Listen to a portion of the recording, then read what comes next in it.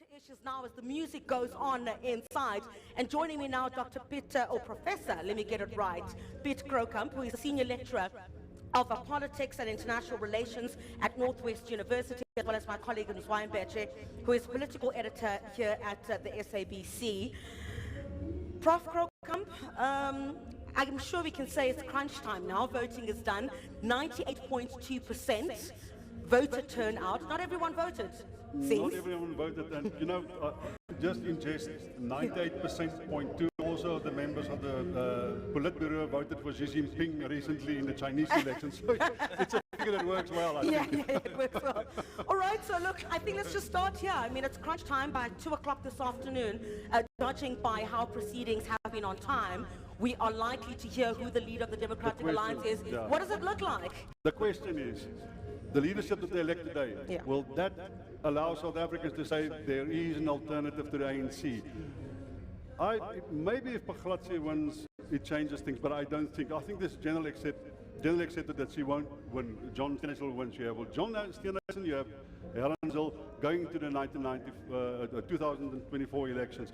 Let me just tell you this, if you repeat the same thing and you think you're going to get a different outcome, you make a big mistake.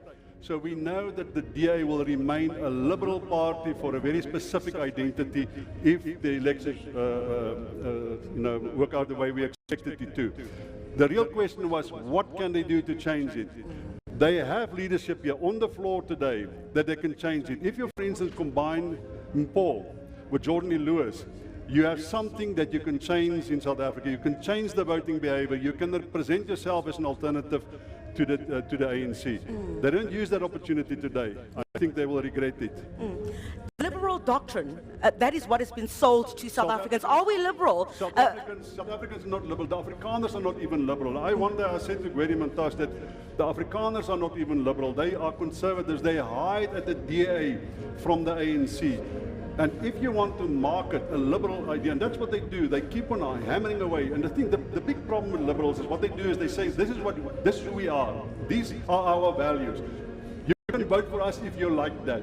If you don't like it, then we're not interested in you. What you have to do as a political party, you say, these are the needs in society. These are the problems in society. These are the concerns in society. I'm willing to present your concerns.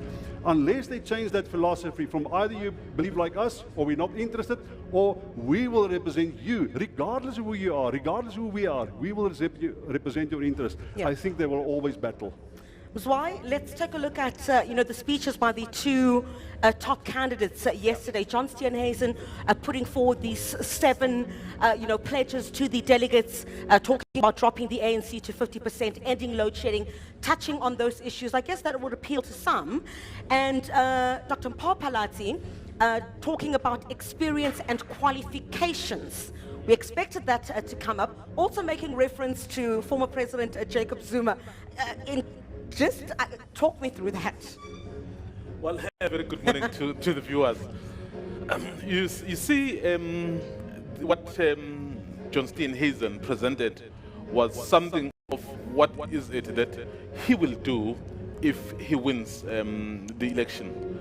Dr. Mpho Phalatse basically went on to say, I have these qualifications. But you know what that meant? It was basically a swipe at John Steenhuisen, who has matric, and this is a qualified doctor. So already you have 2 candidates who present 2 different two different viewpoints in so far as how to take the DA forward. But as the Prof has said, I think one thing that is the greatest challenge for the DA is to convince the mass, the generality of the public, that it is actually an alternative to the ANC. You can bring the ANC below 50, but the question is, what do you do? In Johannesburg, the ANC is below 50. You have had the opportunity. Did you do anything different? In Nekuruleni, even in Tshwane. So these are some of the examples that are already there. Yes, talk about bringing the ANC below 50, but is there anything different that they're going to do? As for Mpho Phalatse, she's being accused of being aloof. So what sort of engagement do you have with the communities? Because at the end of the day, Prof, as you've correctly said, if you want to be a political party that will govern South Africa, you must not only talk to people in Johannesburg, Cape Town, or Durban. You must speak to people in Kwanongoma, people in Kuman, everywhere, because that is your voting base. Remember, one man, one vote. Even if I'm a billionaire, when I vote, my vote is one. Even if you have nothing, when you vote, your vote is one. So it's very important. Yesterday said I worked in Alexandra. She said Yes. I've been on the ground. But I think you're perfectly right in your question. She also took a swipe at Ellen Zil when she said there will be not this culture of fear. I will address that notion too. So she, with very well planned code words, she took a swipe. Because remember, and that's the one thing that you can criticize the DA if you wanted to. They constrain the debate, what you're allowed to say. You cannot criticize your opponent. There's no competition in this process. You have to confine to the liberal norms. Again, Is this a process then of just ticking the boxes? Why well, are we? It takes would that be competition. fair? It takes competition out of the thing. There must be a real competition, and that So yesterday. there's no real competition. Well, here. if you take the ANC conference, you can blame it for a lot of things, but nobody knew who was going to be elected. It was real. It was boisterous. It was aggressive. It was difficult. It was hard to contain the program. Why? Because it was competitive. You put 5,000 South Africans in a room and you tell them to elect their own leadership. That is real competition. You don't get that here today. Is this part of what some would say the DA manages to conceal quite well, in that there are serious problems within the Democratic Alliance when it comes to issues of whoever wants to compete with the, I don't know if I should call it faction, of a certain side that is presumed to emerge. Narrative. There's one narrative here. Yeah. You either conform. That's what liberals get wrong. They define the narrative. Either you conform to the narrative, or we marginalize you. It's not a real open competition. It's not a real contest. It's not even a real merit. Open up the debate so that people here can say, John, you've been in control of this party for so many years. Black South Africans don't vote for us. Why not? Answer me that question. Is he even being held to account? I mean, if you look at just the coalitions, in these crucial metros, Tanya Campbell, who I'll be hopefully speaking to a bit later on this morning, she was ousted there. You also had the DA ousted in Tshwane. You also had serious issues in Johannesburg as well, Ms. Y? Yeah. I think that's what somehow hinders the DA's growth, because they are so fixated on the so-called our values that you even forget about those who somehow support you. The reason why the coalitions have collapsed, some of those that have collapsed, because those parties, listen to those parties, what they say. They're basically saying, we support these ones. They are so arrogant. They don't even want to move an inch when we say, okay, maybe compromise here and there. So what you do, I think the difficulty really from the DA's point of view is the refusal to somehow accommodate others, because we believe in these liberal values and principles, so whoever else comes with something else, so no, it's our way or highway. And that is, for me, is what will continue to hinder their growth. But if they are able to be open, because you can still have your values, but somehow accommodate others. I mean, the fact of the matter is that South Africa is a diverse country. Some of our interests are different. So that I believe in A does not necessarily mean that because you believe in B, you are bad. It's just that our belief systems are not the same. What do we need to do? Let's just see what works between the two of us so that we move forward.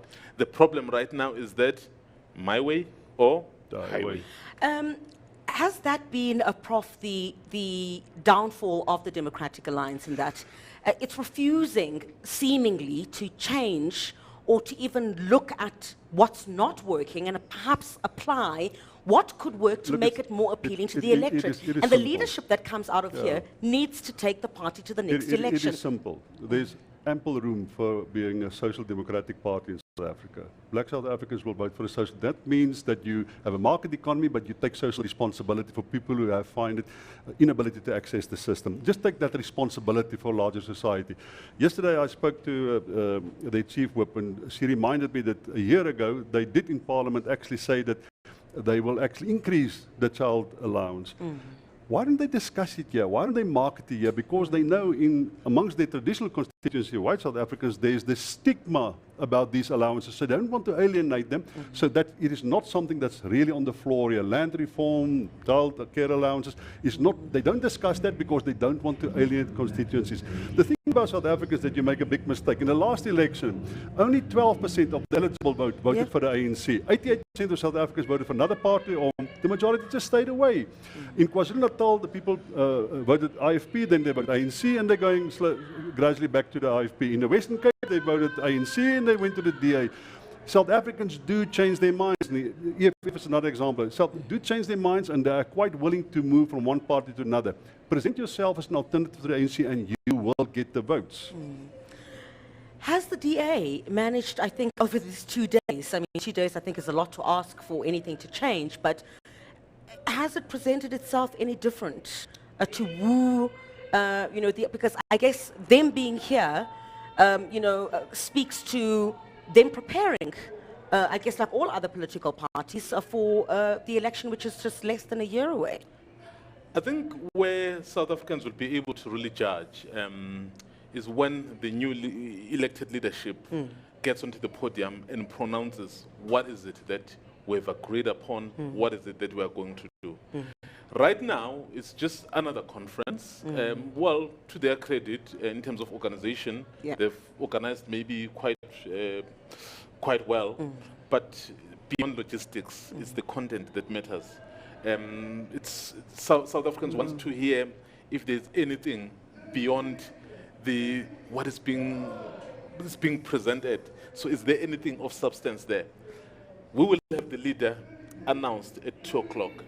That leader will get onto the podium at 2:30.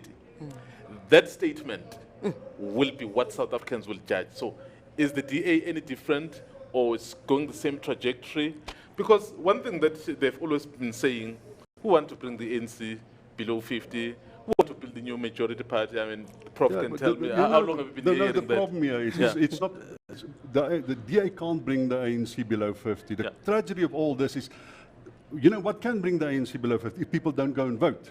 So the DA relies heavily not on attracting new voters, but if there's less than 50% people, like in the last election, turning up to vote, they have a much better chance to bring the ANC below 50. You cannot rely on that. Yeah, what is the likelihood of that? I mean, look, there are many challenges that the country is facing at the moment. And if you just browse through what upsets them most, would be the issue of the continuous, blackouts. And the ANC has seemingly wanted to deal with that. They know how crucial that is for the election ahead by bringing in a new Minister of Electricity, Dr. Kgosientsho Ramokgopa, and they're hoping that he would be able to perform some miracle between now and then to save what is left. You know, the electricity doesn't play a role, like many other things, but the biggest thing is, because the ANC and the state, the government is so closely aligned, the complete absence of government in any of these areas, the complete absence of the state. Try to call a policeman if somebody is robbed in an informal settlement. Try to ask for services in that area. You don't see the state, you're not aware of them, nothing. The complete absence of the state is the reason why in the last election, for the first time in South Africa's elected democratic history, less than 50% voter turnout. So people don't respond during elections if the state becomes completely absent. And now the DA relies on that, because if it dips below 50%, the ANC dips below 50%. If the ANC, normally with national elections, you have around about 60% turnout, and local elections a little bit lower. If the turnout is 60% again, the ANC is 52, 53%, and you get exactly the same pattern you had in the past. Mpho, you wanted to add? Yes. You know, with the electorate of South Africa, I think in their minds it's ingrained that the ANC is the party. So that's why if there are issues like in 2021, where they feel unhappy about a number of issues, instead of switching the vote, they just sit at home. If, for example, between now and 2024, which is exactly a year, there could be visible change. So that kind of vote, you'll see it go up. But the question is there a capacity or even the will to change things in this? You know, you left with 12 now. Yeah. We are in It's April. very little time. So I think the best bet election will be April or May. So that's what is left now. So for the ANC to increase that vote, they must make sure that between now and then, blackouts are a thing of the past. And they can be able to stand on the podium. Yeah. They must be able to say, you know, this is the kind of things that we've done around crime. Yeah. So with that, so it goes to what you've they just can't said. do anything about crime. They can Yeah. only keep the lights on. That's the irony with all. The ANC now heavily relies on ESCOM to get people to come out and vote, because Yeah. you cannot do something about service delivery now. You cannot do something about crime. There's nothing you can really improve. Otherwise, they would have done it already. So the DA relies heavily on a low voter turnout, and the ANC heavily on electricity being on at the time. How tragic is that from a voter's perspective? Yeah, has the DA, has it become comfortable with just being that parliamentary opposition? Has it fully, or even at all, capitalized on the failures of the governing party? Have they done that? Look, the media has done that the best. Our democracy standing Zondo relied heavily, almost exclusively, on the media for writing its report eventually. So the media is fulfilling that role much better than any opposition party. But the DA is not a bad opposition in the Western, in the national legislature. They're not a bad opposition. You can keep on reminding South Africa about what the ANC is doing wrong. But we all know that already. The trick is now to, in that legislature, become a majority, or in that legislature to represent the people who are disaffected. If you think that 88% of people out there didn't vote ANC, or they don't vote, there's a massive constituency available for you. You can now move the next level from being a good opposition, to be an effective opposition, and to be a majority opposition, or to be a majority party even. They must just be brave. The thing about this 2 days was about being brave, not about being right, not about being liberal, but about being brave and elect the type of leadership that will actually get South Africans to erode that trust deficit between black South Africans and the DA, to say, yes, it is an alternative to the ANC. I don't think they used the opportunity today. Look, I'm basing my next question on what you've already said would possibly be the outcome of this Congress, that John Steenhuisen would take. John Steenhuisen is going to win. Okay. He's going to win. And you can get Helen Zille and John Steenhuisen going into 2024, and you can't change So there's anything. a lot of commentary about, because you've already said, the both of you, that if you're not with us in the Democratic Alliance, you are basically out. It'll be interesting to see then, based on your projection, what then happens to Dr. Mpho Phalatse. It will be very interesting. I think I had an opportunity to speak to her, I think 2 weeks ago, and then I posed this question to say, so if you don't win, will you walk out? Like we have seen a number of other high-profile individuals walk out of the DA. Because as we are sitting here discussing the DA and what it means, sometimes it's what people see happen that helps them inform their decisions. You had Maimane, for example, who was the leader, who saw by the DA, and then people, wow, so the DA is really not a white party. You had someone like Bongani Baloyi, good mayor in Midvaal, so that municipality has completely changed. It's now in the hands of the DA. So you had Mbali Ntuli, you had Lindwe Mazibu, very eloquent people. So these people saw by the DA, but the people who had closer inner workings in the DA, all of a sudden, they take a turn and say, we can't relate anymore. And that's what South Africans will be asking. If me, at a distance, I'm told to come to the DA, and I'm not sure, and then someone who then gets the opportunity to be at the highest, like Mosi, like Herman Mashaba, then says, well, we thought DA was what it was, actually it's not. So that is another thing, Criselda, that will then inform what the electorate say or think about the DA. Prof? She's fit for purpose in Action South Africa. Her husband's already there. I think she will do well there. I think over time Herman Mashaba will disappear from the scene, because I think he's much as a problem as a solution. It's a pity Bongani Baloyi didn't take over the Action South Africa, because I think he's a real dynamic, intelligent, charismatic leader. He should have been the leader there. Imagine you had Bongani Baloyi and Mpho Phalatse, he would have had dynamite. So you spoke about the speeches. We'll hear then whoever wins. The prof is already sold on who's taking this. I cannot say. We don't have thoughts. I think he's basing it on, as we were covering the build-up, so we looked at the nominations, and I think most provinces supported John Steenhuisen. So based on that, I think that's the kind of projection we would do. Even in the ANC, we would look at how many provinces have backed who, and then based on that, we say, oh, this one is likely to take. I think the reason why perhaps we think John Steenhuisen will take it, because most provinces have come out backing him. But of course, Mpho Phalatse said, I am working the ground. It's not the leaders who vote. Is the people. If Mpho Phalatse wins today, Helen Zille is going to drink a tea with a lot of sugar, I tell you that. Okay, so they're busy with policy resolutions inside. I'm hearing from my colleagues in our broadcast van. And key to that, and I asked some of the analysts that we spoke to yesterday as well. If you look at some of the policy resolutions, you've got issues on BRICS, wanting South Africa to remove itself from BRICS. There's also a very interesting one relating to an inquiry into farm murders. And this is just a year to the elections. Remember, of course, that the Democratic Alliance had lost some votes to the Freedom Front Plus and good of that more white conservative vote. Let's talk a bit about that as they discuss those policy resolutions inside. Let me say, I think the Federal Executive under Helen Zille, they're responsible for policy in some way. Yeah. Their most loyal alliance partner in any coalition government is who? Is the Freedom Front. Yeah.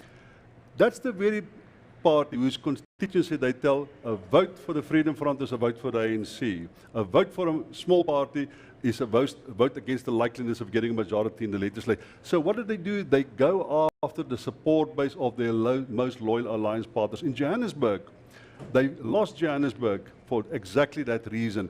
What they should be doing is, and that is their real Achilles heel, they should be for 5 million black South Africans that's looking for a political home instead of trying to get 300,000 white people back by emphasizing farm murders as a political crime as opposed to a real crime scene. It's opportunistic and it's cowardly. They should be going after the 5 million people, black South Africans, that's looking for a political home. Why do they undermine their most trusted, most loyal alliance partners by going after minorities? You must see the letter that they've written where they undermine the PA and Action South Africa in the coalition arrangements in Johannesburg. I guess where that accusation of so-called arrogance that they were speaking about come from that. Also, talking about the issue of the resolutions, and as what Prof is saying, where they should be looking. If you look at some of their first resolutions, number one is Ukraine. Yeah. And if you then are able to read the mood of general South Africans with what's happening in Russia, so you should be able to check really if what you want. I mean, black South Africans, obviously, I'm generalizing here, so will be more inclined towards Russia because you go back to the struggle, and then the issue of them then condemning that. I mean, already you have seen some of the people saying when President Putin comes here for the first time, we'll go to the airport and welcome him. So that just tells you, and then you come out and say we condemn this. When it comes here, he must be arrested. So you want to govern South Africa. Of course, you have to stick to your principle, but also be aware of the people you lead. Check their mood as well. So if you feel strongly about it, take them into confidence. I mean, John Steenhuisen went to Ukraine as well, and then we have this big issue around Ukraine and Russia, and the BRICS situation. Right now, whether you like it or not, there is a global realignment. Yes, you're not going to depose United States overnight. I mean, it's a superpower. But the fact of the matter is that there is something happening in terms of realignment. If, for example, the dollar is finally being dumped, or what happens? I mean, you have China growing up, you have India, you have Russia, you have all these other countries, even the EU itself, by the way, so they may end up benefiting. If we look at that first resolution, John Steenhuisen, of course, also went to Ukraine. There's a lot of condemnation for I see your look. Yeah, but John think this- Steenhuisen went to I think Ukraine. this thing is more but wait, complicated. But also, while there has been staunch criticism of Russia, I don't see any condemnation. You have the United States, NATO sending heavy machinery to Ukraine. I've not seen any condemnation but I there. don't- maybe you should make the mistake by thinking Yeah. that there's some justification for what Russia is doing because there's no condemnation. Yeah. That one. But let me just tell you one thing. I teach international relations. The Chinese have a vested interest in the dollar being maintained. They don't have one in another currency. Because remember, most of if the American economy sneezes, the Chinese has got serious problems. So don't think that aligns between Russia and Xi Jinping is a complicated one. So what I'm saying is, I don't think that's an issue for South Africans by and large. It's not an electoral issue, what's happening in Ukraine. Yeah. I think they tried to cash in the fact that the International Court of Justice made pronouncement on Putin, that he's coming, and they know that there's enormous pressure now on the ANC will make a very specific decision. Sure. They tried to cash in on that a little bit, but I don't think that's going to not have what much South bearing in the Africans care election about. next No. year. Yeah. Gentlemen, thank you very much for your time indeed. And Prof. Krokamp joining us, Senior Lecturer of Politics and International Relations at Northwest University, as well as Mzwandile Mbeche, who is our political editor here at the SABC. So the delegates inside are still busy with policy resolutions at this time. We'll continue to have discussions here, but around about 2 o'clock this afternoon, we're expecting to hear who will lead the Democratic Alliance, who will take it forward. That's, of course, between John Steenhuisen and Dr. Mpho Phalatse. Let's go back to our studio now in Johannesburg. Ukraine, we are supporting peace. I hear that we reject the ANC's approach to support Russia. I hear that we must be on the side, not of the oppressor, but on the side of the people of Ukraine. Ukraine is also the breadbasket. They're also responsible for about 45% of the world's fertilizers. So the war in Ukraine has a devastating impact on global food security. And therefore, I ask the Federal Congress to support this motion before Congress. I thank you. Thank you, Dr. Meyer. So colleagues, as we discussed earlier on, if you would like to vote for this motion, in other words, yes, you will hold up your green card. Let's not get ahead of ourselves. I'm just going through the process. Everyone can drop their hands for the meanwhile. Just to make sure that we're clear. And if you would like to vote against this particular resolution, then you can hold up your red card. Colleagues, please vote now.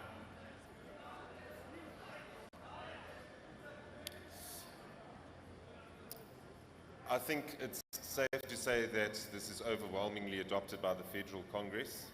This resolution passes.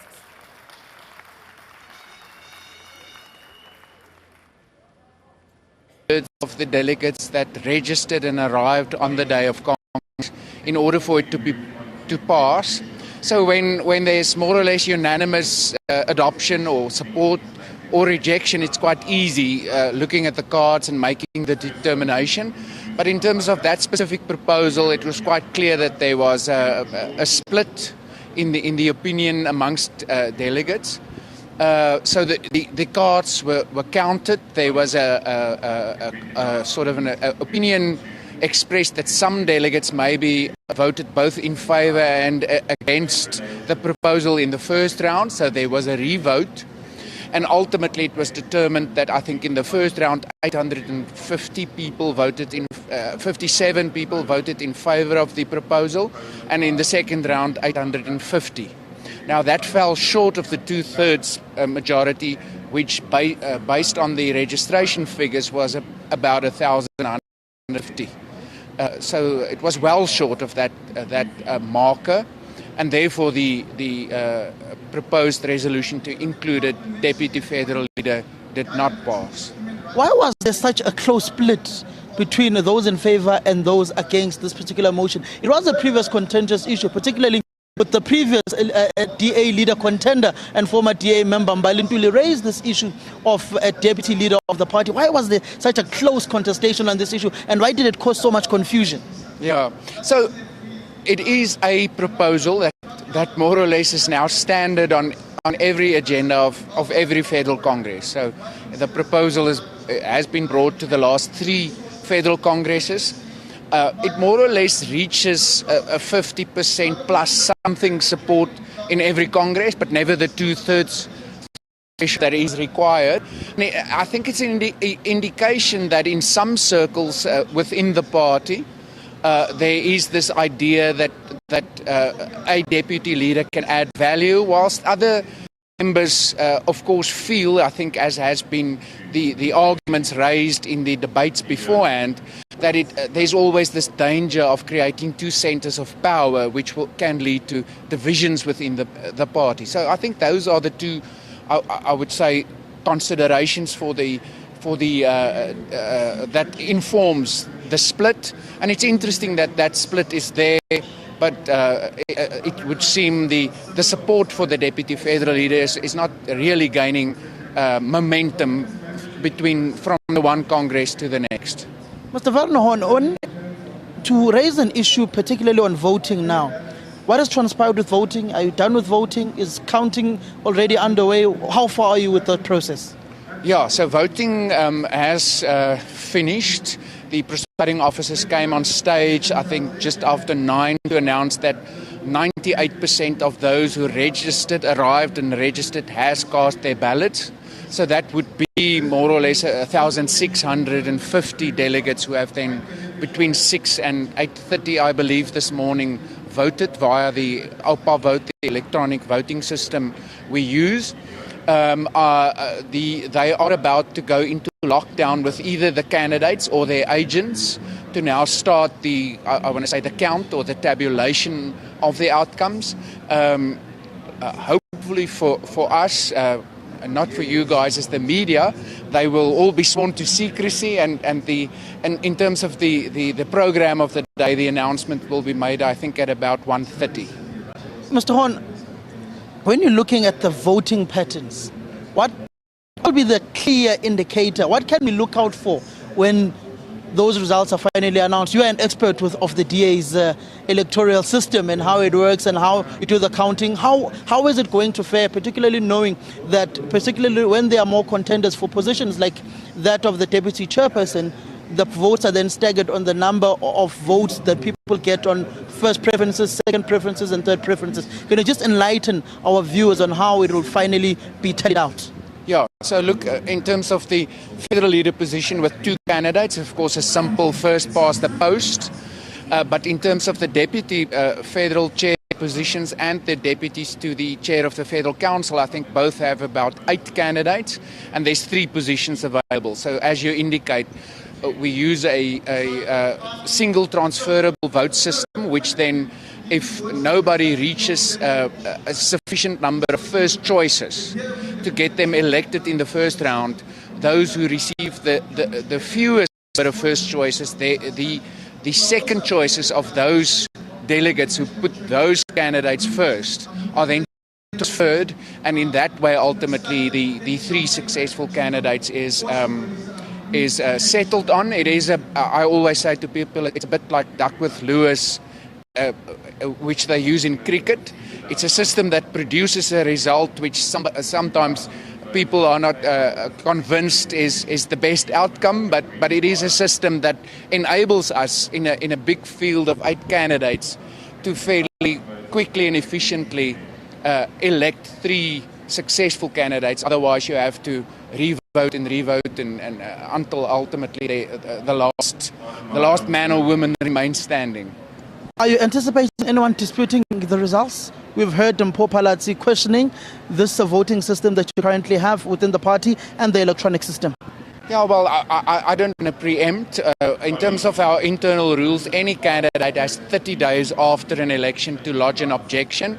What we also do is to distribute to all candidates in the week after the election in the Congress the raw data, so that they can run the votes or filter the votes into the system themselves, double check whether the outcome was indeed what it should have been, And then, of course, there's other grounds on which candidates may also object. I can't preempt as to whether any candidate will lodge an objection.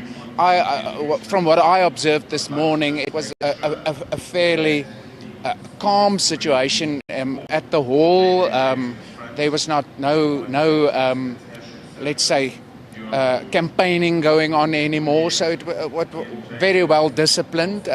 So sometimes those issues leads to objections afterwards, but there was nothing to be seen of to that effect this morning. You had to rein in delegates yesterday evening after a disparaging message on John Steenhuisen was sent out. What really transpired with those disparaging messages? It's the first of its kind in the DA, where you've got this mudslinging, one may say, between candidates. Yeah, look, it was a decision the presiding officers took. Maybe they would be better placed to just explain processes, but as a delegate I also received their message, and funnily enough I didn't receive the first message, but then I of course went and looked for it, and I had a look at the message, and yes, I understand the presiding officers felt that as negative campaigning is not allowed in terms of our standards of conduct, that they felt that they needed to say to delegates, please ignore any negative campaigning. It's of course their discretion which they exercise. It's not within my purview to say whether ultimately it would have had an impact on the outcome or not. For our international desk in the SABC, I'd just like to ask a few. I saw a resolution now that I spoke about earlier on when we started on Ukraine. What is the main thrust of the resolution on Ukraine? I saw it was being proposed to plenary by Ivan Meyer and proposed and further endorsed by Kobus Murray. So it is a resolution which I think confirmed our stance as the DA that Russia is the aggressor in this war, and that if and when we come into government, we will change the stance of South Africa on this war, with our government, officially saying that they have a neutral stance, but then, of course, in practice, welcoming the Russian minister to our shores, seemingly having invited President Putin to visit South Africa. So the resolution was aimed to express our disagreement with our government stance on the way Russia has invaded Ukraine. Thank you very much, Mr. Horn there, Werner Horn, speaking to us on this Congress and the voting patterns that will be taking place, and also that voting has been concluded. It's now up to the presiding officers to go up and count those votes with the representatives of the candidates or the candidates themselves, and they will be sworn to secrecy, and the results announced later on this afternoon at about 1:30, 2 o'clock, on who is the new federal leader of the Democratic Alliance, alongside the entire leadership composition of the organization, the official opposition in South Africa's body politics.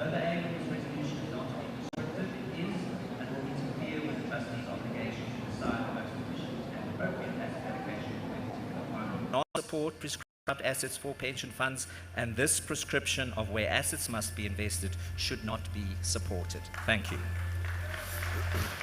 Thank you, Dion. If I can hand back to our proposer, Mduduzi.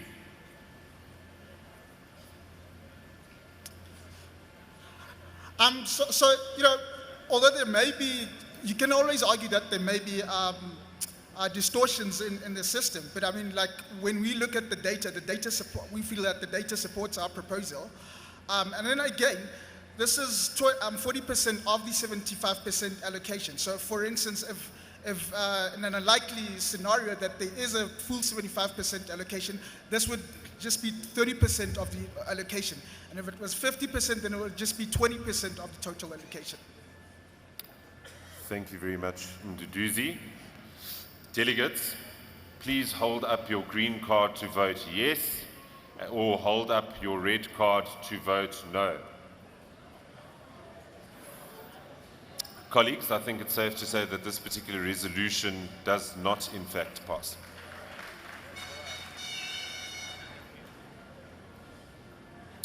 Colleagues, before we move on to Resolution 4, I would just like to make sure that all the speakers on Resolution 5 please make their way to the front, down the aisles.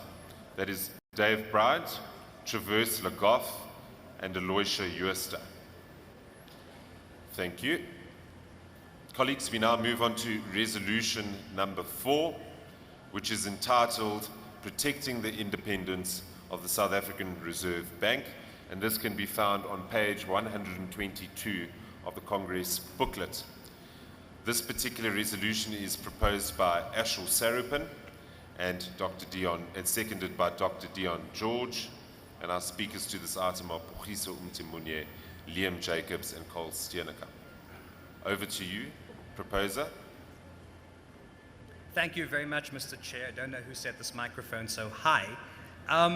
Chair, the problem in South Africa is that we are battling with a long-running battle by the government against the capture of independent institutions.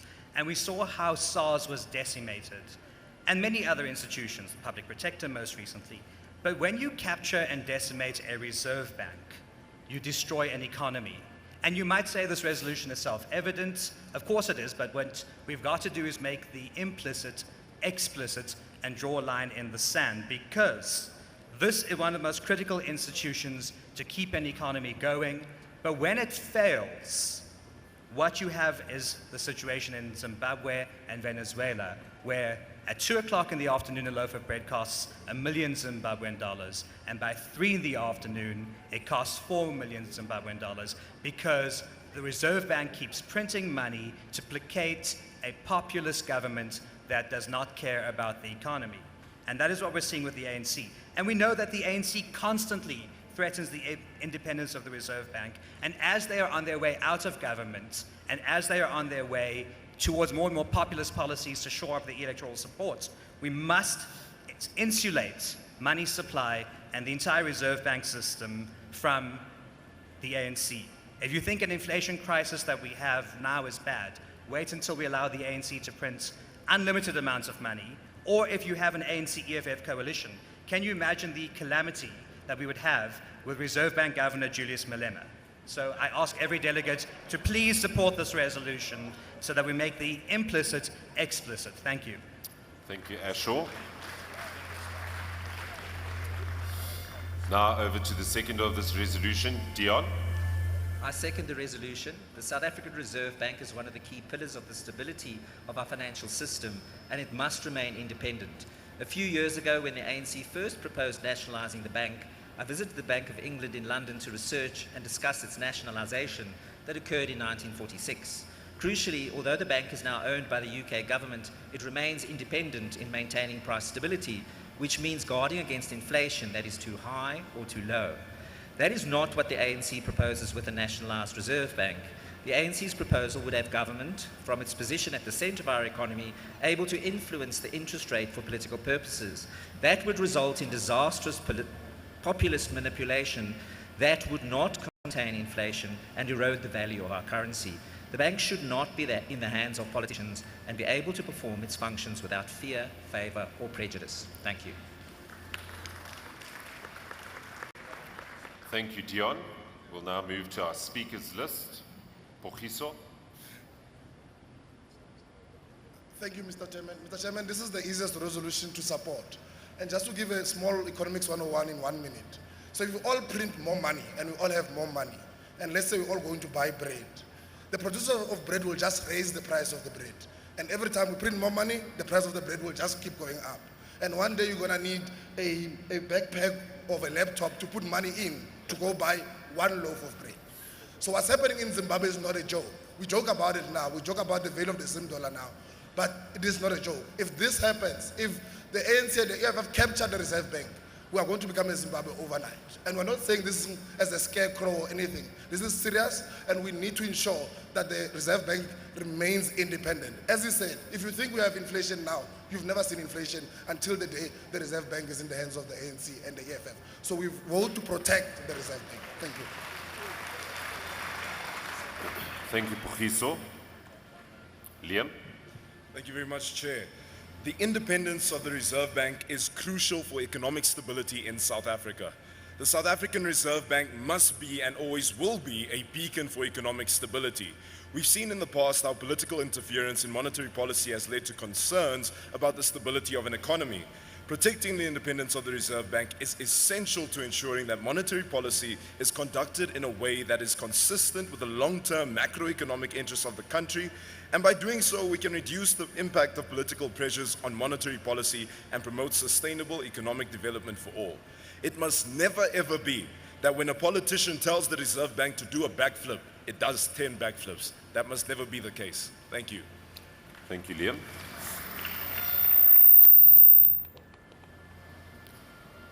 Carl. Thank you, Mr. Chair. Only countries run by despots and dictators destroy independence of their reserve banks to either commit criminal activity or to print money when they destroy their economy. The reason why our reserve bank needs to remain independent is because we need to insulate it from short-term political pressures. Otherwise, we sit with a trajectory where we would go down the path of socialist Venezuela faster than ever. I ask delegates to please vote in favor of this resolution. Thank you. Thank you, Carl. Back to our proposer, Ashel Sarabin. As much as politicians love the sound of their own voice, there's unanimity. Let's go to a vote. Thank you to the proposer. Colleagues, if you vote in favor, please put up your green card. If you vote against, please put up your red card.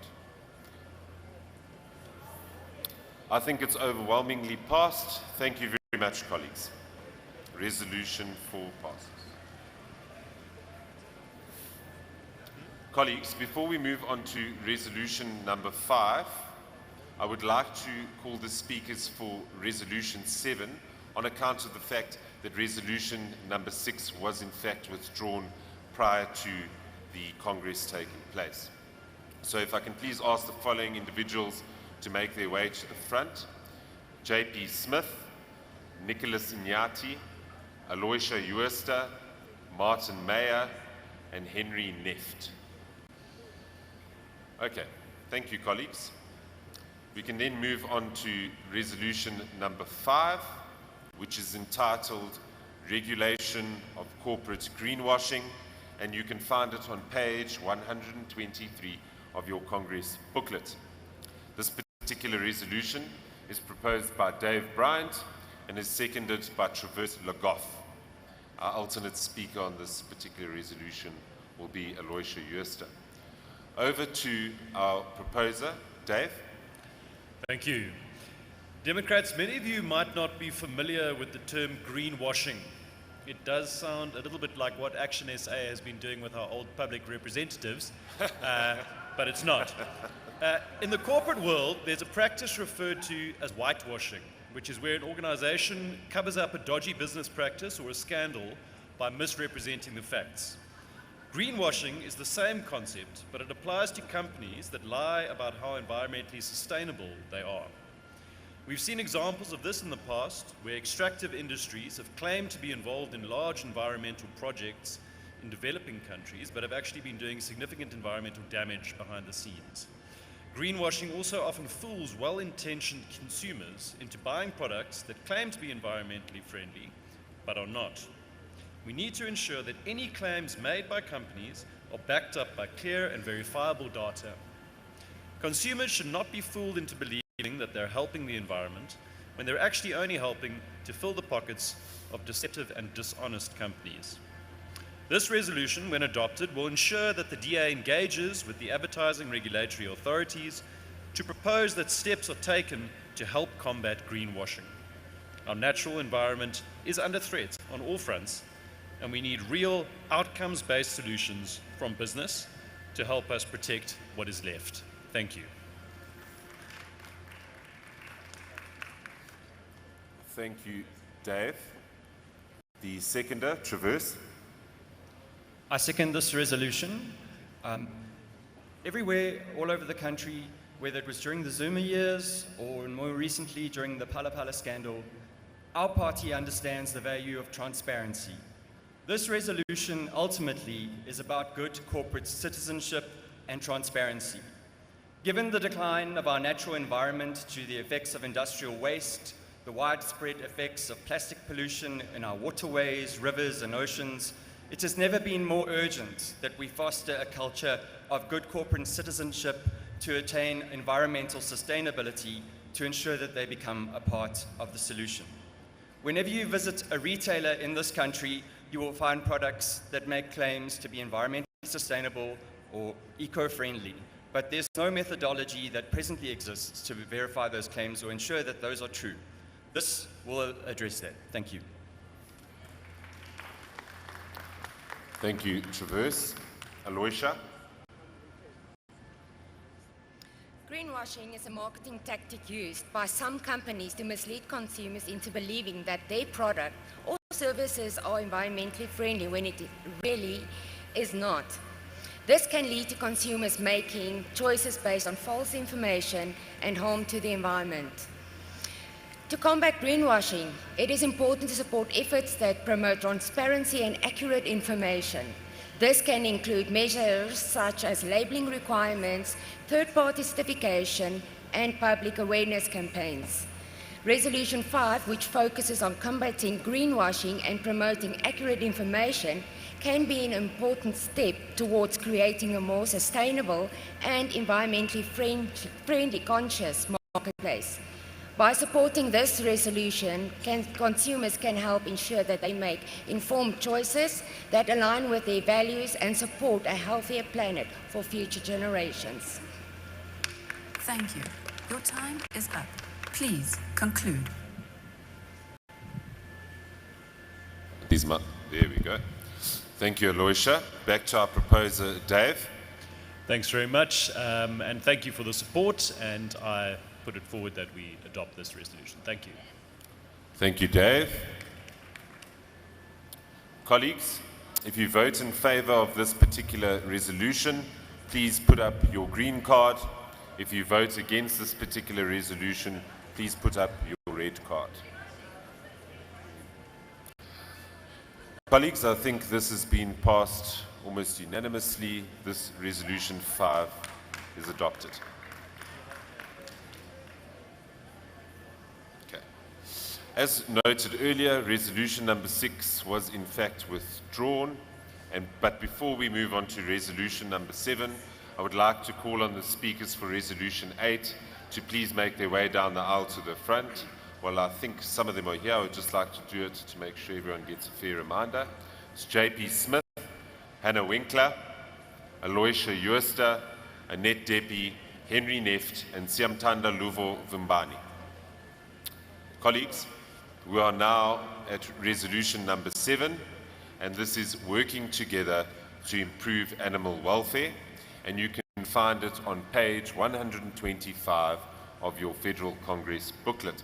This particular resolution is proposed by JP Smith and is seconded by Cheryl Phillips, who is not present on account of a personal matter. However, it still remains as the proposer is in fact here to present on behalf of the resolution.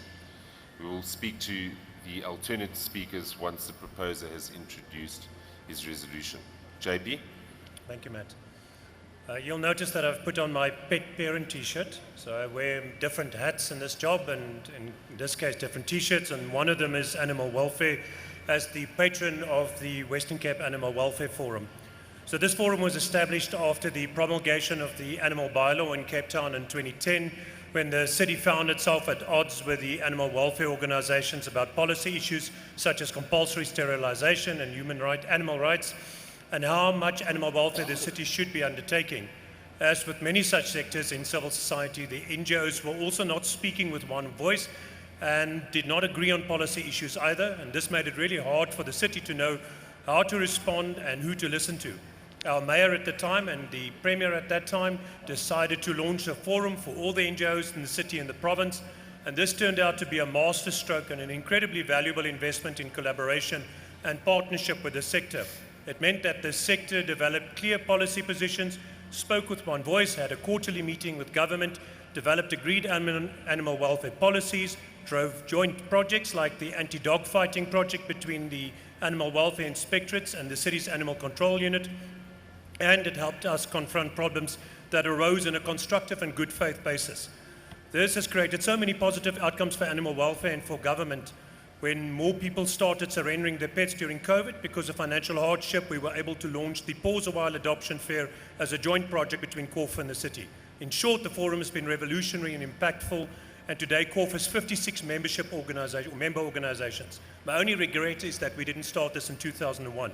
My resolution therefore calls on all DA administrations in any sphere of government to establish an animal welfare forum which serves as a space for our administration to partner with and collaborate with animal welfare NGOs to develop policy and drive projects and improve the state of animal welfare.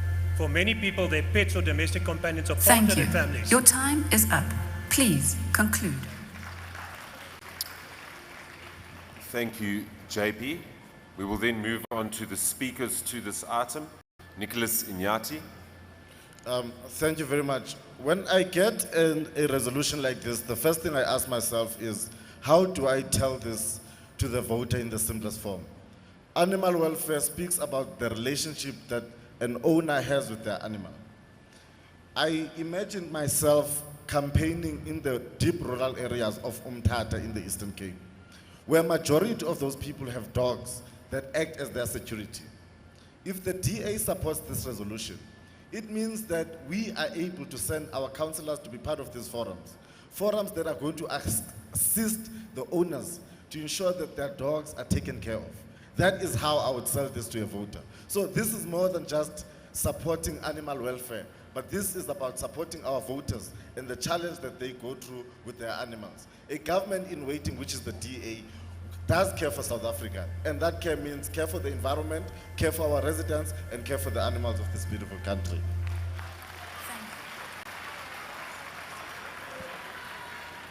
Thank you, Nicholas. Aloysia. The lack of a unified voice amongst animal welfare organizations has hindered the ability to guide the government towards consensus and appropriate policy outcomes. By creating an umbrella body, the administration can engage with various organizations, collaborate on policy formation, new legislation, welfare projects, and provide support. The success in Cape Town is a testament to the effectiveness of this approach. By creating a platform for discussion and self-regulation, the forum has influenced policy, bylaw, and operations for the City of Cape Town and established a cohesive and single voice between government and the welfare sector. Overall, supporting Resolution 7 can be an important step towards creating a more humane and compassionate society with values that values the well-being of all living beings. Thank you. Thank you. Your time is... Thank you, Aloysia. Martin. We do not have two hearts, one for animals and one for humans. We have one heart or we don't have any. As a proud dad of two rescues, Toast and Syrup, I want to thank the movers of this proposal. Whilst we have to be conscious of budgetary constraints and cultural sensitivities, we have a responsibility to animals in our municipalities. In KZN, it's a dire situation. Animal welfare groups are closing down in eThekwini. In the thriving metropolis of Kokstad, where our provincial leader is from, the SPCA closed down this very week due to a lack of funds. Municipalities has no bylaws, no animal welfare officers, and no NGOs. As Ovid said, an animal need is a sacred animal. Thank you. Thank you, Martin. Henry. I do not support this resolution for the simple reason that the resolution is vague. If a forum is established, it must be clear to what the functions of the forum will be. But after speaking with JP, he said to me that maybe I must include a line that said or state in this resolution that states that the resolution or the functions of the forum will different from municipality to municipality. So, for that reason, I think I'm now in support of this resolution. Thank you kindly, Henry. JP, your response?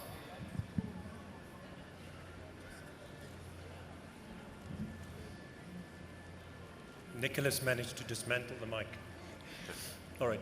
Matt, thank you. I think for many people, their pets or domestic companions are part of their families, and caring DA administration seeks to look after them while we create a better future for their human companions. Society can be judged by how it treats the most vulnerable and voiceless, and this is very much the case with how we treat animals who share our homes.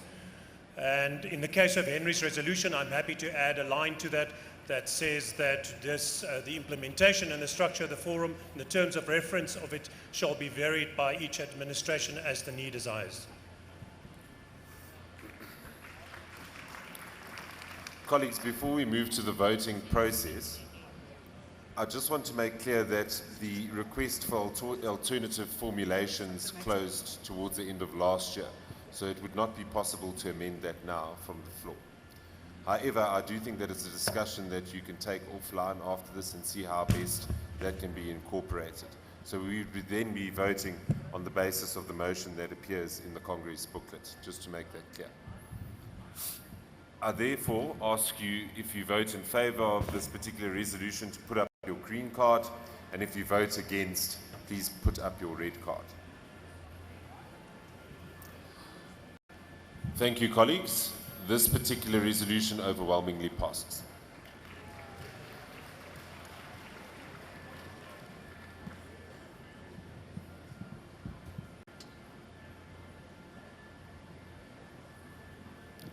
One moment while we sort out the microphone, please.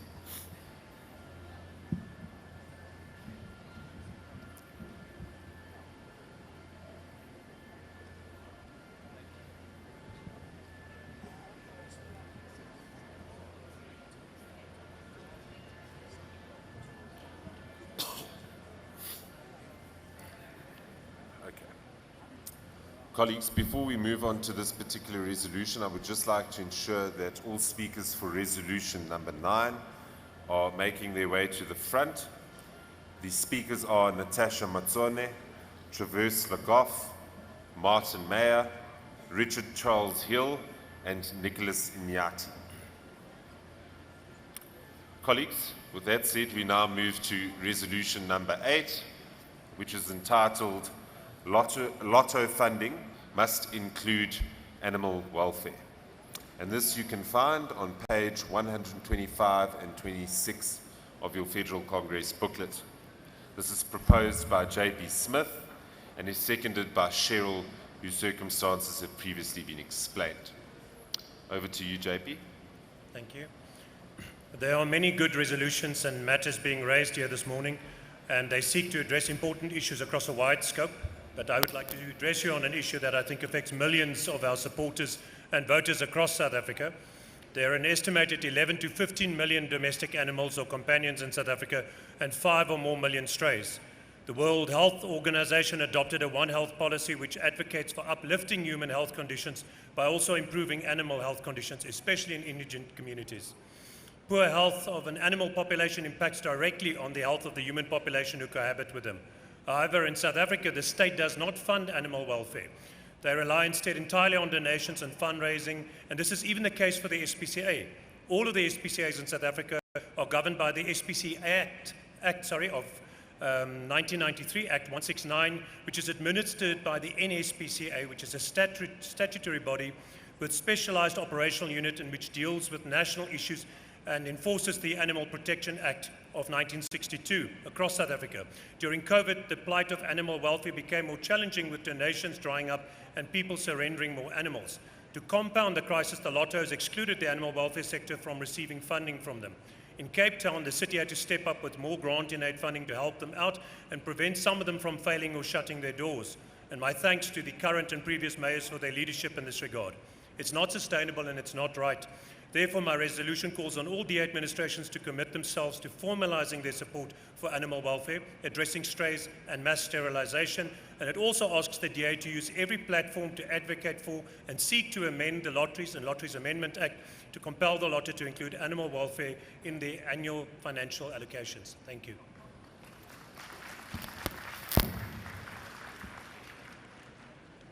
Thank you, JP. To our seconder, Hannah Winkler. Thank you. So I want to preface this by saying that the greatness of a nation can be judged by how it treats its most vulnerable. This includes animals and also includes the most vulnerable, impoverished communities in our society. By extending national lottery funding to the NSPCA, we are extending justice and care to the most vulnerable. So I say, please support this resolution. The NSPCA is facing a massive funding crisis. It is a vital organization that fights for animal welfare and protects animals against abuse and cruelty. Together today, we have an opportunity to make a difference and help support the welfare of all animals in South Africa. Please support. Thank you.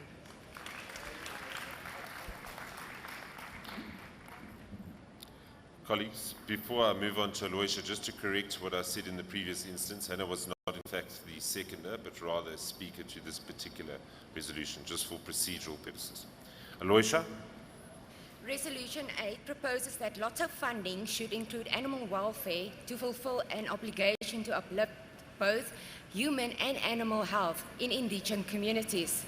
This is a valid proposal, as animal welfare is an important aspect of public health and can have a significant impact on the well-being of both humans and animals. Including animal welfare in the lotto funding can provide a source of funding for initiatives that promote animal welfare. This can include programs to promote veterinary care, spay-neuter services, promote responsible pet ownership, and prevent the spread of diseases between humans and animals. Advocating for amending laws will guarantee funding for animals' welfare from the Lotto Fund. This constitutes the bare minimum of resourcing requirements to ensure that viability and funding for the animal welfare sector. I thank you. Thank you, Aloysia. Annette?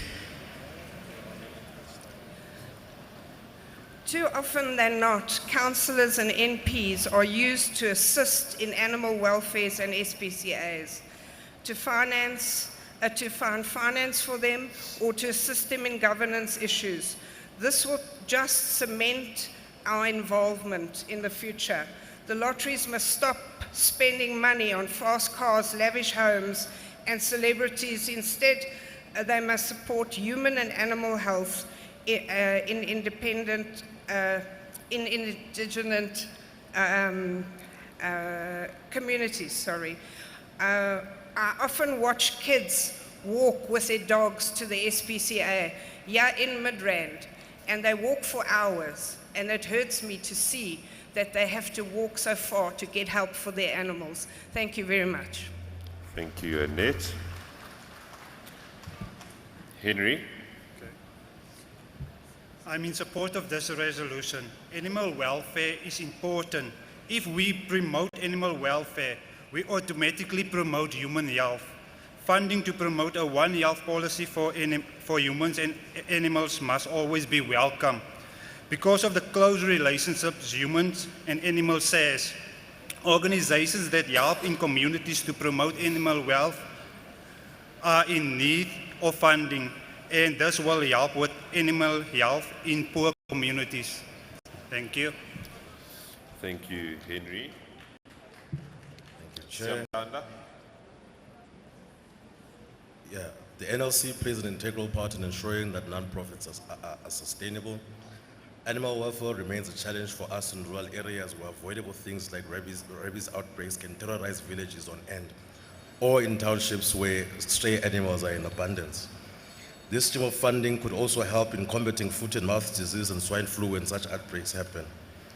I support this resolution as it speaks to an incentive-based system for animal welfare, which in turn will assist those of us who live in isolated communities. Here, Chair, we're very clear we support. Thank you, Siamtanda. JP, over to you for your response as the proposer. Thank you. We cannot mandate a body to undertake a function that the state is responsible for and then fail to resource the body or the various other NGOs that have stepped up over time, like the Animal Welfare Society, PDSA, or AACL.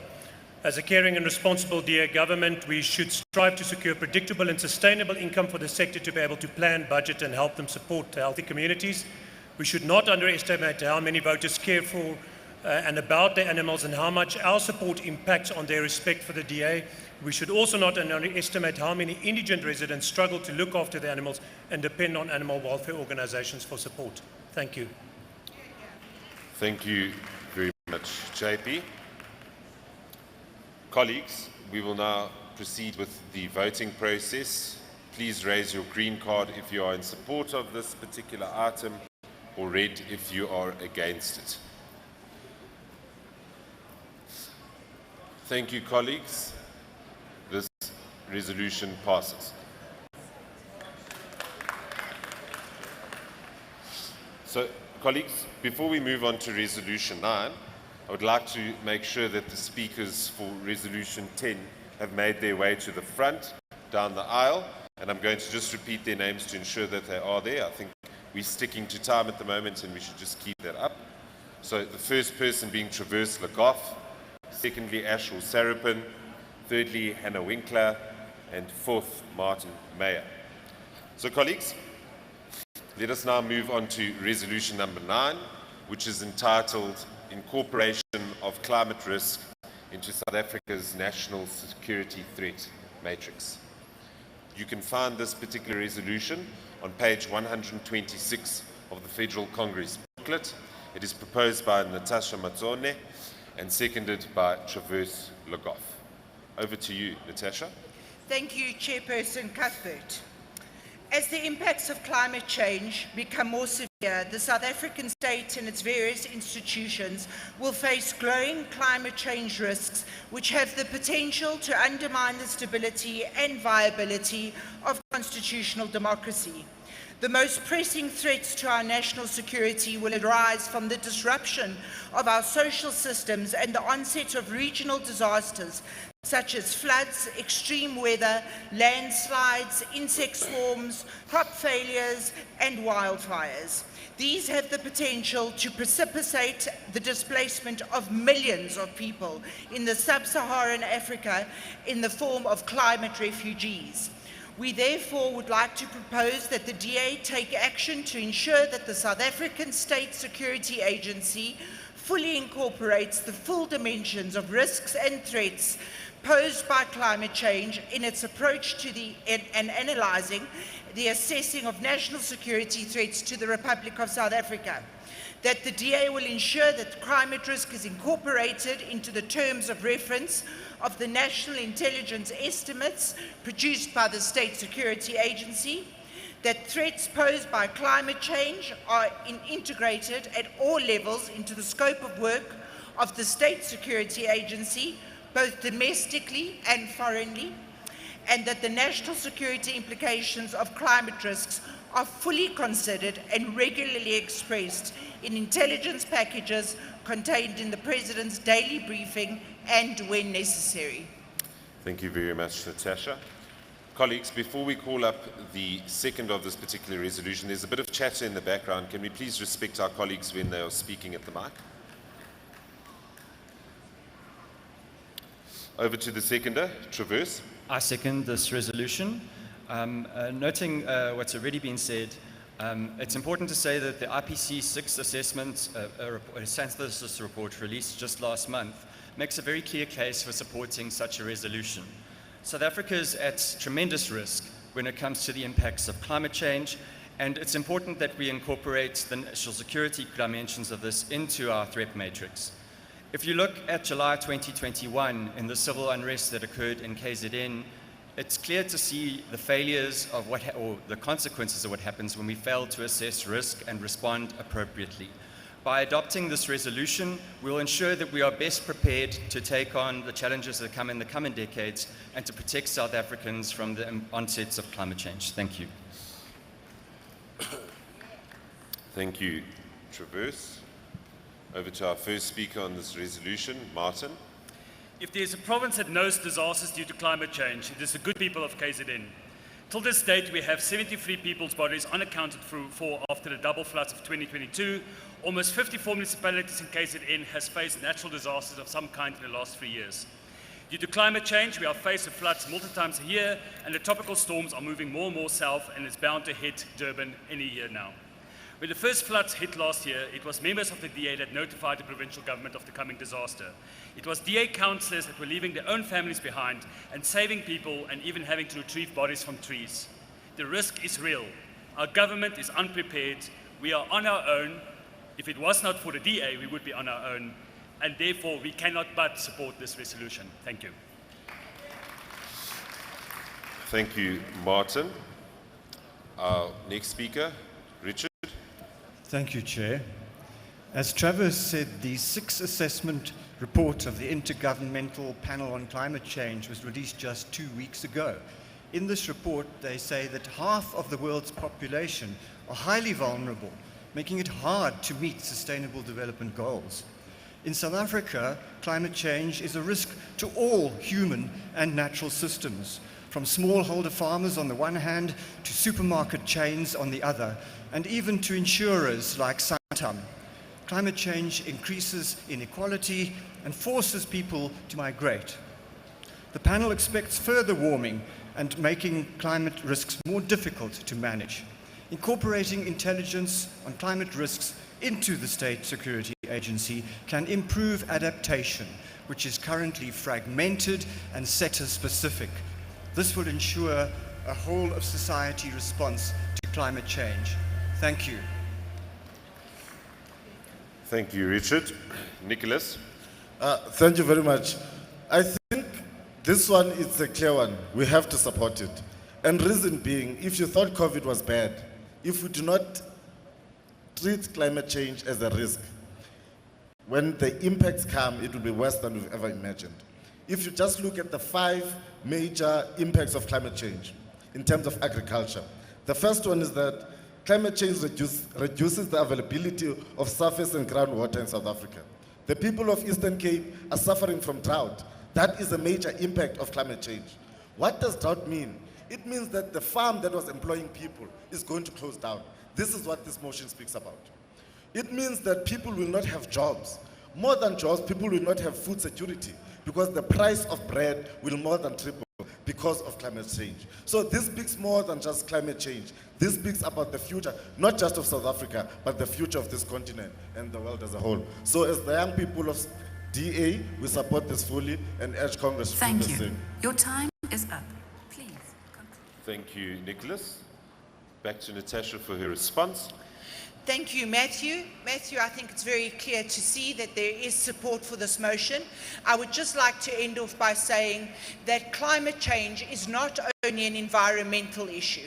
It is a global security crisis that we are all facing. And it is time for us to realize that as the Democratic Alliance, we have an international footprint. And if we want to be taken seriously as a government in waiting, we need to show our international partners that we are aware of risks that not only would affect our country, but will affect the world as a whole. And this is not only to protect us, it's to protect our planet. And quite frankly, it's just the right thing to do. I thank you. Thank you very much, Natasha. Colleagues, I will now ask you to hold up your green card if you vote in favor of this particular resolution, and your red card if you vote against. Colleagues, I think it's clear that this particular resolution passes, so we will move on to the next. However, before we move on to resolution number 10, I would just like to make sure that all of the speakers for Resolution 11 have made their way to the front, that being Cobus Maree, Traverse Le Goff, and Pogiso Mtemunye. Okay, colleagues, let's now move on to Resolution number 10, which is entitled The Establishment of a South African Civil Protection Mechanism to Mitigate the Impact of Disasters, in brackets, the Thunderbirds. Reminds me of a program. This particular resolution can be found on pages 127 to 28 of your Federal Congress booklet. It is proposed by Traverse Le Goff, and it is seconded by Ashur Sarupin. Over to you, Traverse. Thank you. In every municipality in which the DA governs around this country, we work hard to protect our residents from the failing state, from load shedding, from water insecurity, and just from the lack of access to basic services. Much like the famed Thunderbirds International Rescue, and as we've already established through the previous resolution, the effects of climate change in our country are going to be severe. In April 2022, during the landslides and flooding in Durban, many residents there encountered a catastrophic event that they could not overcome. And every single day in this country, residents around the country encounter situations which are catastrophic to some degree. But when disaster strikes, there needs to be some kind of capacity that's available to them to let them know that help is on the way. Presently, the national government can't provide this. So the idea with this is ultimately that we would set up a municipal risk pool which would establish a municipal response to these types of disasters, which would capacitate us with a team of, or capacity that would allow us to, sorry, thank you. Thank you, Traverse. Over to the seconder, Ashaw. Thank you, Matthew. Just with regards to this resolution, I appended my name to it as a seconder because it makes good financial and economic sense. Municipalities' budgets for disaster response are squeezed because load shedding is costing them up to a third of their revenue, which means they don't actually have money left after funding services for disasters. In the National Assembly, on the Appropriations Committee, the bulk of the adjustment budgets that come mid-year or towards the end of the financial year is for disaster relief. And the reason why there's no money for disaster relief is because the contingency reserve that national government puts into the budgets is raided every single financial year for bailouts. Simply put, the money set aside for disasters are then put to bail out the post office, SABC, SAA, etc., year in and year out. We can't go on like this. We do need to create a system that will allow us to respond to disasters. Thank you. Thank you, Ashaw. Our first speaker on this resolution, Hannah Winkler. Thank you. In our beautiful province of KwaZulu-Natal, we have seen firsthand the devastating effects of disasters such as floods and riots. Unfortunately, the readiness of municipalities in KZN and what has similarly unfolded across the country demonstrates that many municipalities are inadequately prepared to deal with wide-scale disasters. This highlights a critical need for a civil protection mechanism like the Thunderbirds to assist with disaster management. As we increasingly face the threats of climate change and worsening extreme weather events, droughts, floods, and wildfires that overwhelm the capacity of municipalities, we will need the swift allocation of emergency resources and personnel. The Thunderbirds are a mechanism to do exactly that. I encourage you to please, for the sake of thousands of lives that could be saved by this mechanism, support this resolution. Thank you, Hannah. Martin. Whilst I do understand and agree with the concept here, resolution should be practical and implementable. KZN needs help when it comes to disasters, but all of KZN needs it. However, the majority of our 54 municipalities are deeply rural and not financially viable. They are also, except with one great exception, under incompetent government. We cannot leave the residents of those municipalities out in the rain and cold due to an opt-in linked to a financial contribution. We cannot leave those people without help because their municipality decided not to opt in into this. So my problem lies with this opt-in option of this resolution, and I would like to see that removed, to create a situation where some people are helped and others are not, and this does not fit in with the principle of freedom and fairness. Our resolution should serve the people, not the municipalities, and therefore in its current form, I cannot support this resolution. Thank you. Thank you, Martin. Now going to hand back to the proposer of this resolution, Traverse. Thank you. I'd just like to say we're a liberal organization, and opting into this doesn't belie the affordability of a municipality to partake in it. So nobody I envisage would be excluded from its protections just because they couldn't afford it. I just also want to say the benefits of this are quite clear. In the city of Cape Town, we run the best fire service in the country. And the benefits of that are quite easy to see. During last year, January, when Parliament was burning down, we had an adequate response. And this is exactly the type of response we would provide nationally for places and people that need it. It's a bold plan for a substantial problem. And all it will simply do is, in our darkest moments, when all hope is lost, is it would mean that help is on the way. Thank you. Thank you, Traverse. Colleagues, please hold up your green card to vote yes, or alternatively hold up your red card to vote no. Please ensure that you all vote now and hold your hands up still. Colleagues, this one passes as a majority of delegates have adopted.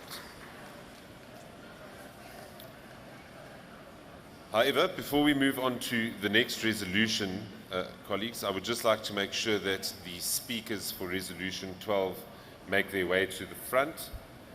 And that is Dr. Ivan Meyer, Noko Masipa, Aloysia Jooste. Okay, colleagues, let's move on to Resolution number 11, which is entitled The Establishment of a South African Coast Guard. And you can find this particular resolution on pages 128 to 129 of the Congress booklet. It is proposed by Cobus Marais and seconded by Traverse Le Goff. I'm now going to hand over to the proposer. Cobus. Thank you very much, Chair. We ask for the resolution that the Democratic Alliance, a government in waiting, introduce legislation to establish the South African Coast Guard as a new branch of the military service within the South African National Defence Force. The DA must ensure that this new branch of military service has its own aerial and naval reconnaissance capability, along with its own dedicated vessels and air assets, and that is progressively implemented and realized at a pace and cost that is affordable and sustainable to the country. The Republic of South Africa must protect and defend its exclusive economic zone in order to secure its fisheries and ensure the overall sustainability of the ocean economy, to enforce its maritime protected areas and uphold its ocean-borne international treaty commitments, and to guard its sea borders from the threat of piracy and terrorism. Further motivations noting that the South African ocean economy has the potential to contribute 177 billion rand to the GDP of South Africa and the potential to create up to another 1 million jobs. South Africa's 4 coastal provinces trace a vast coastline of nearly 3,000 kilometers. The South African ocean economy is under threat from criminality, piracy and terrorism, and criminal syndicates specifically are exploiting the lack of maritime security and marine law enforcement capacity, which is having a very negative effect on the sustainability of fisheries, tourism, the conservation of endangered marine life and our national security. A South African National Coast Guard with a littoral combat and multi-mission maritime law enforcement function would allow the South African Navy to focus on its primary role and its core conventional military deterrent mandate. I thank you. Thank you. Thank you, Cobus. Over to the seconder, Traverse. I second this resolution. South Africa has a vast coastline which is to huge amounts of rich biodiversity, and as many might have seen in the Academy Award-winning documentary My Octopus Teacher, it's one of our key features in this country. Our natural beauty is something that would be a terrible thing to lose, and we cannot protect this type of infrastructure in our country if we do not defend our territorial exclusion zone. Having an effective in law enforcement area imposed along our coastline would also prevent illegality. We are prone to abalone poaching, amongst other things, and the insurgency in the Cabo Delgado region in Mozambique is of particular concern. We are prone to terrorism and threats from our sea borders, and we should actually focus our resources on this type of protection of our coastline. Thank you. Thank you, Traverse. Over to our only alternate speaker here, which is Pogiso. Thank you, Mr. Chairman. We support the resolution. It is important that we have a large coastline as a country from the Western Cape all the way through the Eastern Cape and up to KwaZulu-Natal. There are many resources in this ocean, A lot of people rely on it, simple people that do things like fishing. There are things like tourism that can come in, and the ocean economy represents the future of our economy. There is a lot of exploration for things like gas that can change our energy profile in future. It is important as a government in waiting that we prioritize the security of these resources for the benefits of generations to come. And therefore, the establishment of this Coast Guard will show that we are serious about the security of this nation, its resources, and its future. We support this resolution. Thank you, Chair. Thank you, Pogiso. I'm now going to hand back to the proposer. Quibus, over to you. Thank you, Chair. A separate Coast Guard service unit with its own dedicated budget in cooperation with the respective coastal provinces will allow a capability to do essential search and rescue missions and guard over our natural resources and the economic growth potential of the country, plus our coastal provinces who are dependent on the maritime and ocean economy opportunity drivers, including fisheries and the maritime tourism opportunities. This capability must not be affected by the dilapidation of our national military capabilities. Only the DA can develop and implement strategies and plans to do this successfully, and we request Congress to support this vision of ours. I thank you. Thank you, Quibus. Democrats, please hold up your green card to vote in favor, and alternatively hold up your red card if you would like to vote against this. I think that this is overwhelmingly passed. Thank you. Before we move on to our next resolution, which is 12, I'd like to make sure that all the speakers for resolution 13 make their way down to the front. Noko Masipa, Janu Engelbrecht, who may possibly be in the count as a counting agent. Third, Aloysia Jooste, and fourth, Nicholas Nyat. Colleagues, that brings us to resolution number 12, and this particular resolution is entitled the proposal for a provincial veterinary legislation in terms of Schedule 5 of the Constitution of South Africa. This particular resolution can be found on page 129 of your Congress booklets. This resolution is proposed by Ivan Meyer and is seconded by Noko Masipa. I'll hand over to our proposer, Ivan. Thank you, delegates. We know that the National Veterinary Services in South Africa is in a state of collapse and poses a serious risk to both animal health, animal welfare, but also in terms of food security. And therefore, I propose that provinces consider developing their own provincial veterinary services, which is, in terms of the Constitution, a provincial exclusive legislative competence. And this is in line with the Democratic Alliance values and principles of devolution of power, decentralization, and, very importantly, federalism. So I move that we consider this proposal before the Federal Congress. Thank you kindly, Ivan. Over to our seconder. Thank you, Matt. The Parliamentary Committee Legacy Report of 2019 highlighted the challenges of several outbreaks of animal diseases that had a negative economic impact on the agricultural sector. Controlled animal diseases such as foot and mouth disease has been a challenge. Its outbreak led to export bans of South African meat and livestock products. Despite the committee's focus on the national regulatory framework, there have been no positive results to date. To make matters worse, the national government has decided that veterinary doctors are no longer critical skills.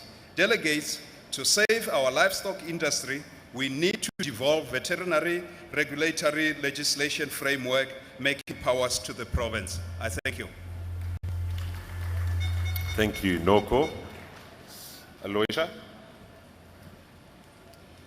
Resolution 12 proposes that provincial veterinary legislation be added to Schedule 5 of the Constitution of South Africa, which would grant provinces exclusive legislative powers to deliver veterinary services. The aim is to provide better control and delivery of professional veterinary services to support the agricultural and livestock industries, which is the key to our survival. The veterinary services in South Africa are under constant pressure to deliver professional services across the country. The Onderstepoort Veterinary Institute, which is responsible for training veterinarians and researching animal diseases, is facing collapse due to financial constraints. This can have severe implications for South Africa's agriculture and livestock.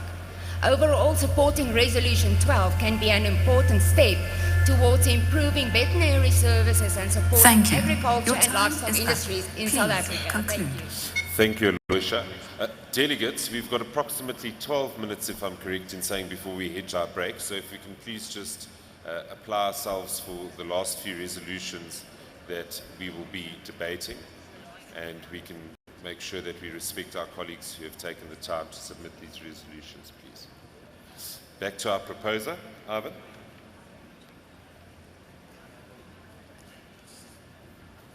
Members of the Federal Congress, this has serious implications for animal health, animal welfare, and food security. And therefore, in line with the Democratic Alliance principles of devolution of power, I recommend that the Federal Congress adopt this resolution. Thank you very much, Ivan. Colleagues, you know the drill. If you'd like to vote in favour of this particular resolution, place up your green cards. If you would like to vote against, place up your red cards. I think it's safe to say that the Greens have it on this one, and therefore this resolution passes. Okay. Colleagues, before we move over to the next resolution, I'd just like the speakers for Resolution 14 to make sure that they are in fact in place. And that is Andrikus van der Westhuizen, Ronaldo Gous, Carl Sebastian Steenhuisen.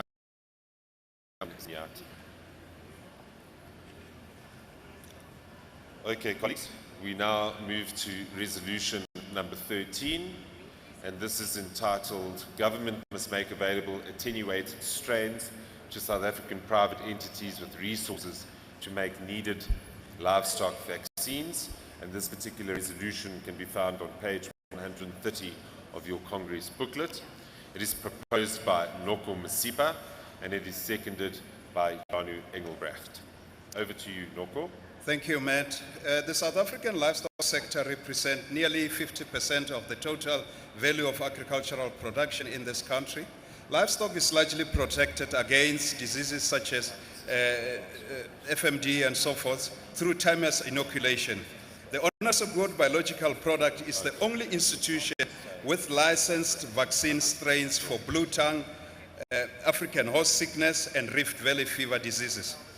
In 2014, 500 million rands was approved to allow OBP to upgrade its facility from ISO 9000 compliant to good manufacturing plant compliant to address the challenges relating to vaccine shortages and the poor performance of certain vaccines.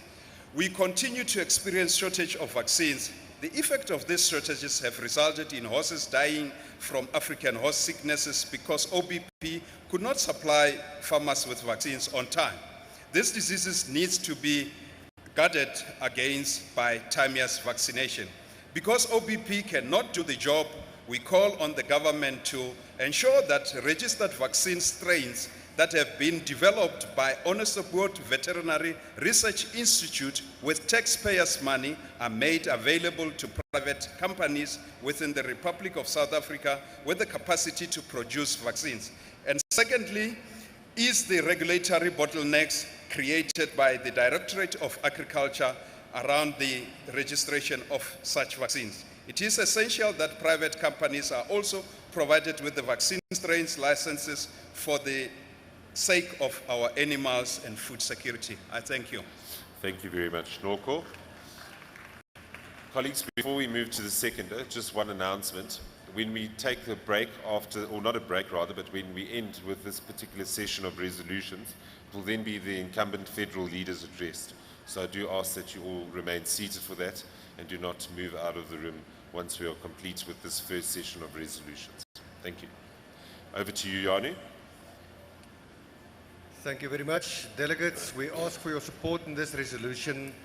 Government failures has put at risk many households' income that is dependent on the livestock industry. Our private sector has showed a willingness and an ability to step in where government has failed, and we please request you to support this resolution. Thank you very much.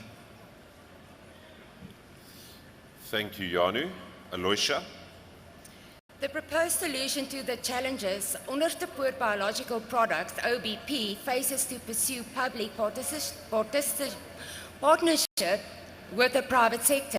The private sector has the resources and experience, including technical skills, financial strengths, sales and distribution strengths, which can help OBP to improve its efficiencies and vaccine production output.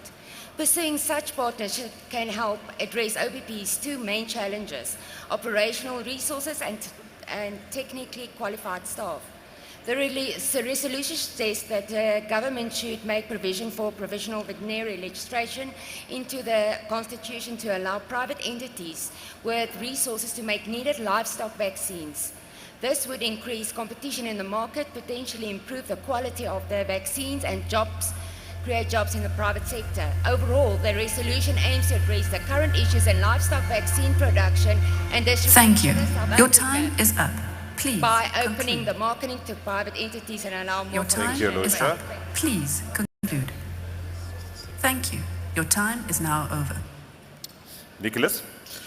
I want to ask Congress to support this resolution.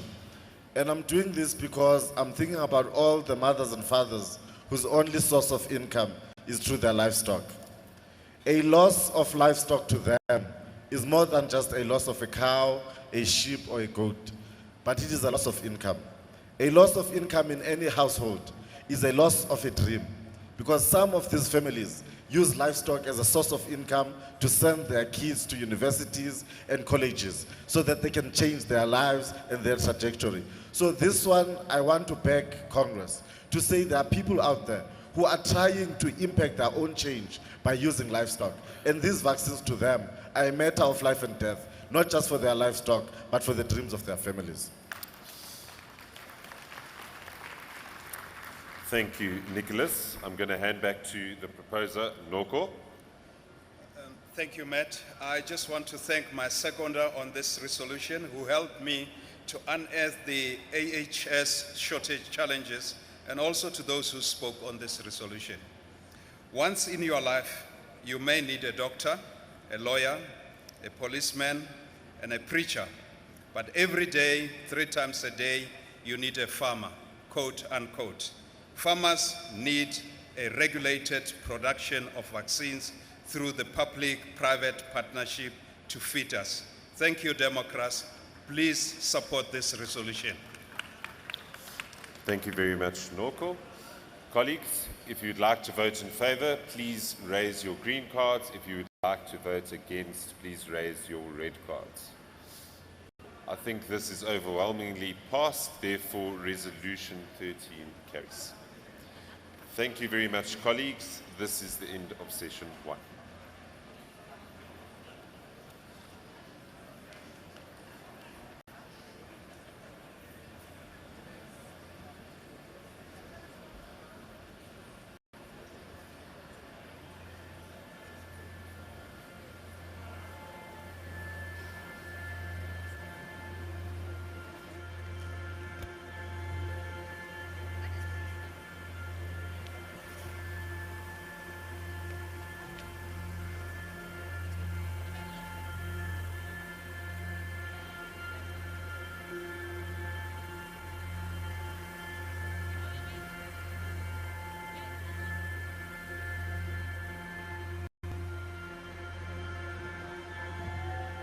Kancane sekusele kancane kancane sizophumelela kancane sekusele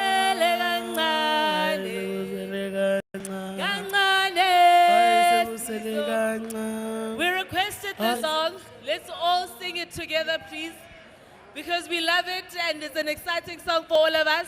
Because you requested it, we're going to sing it for you. So let's go again. Kancane, sekusele kancane. Kancane, sizophumelela. Kancane, sekusele kancane. Kancane, sizophumelela. Awu 2024, sekusele kancane, sizophumelela. Sekusele kancane, sekusele kancane, sekusele kancane, sizophumelela. Viva, dear, viva! Viva! Selector, let's go. Arriba sharp. Let's do that. Who's a selector? Aye, tie, aye. Aye, tie, aye. Viva, tie, viva. Viva. Hoi, hoi.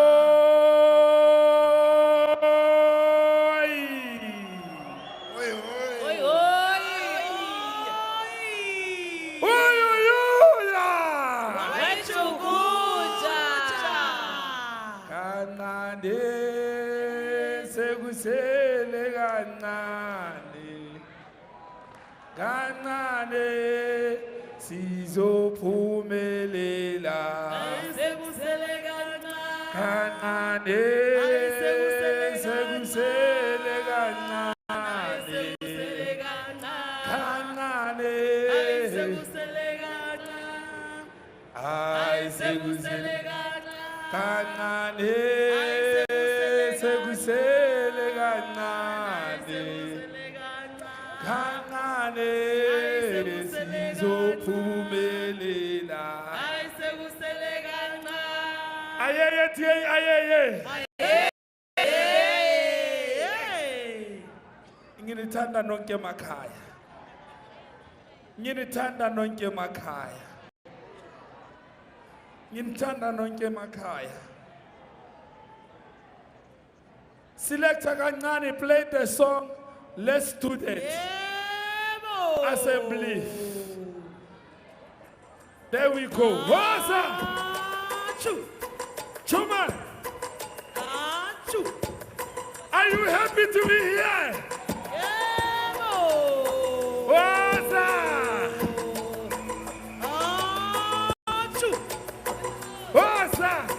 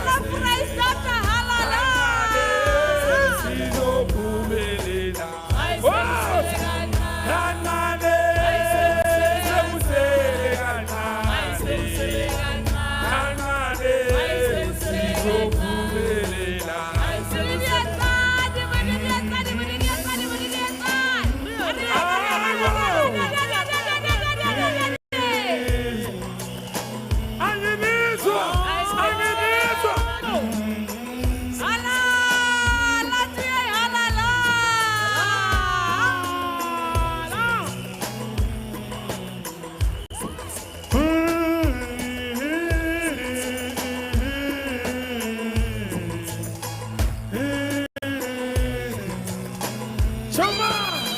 Baza 2024 sekusele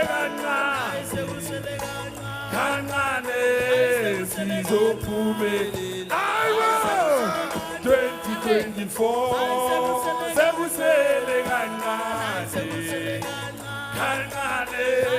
sizophumelela.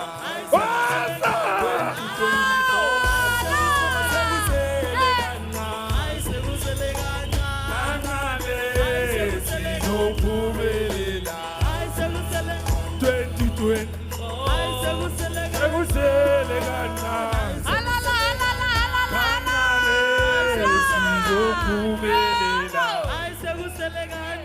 Viva TI, viva! Viva!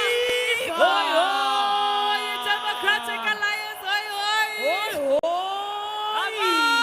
Amanda! Amanda! Awethu! Aha! Ladies and gentlemen, he has led us from strength to strength. He has traveled the length of the country engaging with South Africans. He led us into the 2021 elections, winning where we had never won before. And as we meet together this weekend, current polls show that the DA's support is at its highest ever. Now, to deliver his federal leaders' report, please welcome to the stage, John Steenhuisen.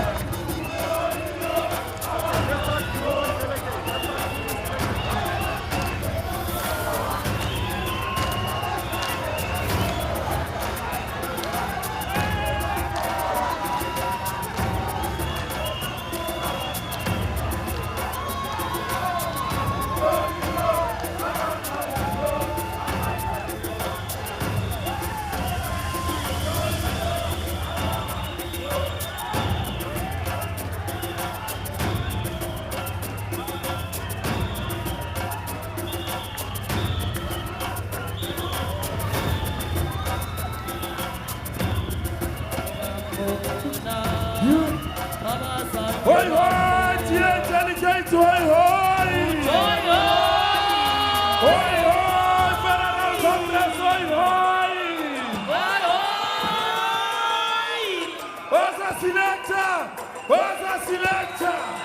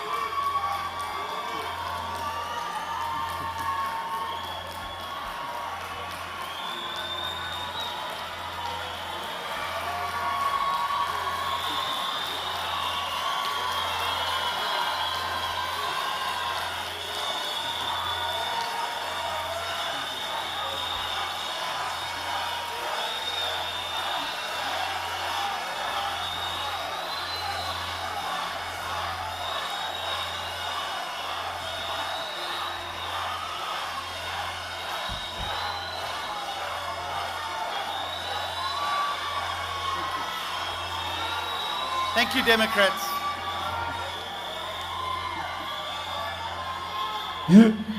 Thank you, Democrats. I love our party and I love each and every one of you. Thank you for that wonderful, wonderful warm welcome.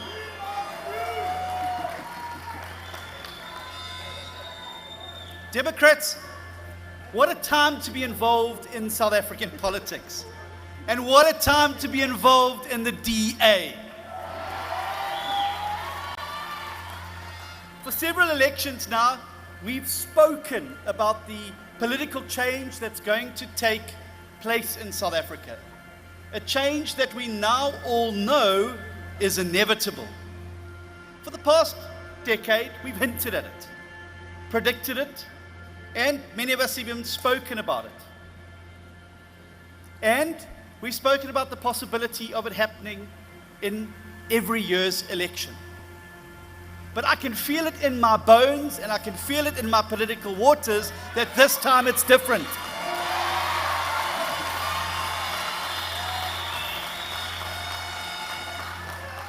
These shifts that we're seeing today, the undeniable implosion of the ANC, the collapse of splinter parties like COPE, who were once thought of as the real contenders.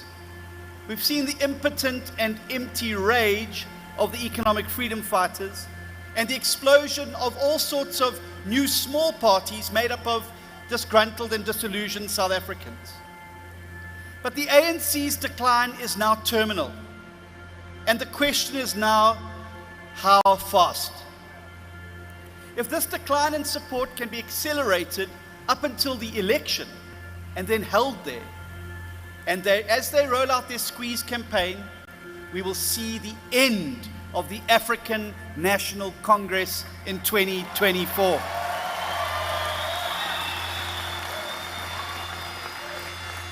What that means is that every single person in this room stands to make history next year. Democrats, we will have the privilege and the massive responsibility to be the first party in South Africa in 75 years to go from opposition into a leading role in government. And our country has not experienced this until since the National Party won its first election all the way back in 1948. For the next 46 years, no one really challenged them in elections. And this was then followed by 29 years of uninterrupted ANC rule. 3/4 of a century of one-party rule has been disastrous for our country. Because a ruling party that doesn't fear an electorate, that doesn't fear the outcome of an election, is a very dangerous beast. It acts with impunity, and it turns on its people. And we saw this with both the Nats and with the ANC. But next year, Democrats, we have a chance to change that story.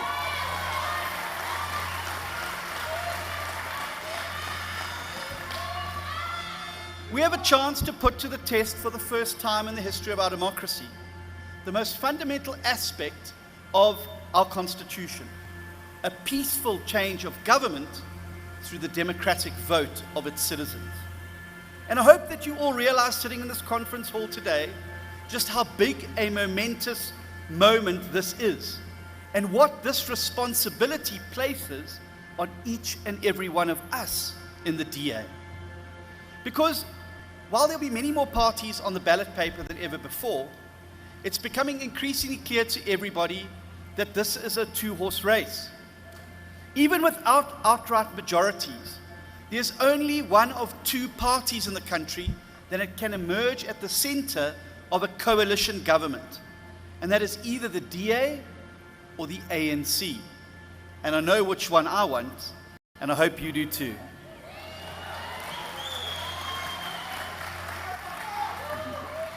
Democrats, that is the reality. That is the reality of what faces our country today. But I also need you to realize that we enter into these elections in this strong position, not by default or by some accident, but because some very bold decisions were taken at a time when things looked much worse for our party. And then all of us worked very hard to put ourselves in the position we find ourselves today. And just take a look around you in this conference hall. This, Democrats, in this hall represents the very best of South Africa.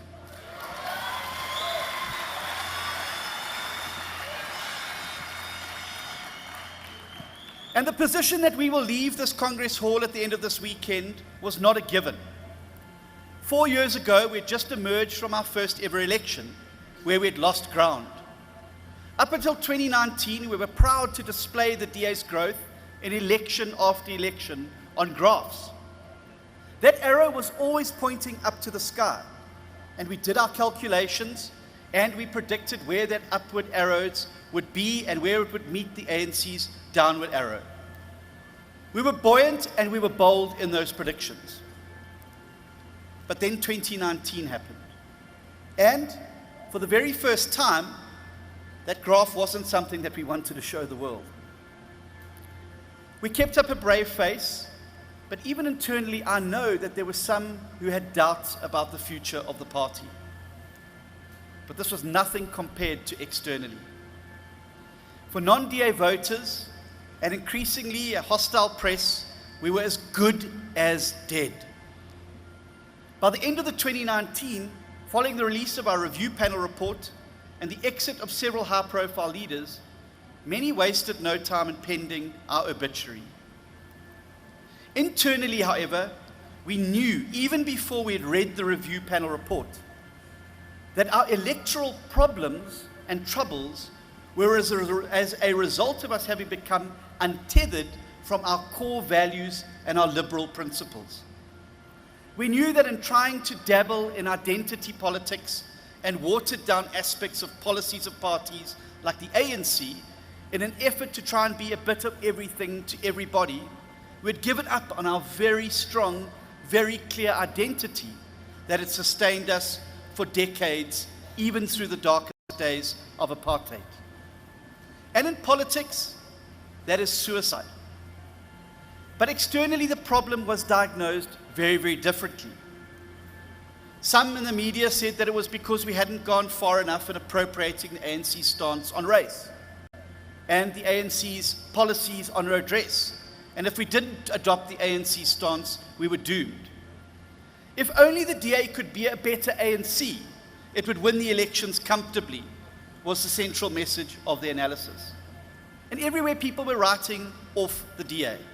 They were speculating about who would replace us as the official opposition and how soon, and what the country's coalition prospects would look like once the DA had just faded away. Some were predicting even that some of the departing leaders of the DA would go on to replace the DA with their new movements and platforms and dialogues.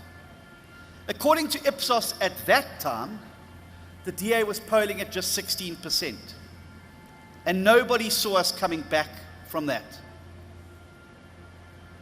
That, colleagues, was the DA I inherited when I put my hand up to lead this party as the interim federal leader in October 2019. It was a party in electoral decline. It was a party that struggled to define its values, a party with no clear ideological position on just about any issue, and a party that had committed the number one cardinal sin in politics and taken voters for granted.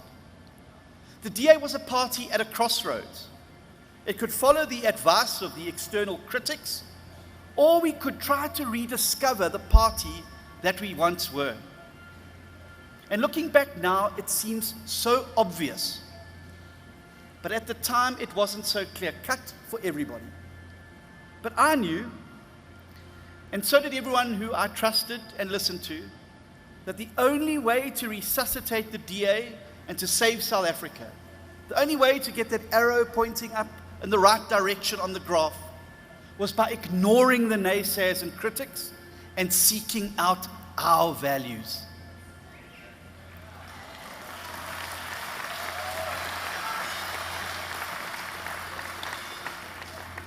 We'd have to learn to grow thick skin when it came to critique in the media and other voices outside the party.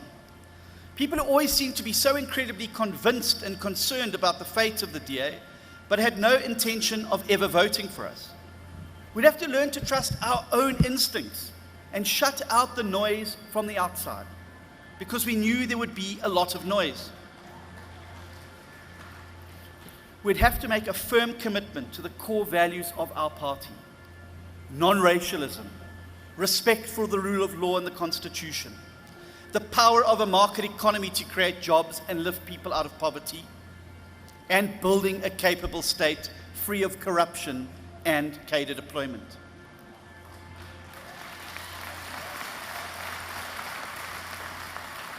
And when I say make a commitment to these values, I mean in action, not just words. It's easy to say the world that you believe in it's easy to say to the world that you believe in non-racialism, but it's another thing to actually have the guts to stand up to the growing populist trend of racializing laws and of racializing society and re-racializing South Africa.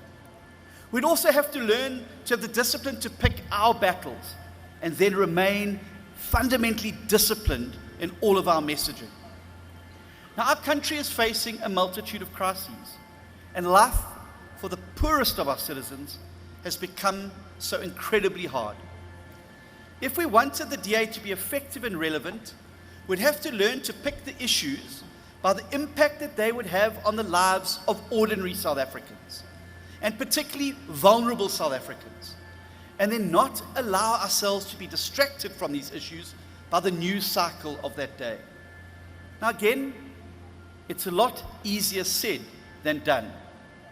The cut and thrust of politics, particularly in today's fast-moving online social media world, is designed to pull you into arguments and disputes. Before you know it, you're fighting on an issue that is nowhere near the thing that you said that you wanted to focus on. But I knew that we'd have to show incredible issue and message discipline if we wanted to make an impact and prove to South Africans that the DA is the only party fighting for the things that really matter in their lives.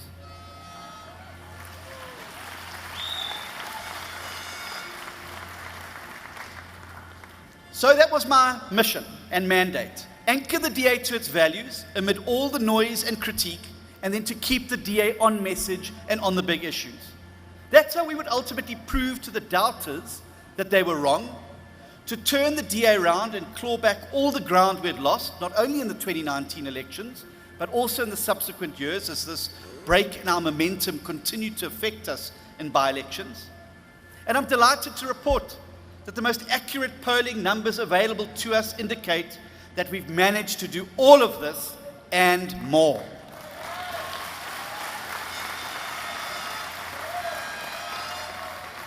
Consider that in October of 2019, the DA support stood at just 17%.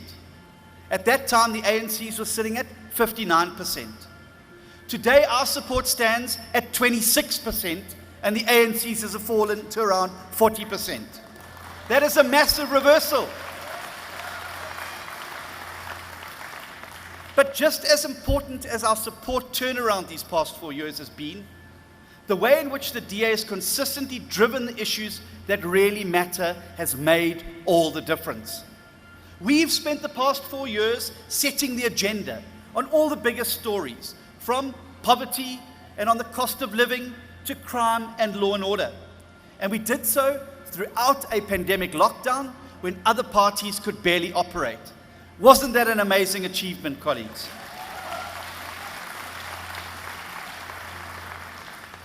Our issue driving on the cost of living crisis particularly managed to change the narrative in the country and to connect the seemingly unrelated dots to show what has caused food and fuel prices to spiral out of control. And I'm incredibly proud of the work done on this issue by DA structures and DA teams around the country in fighting relentlessly and single-mindedly for poor people who often found themselves powerless against wave of price increase. You've shown South Africa where the DA's priorities lie. You have shown the parties where our party's heart lies. And I tell you, colleagues, people will not forget that. Now, of course, this fight hasn't been won yet, but we are in the ring, fighting for zero rating of food products, fighting for fuel levies to be cut, fighting for dignity for poor and hungry South Africans. Just as we were the only and first party in KZN when communities were under siege from rioters. Well done, KZN.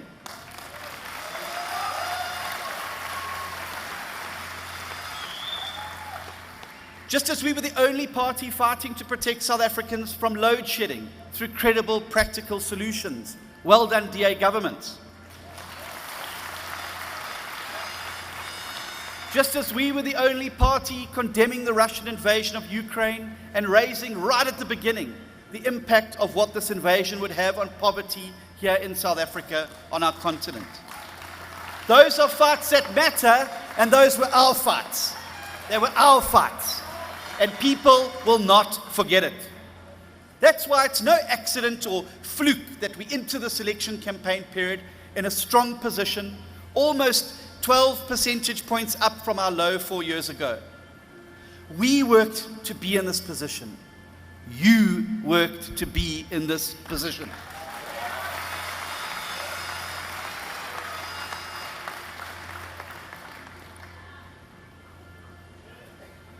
Cheers. And I want to give particular recognition to our DA mayors and their teams around the country who are doing a phenomenal job of demonstrating the clear blue water between DA governments and those rotten administrations run by the ANC.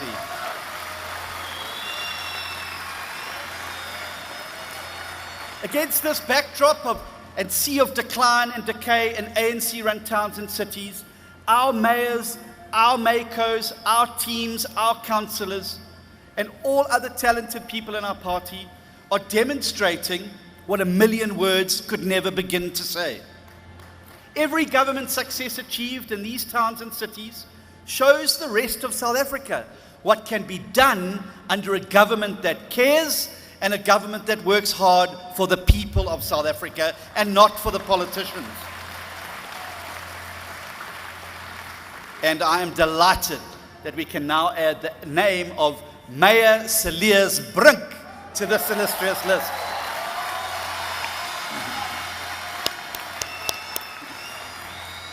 Now, he was a big loss to our DA National Caucus, but he's an even bigger gain for the people of Tshwane. But I can't mention Tshwane and I can't mention the other Gauteng metros without pausing for a moment on the topic of coalitions. Because this is something that's certainly going to be a big part of our election story next year. And the events of the past few years in Johannesburg and Ekurhuleni, and also in Tshwane, have taught us some incredibly valuable lessons. Many of these lessons were around the importance of principles in coalition governments, and how you can never sacrifice these principles just for the sake of power. But an equally important lesson we learned was around the composition of coalition governments. If you look at the difference between the relatively stable Tshwane and perpetually unstable Johannesburg and Ekurhuleni, it comes down to a number of parties represented in coalition. In Tshwane, we have a majority coalition made up of just 4 parties. In the other Gauteng metros, we have minority governments with up to 10 parties in each. This is why our excellent Chief Whip in the National Assembly, Saviwe Gwarube, is working hard on a number of bills aimed at solving these issues around too many splinter parties disrupting coalition governments. And that has to be at the back of our mind throughout our election campaign. We don't just simply want to bring the ANC below 50%. We want to end up at the center of a coalition government that is able to serve South Africans. Now, I know this is possible. I know this party, and most of all, I know what we are capable of. So Democrats, don't listen to the naysayers if they tell you it can't be done, if they tell you that coalitions can't work. These are the same people who told you the DA was dead and buried and kyk hoe lyk ons nou.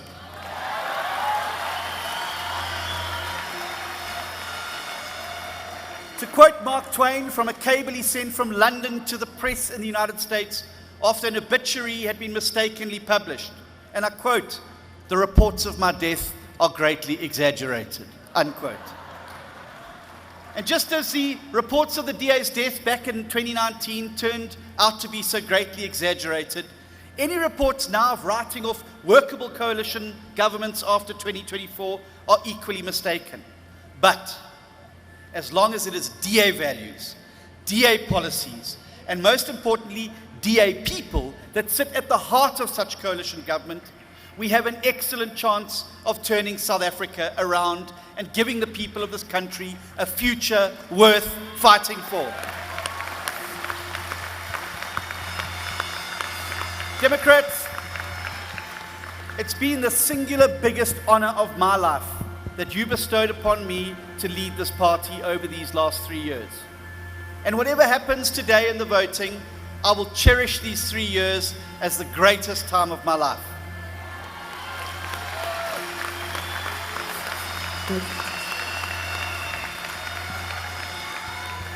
And that is largely due to the fact that every single day of those last 3 years, I've had the opportunity to work with all of you, side by side in the trenches, fighting the good fight, never giving up, and never stopping to fight for the people of South Africa.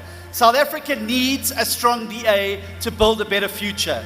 Our Congress has shown them that we are ready. It's time to get out there, win those votes to build a better future. Thank you.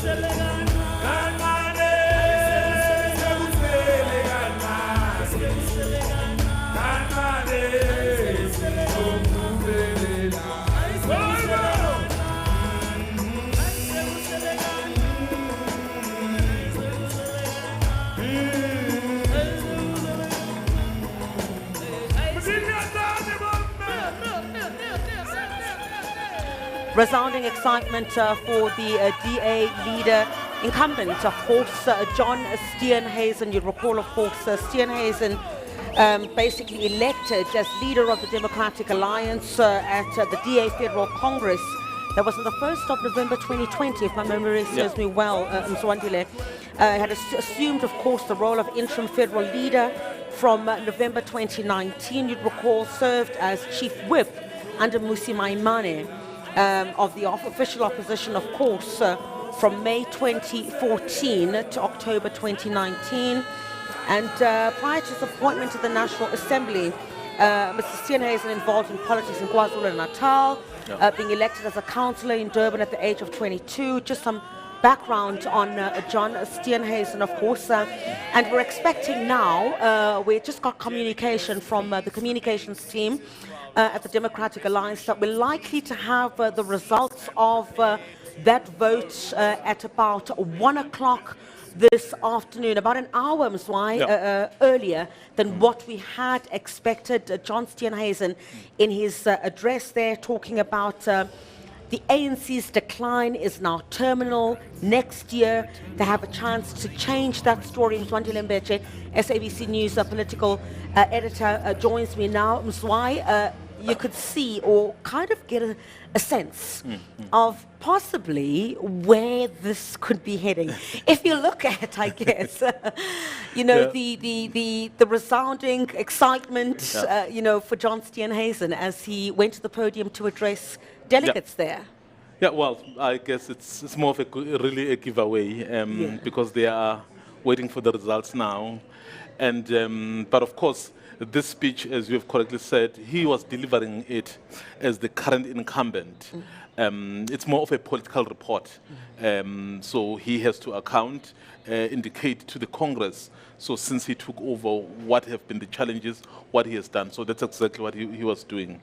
But of course, I think not lost on his mind is that in the next hour, so a new leader will be elected, and then he hopes to be that leader. And of course, when you see the reaction on the ground, perhaps it indicates that there's so much enthusiasm towards him. So, but it was very interesting what he had to say, especially on the speech, Griselda. Yeah, he says it took over the Democratic Alliance where it was at a crossroads.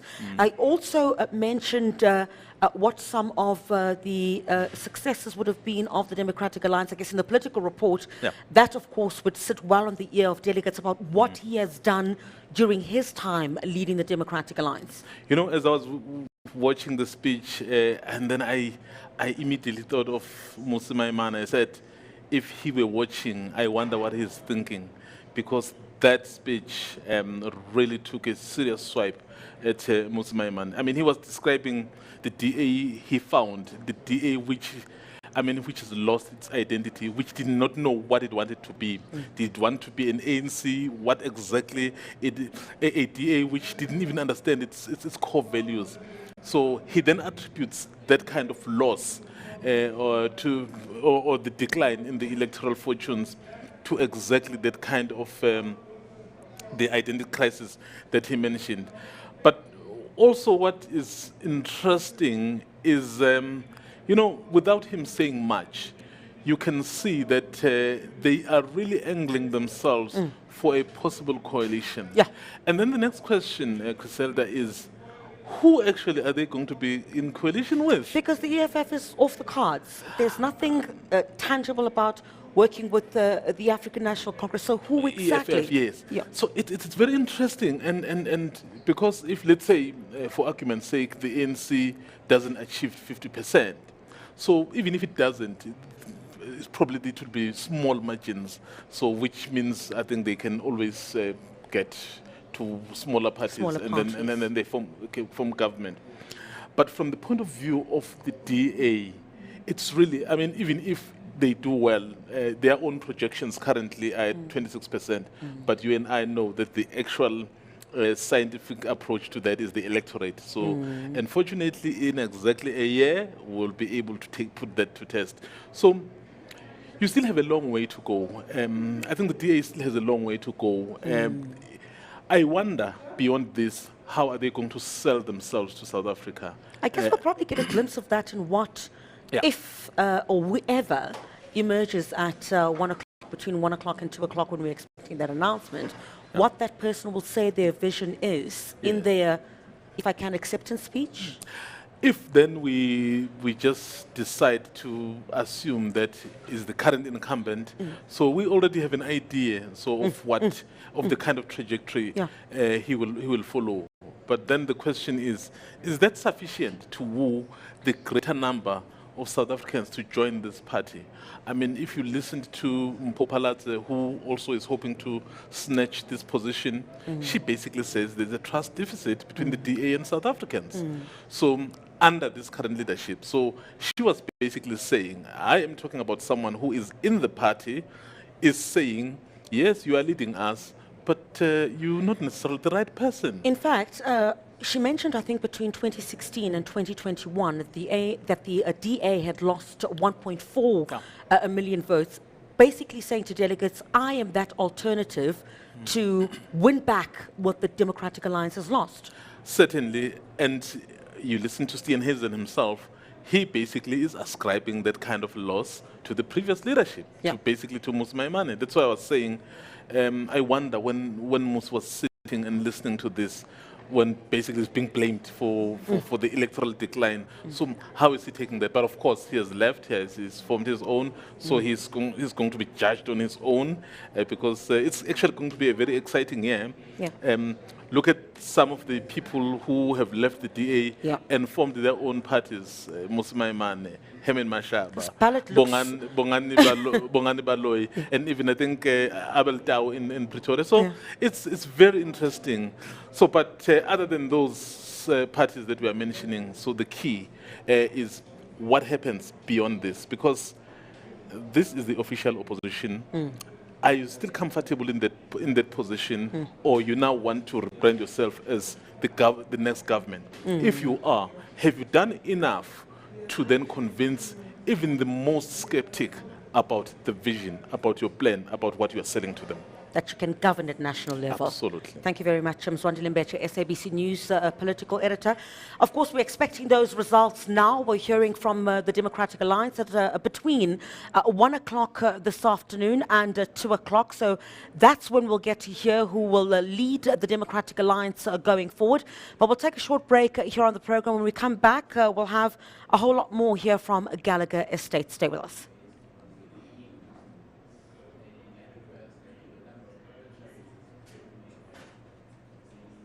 To say that the Greens have it, therefore that resolution passes. Before we move on to resolution 15, I would just like to make sure that the speakers for resolution 16 make their way down the front of the aisle. Number 1, Ingrid Ryanton. Jordan Hill-Lewis, I believe, is otherwise engaged at the moment, but still supports the particular resolution. Pogiso Mtimunye, Lungile Penyane, Arlene Adams, and Liam Jacobs. We are now moving to resolution number 15, and we have this particular resolution, which is entitled Gender-Based Violence and Mental Health, and it can be found on page 131 and 132 of the Congress booklet, and it is proposed by Ingipiwe Ulu and seconded by Nicholas Inyati. For the purposes of this resolution, because the proposer is not in fact a delegate to the Congress, there will be a video that will show up on all the screens for you to hear the introduction to this particular resolution. Greetings to you all Congress delegates. I think we can all agree that the time for complacency is long gone, has passed and belongs to another era. The silence on violence against women and children has been broken, and now is the time for stronger action. Gender-based violence continues to be one of the most notable human rights violations within all societies. Both women and men experience gender-based violence, but the majority of victims are always women and girls. The link between gender-based violence and mental health concerns is found to be much higher for women. For a very long time, beside in isolated cases, men have been absent and have allowed victims to lead campaigns for themselves. And this none has to change. It is about time that we as a party take action against these issues. Mental health also remains one of the major issues in our society, and I think it is about time that we take action against the stigma associated with it. Both GBV and mental health are not issues to be discussed in one day. We cannot resolve GBV just by campaigning about it on the 16 days of activism. It is an issue that we need to fight every day. And I ask you all delegates to support this resolution. Thank you.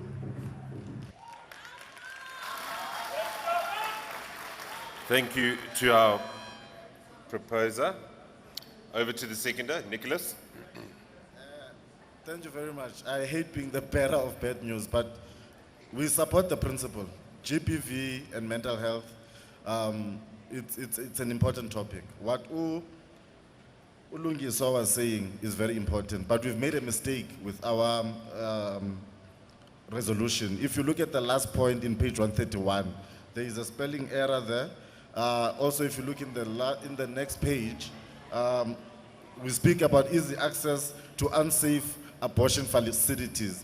As a leader, I cannot accept or allow Congress to adopt a thing that speaks about easy access to unsafe abortion facilities. So we've made a proposal to say we will withdraw the motion, but Dawn, NTA Youth, and Lungiswa, and myself will work together to take this resolution directly to Federal Council. I really do apologize, and part of leadership is taking.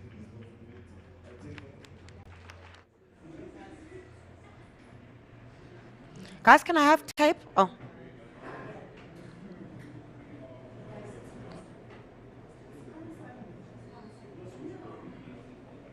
I am. If I could just quickly have tape. What's peeping out here, guys? Very clumsy. Can I have tape quickly?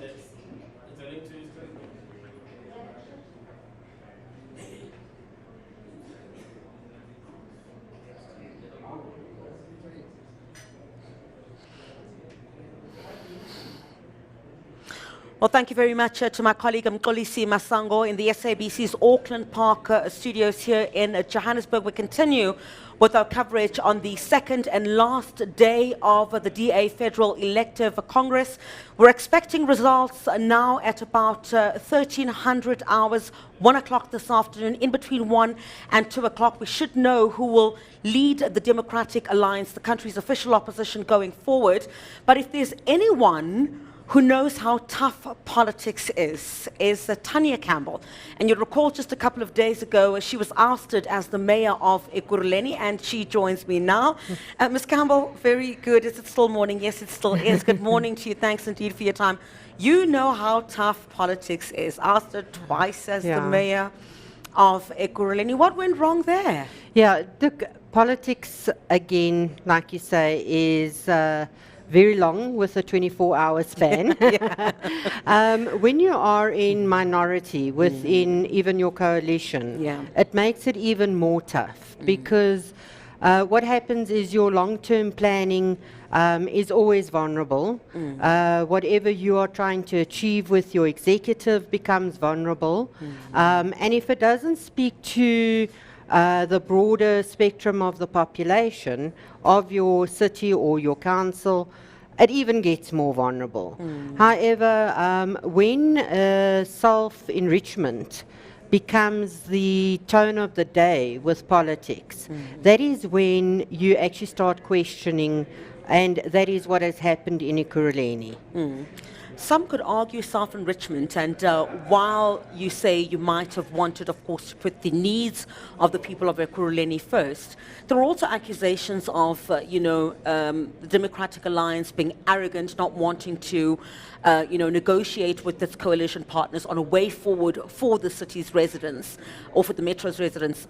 How do you counter that? Because the accusation towards your ousting in that motion of no confidence, spoke to accusations of a decline in service delivery in that area. Yeah, look, in the coalition in Ekurhuleni, that is definitely not the situation.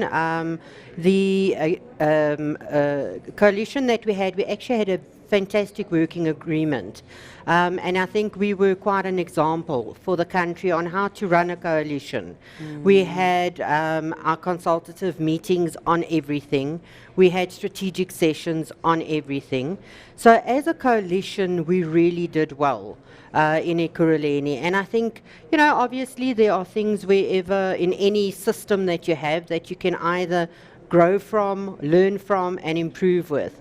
But I must say, I am proud with our coalition partners that we had in Ekurhuleni. We stood fast, we made tough decisions, and we made decisions to enhance service delivery.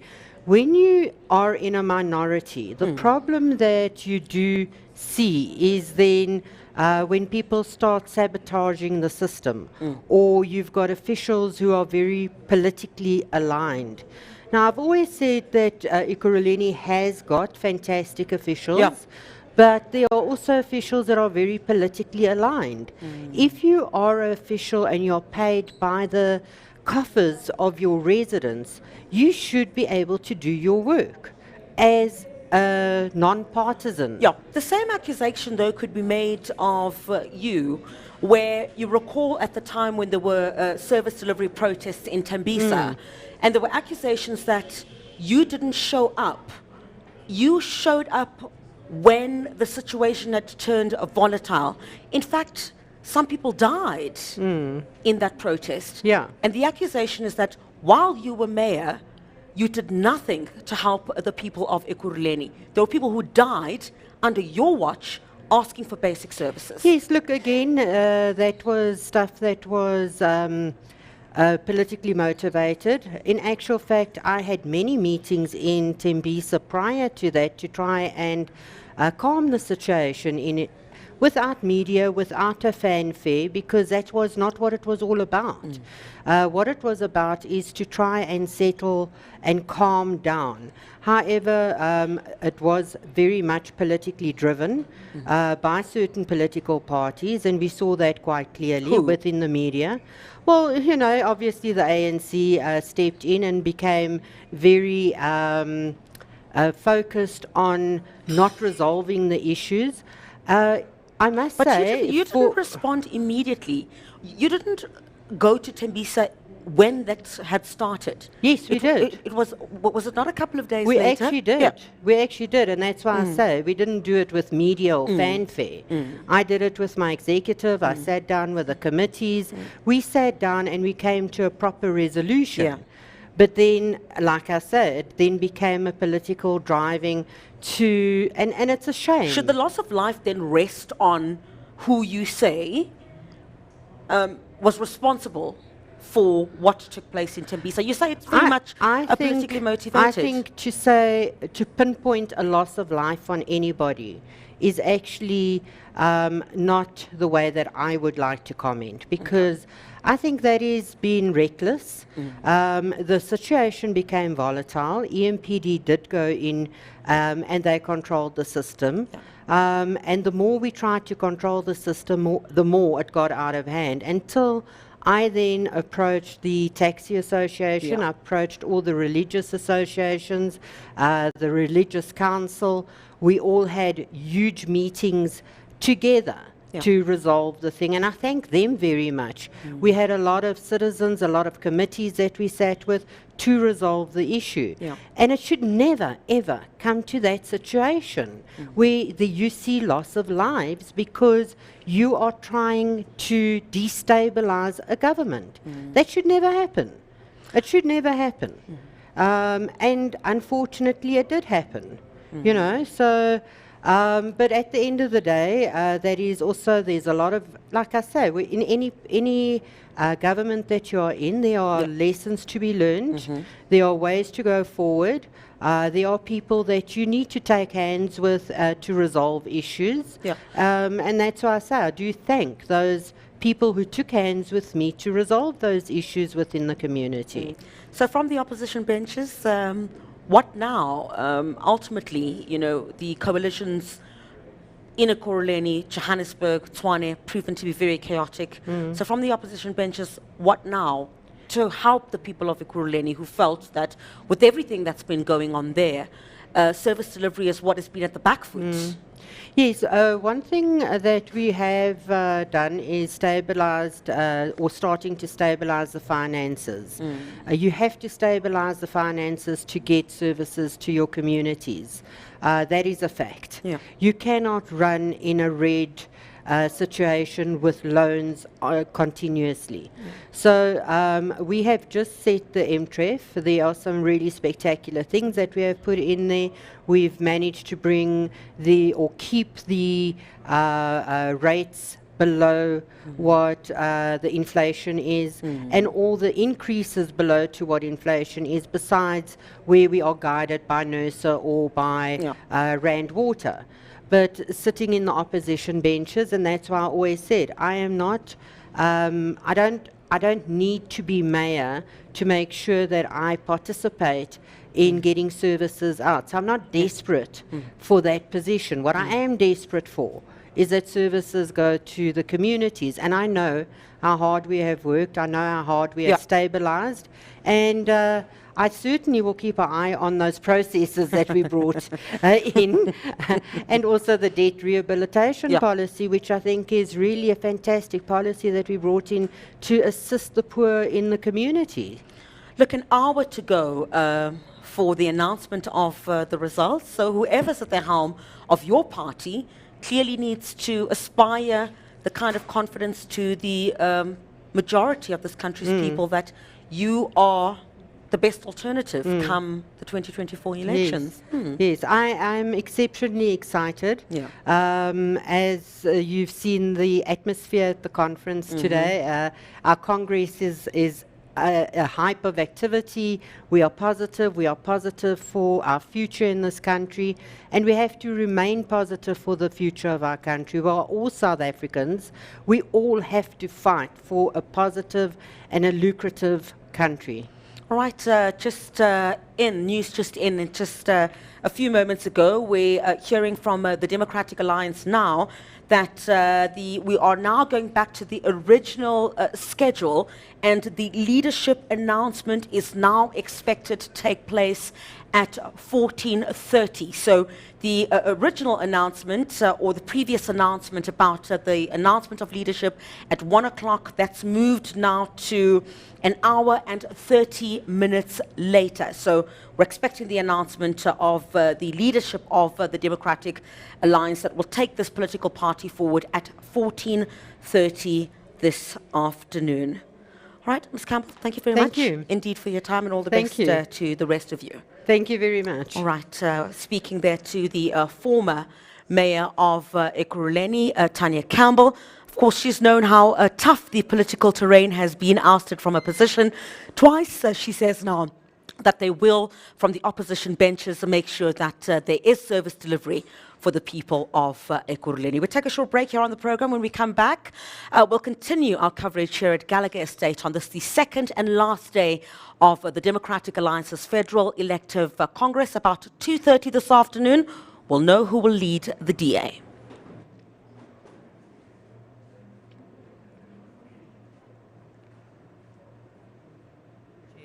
Chapter 4 of the Municipal Systems Act already sets the requirements for public participation in local government. Requiring each caucus to do this discounts how different it is in rural versus urban areas if we have a one-size-fits-all approach. Lots of small caucuses like mine and Marafong would be required to roll out things that we don't have the numbers of councillors to manage. And in many small ANC-run councils, public participation is dysfunctional. I would, however, support a more localized approach to this. Making this mandatory for each caucus will add a burden that in many places will make us do the job of the municipal council and take our time away from winning votes and fighting on service delivery issues. I ask delegates to not consider this resolution with due respect. Thank you. Thank you very much, Carl. Tulani. Thank you, Chairperson. Chairperson, fellow Democrats and delegates, time can never be enough to emphasize the importance of public participation, especially in the wake of our current country's political dispensation. Public participation is a tool in which we should use to judge how the communities react and associate to us, both as a party and as a government. As we continue to govern local municipalities, metros, and as we prepare to govern provinces and the country, we must then appreciate the critical role our councillors play as first line of defense and communicators. Therefore, the councillors' in-depth knowledge and understanding of our community's frustrations, aspirations, and needs is paramount and can be underestimated. The councillors' contribution and input is vital in formulating meaningful public participation policy. Your time is up. Please let us support. Please conclude. Thank you very much. Back to our proposer, Tava. Thank you very much. I think the one thing that I would like to make very clear is that this policy will be a guideline across all local municipal caucuses.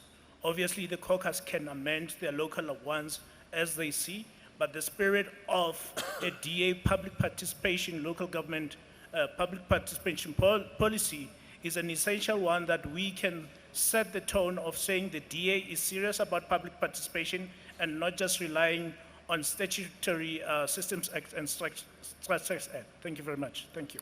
Thank you very much, Tava. Colleagues, we will now proceed to the vote. Green for yes, red for no.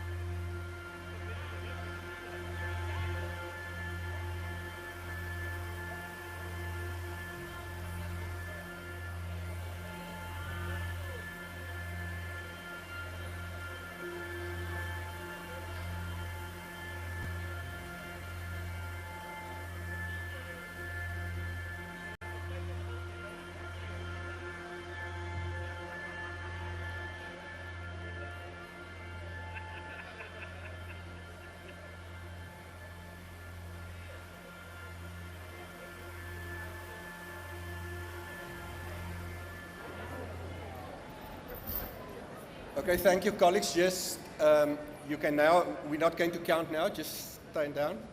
Colleagues, what we're going to do is I'm going to ask that they close the doors, and then we need to do a count, a proper count. So I'm going to ask that we get staff members and security to close the doors so that everybody stay inside, and then we will ask you to vote, and the staff members will then count the votes, and we will give you the result of that. Thank you. Thank you very much to the Deputy Federal Chair. In light of his ruling, we will now conduct a manual count.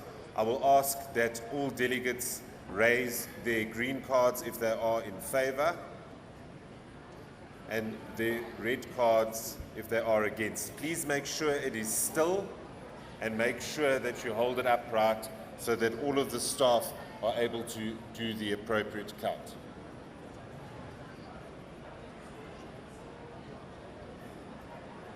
Thank you for your cooperation.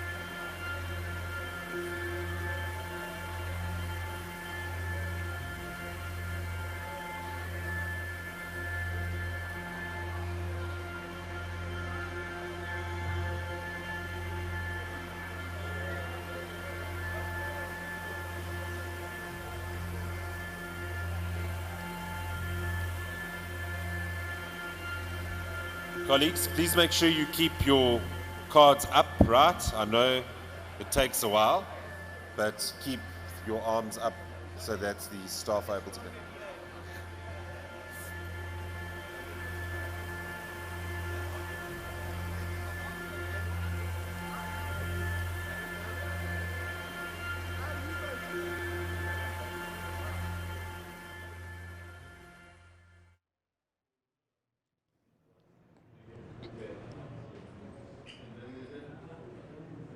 Stand by.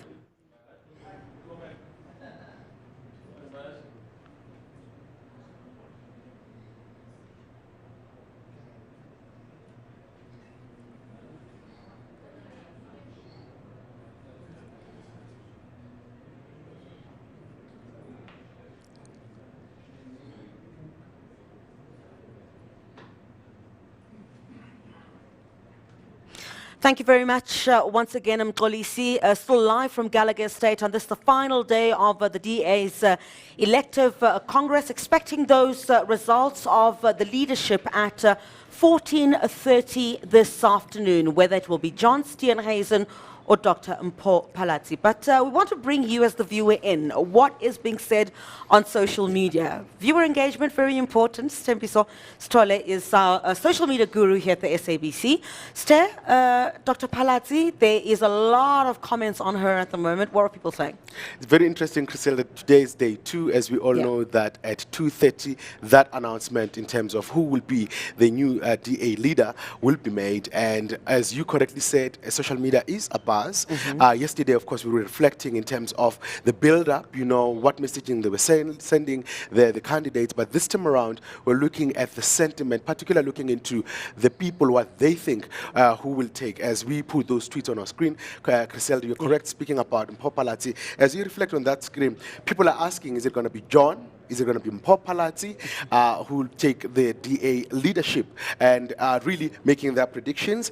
Already, they are congratulating and wishing her good luck. That's Mpho Phalatse, as we put that tweet on the screen. Basically, simply saying, good luck. You are about to experience something. You are about to be there as the leader of the DA. Others are going further to really making predictions, to simply saying she will really be a good leader in between. Griselda. John Steenhuisen, just looking at the 2,000 delegates, somewhat the welcome for him before he made that speech just a couple of moments ago. What are people saying about John Steenhuisen? I think a lot of people are impressed by his speech. I mean, also in terms of how he articulated himself. And on social media already, there are people who think he will be taking this once again, as we all know that he's contesting for the second term. As we put those tweets on our screen, they're really, others are simply saying, John will take it, Paul will have to wait for her opportunity in future.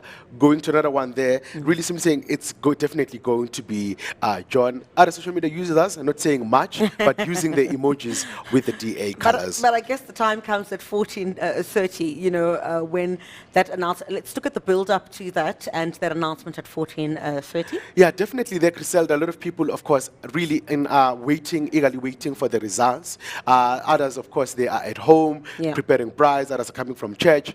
And I think 2:30, we also expect our viewers to be tuned in on the channel, of course, also on our SABC social media platforms. Whoever wins, likely to trend. Definitely. And I think for me, that, of course, really speaks volumes, in terms of the use of social media, and that everyone is keen, But most importantly, Griselda, yesterday we did say that the prediction that are made on social media, will they really translate when this discussion, when the delegates are voting in between? So while eager to see the sentiment that has been said. Mpho Phalatse has sent a few tweets with regards to the activities here. John Steenhuisen hasn't sent any tweets since he got here, even on Facebook. In between, yesterday I bumped into him. I think I was seeing his family, just interacting with them. But mine is to simply say we really look forward to what will take place, and you said it correctly. We're looking forward to also to see who will take over and the trends. But most importantly, the sentiment in terms of what is it, the plans that he or she will have towards going to 2024 elections. And that will highlight the vision, I guess, of whoever will then be at the helm of the Democratic Alliance, what the vision for the party will be, in particular heading towards the local, almost said local government elections, but heading to next year's national election. Definitely, I think that's that, because the key priority you had on their deliverance yesterday, Mpho and Dr. Mpho Phalatse and John Steenhuisen, really talking about that they really want to put the ANC under 50%, and that, of course, that they are really working hard to when it comes to the issue of coalitions. But the critical question then is, to what extent is DA going to really make it without any collaboration with other political parties? So heading to the 2024 election, they actually indicated that they will be the official ruling party come 2024 elections. Stay, always a delight speaking to you. Thank you so much, keeping abreast of what the viewers have to say on social media about the DA elective Congress. Of course, we're looking to 14:30, and that's when we're expecting to hear who will lead the Democratic Alliance going forward. And I think we're going back to our studio in Auckland Park. Is that it? I think so.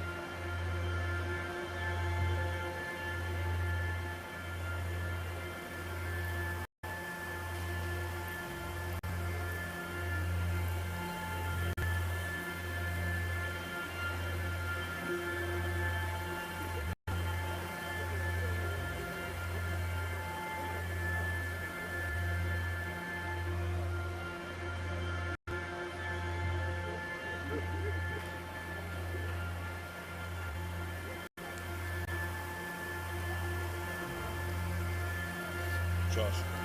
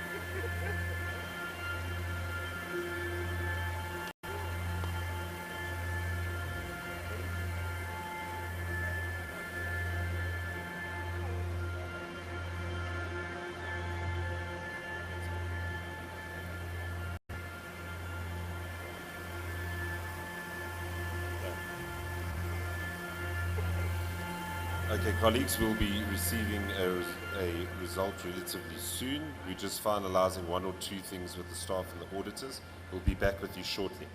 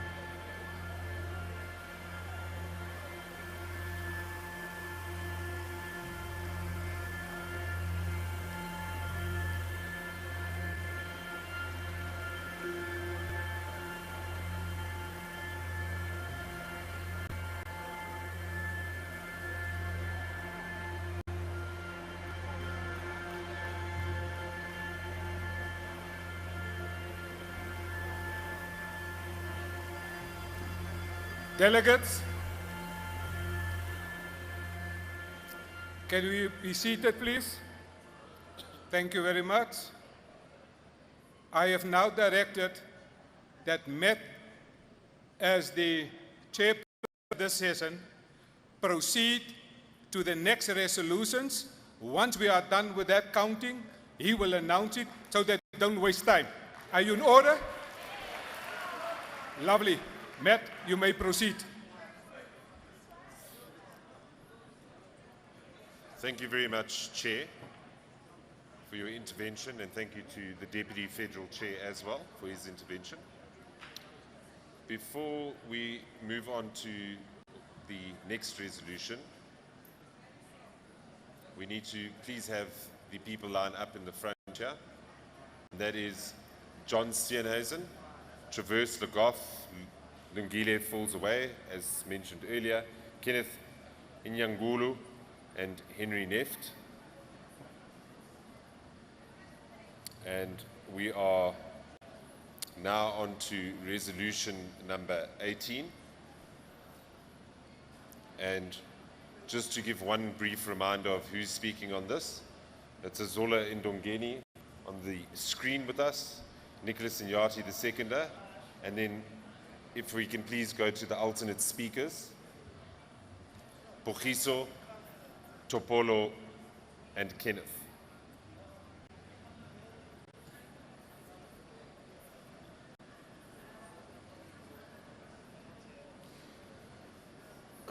The devolution of the NYDA can ensure that its objectives are met and that it serves the people who need it the most. Low levels of government have a proven track record, as we have seen in DA-led municipalities and provinces across the country, where services are delivered better when authority is given to competent subnational government. The DA youth alone cannot win the fight against the NYDA through social media. It is for this reason that we are appealing before this Congress and asking that the DA in the National Assembly leads this fight against the NYDA and takes the necessary action steps to ensure that this debate is taken to Parliament. Thank you. Thank you, Chazola. Nicholas? Thank you very much. I support this resolution, which is the devolution of the NYDA. The DA youth has been running a campaign called Scrap NYDA, but that is not enough. It is not enough if we are not taking this fight as the Democratic Alliance to Parliament where it belongs. And our proposal is very simple.